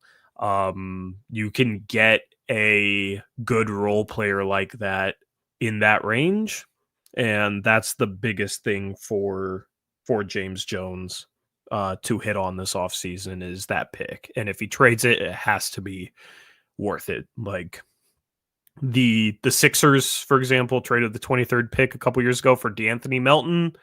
Is that caliber of player good enough to trade the pick this year for you guys? I don't know. But that's what you'd be looking at, that caliber player. So that's going to be the biggest part of this offseason, funny enough, is that pick. I'm kind of thinking, like, what if we get a new coach and GM combo, that would make it easier to get Campaign to come back. Yeah, because they'd be like, look, dude, that dude didn't like you. You know, maybe not James Jones, but Frank. Frank didn't want you. We want you back. Come home on a minimum ? You know? Same thing with Chris Paul. Isn't Chris Paul? Yeah. See, Chris Paul's a free agent. That's a move I want them to look up. But whoever hurt, I'm sure Chris Paul is salty about getting replaced. I'm sure he isn't happy. So whoever made those decisions, you know, somebody's would have to be a scapegoat where we're like, yeah, we got rid of that dude. We want you back. He was wrong. We listened to him. We want you to come back. Yeah. But does Torrey think Devin Carter will fall? I think there's a chance, but he probably goes in the teens somewhere. What about the other guy? Edie?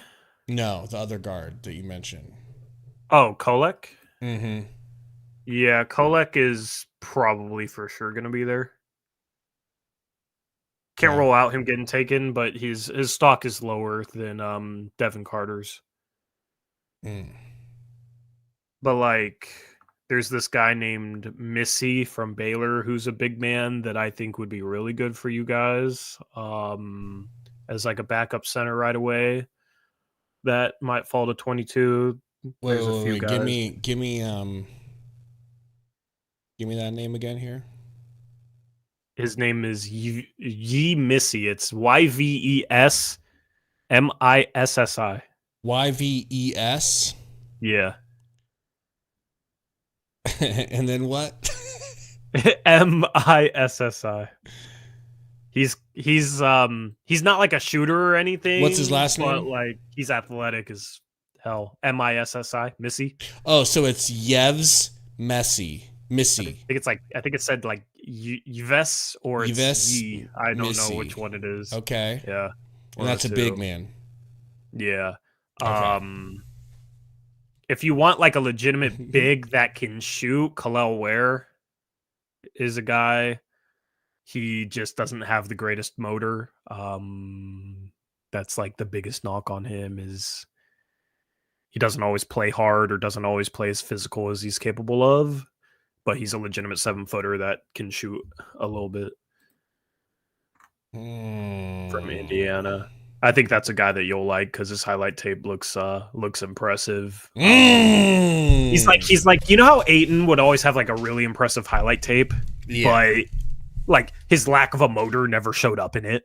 Well, to be fair, man, a lot of his highlights, and Gary was telling me this before we drafted. He's like, dude, most of this dude's highlights are like wide open layups and dunks. Like anybody can go and dunk the ball. Like, yeah, I mean, some of his mid range stuff looks like impressive. That's true. Though, that's you true. know what I mean? Like, I don't know, but yeah, Ware from Indiana is a guy, and then there's a few others. Deron Holmes.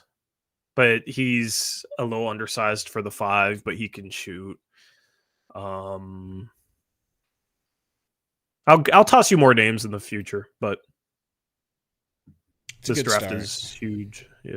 Yeah. Huge for y'all. Well, folks, let's wrap this season up. Where'd Sundo go, bro? Sundo missed the end of the season. He could tell we were going to lose first of all, we start the stream. Mm-hmm. And he goes, we're like, what's going on, everybody? Welcome in. And he's like, yeah, listen, Sundo is tired. I go, okay, so you're already putting excuses out there so you can front run. He's like, yep, you're getting front runner Sundo tonight. As soon as things go bad, I'm out of here. And so, but no, he just has to get up hella early. And are you guys low-key beefing? No. The last 2 games I've tuned in for like certain parts, I'm like, are these guys like trying to keep it together? Not at all. Not at all. It's just kind of like fun to either be unnecessarily adversarial or unnecessarily glazing. Yes. One way or the other.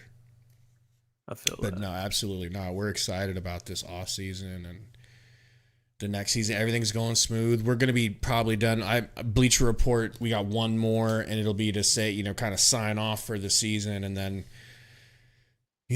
but yeah, we should definitely start doing a live stream once a week. But I almost like doing that recording and then chopping them into segments that I can get multiple videos out of, Yeah. and edit it and cut out all the bull jive. Yeah. I mean, I don't know why you couldn't do both. It's about milking views. Okay. It's about like, I can do this one. I can do it all in one live, or we can do it privately at our own time and then cut it up and release it when it's convenient and then release another or do both, one. and I'll come on the live. Yeah. That's kind of why I want you to do it. Because I like coming on more during the off. Okay. Yeah. I mean, we can do that for a while. Burner, I've been using bull jive ever since I heard Unc Shay Shay say it a long time ago. I love the word bull jive. It's just so funny. According to Shams, says Vision, Suns will take a long, hard look at coaching change. James Jones to remain as Suns GM. I'll have to look that up, Vision, and see if he really said that. But it's not the end of the world. As long as Frankie's going to go, I'm happy. Well, folks, it's been real.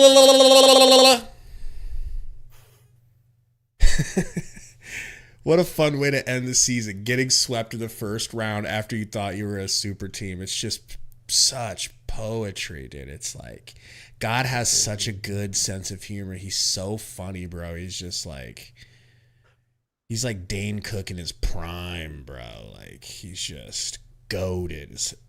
So, and then Booker said, respectfully, I don't know how anyone's going to guard us. And then I think he also said, like, I'm going to be mad if anyone takes us to 6, like things that are just like, bro, why would why would anyone say shit like that? Like, if you have a sense of humor, at least you get to laugh tonight. Suns lose! Where's my rope and bleach?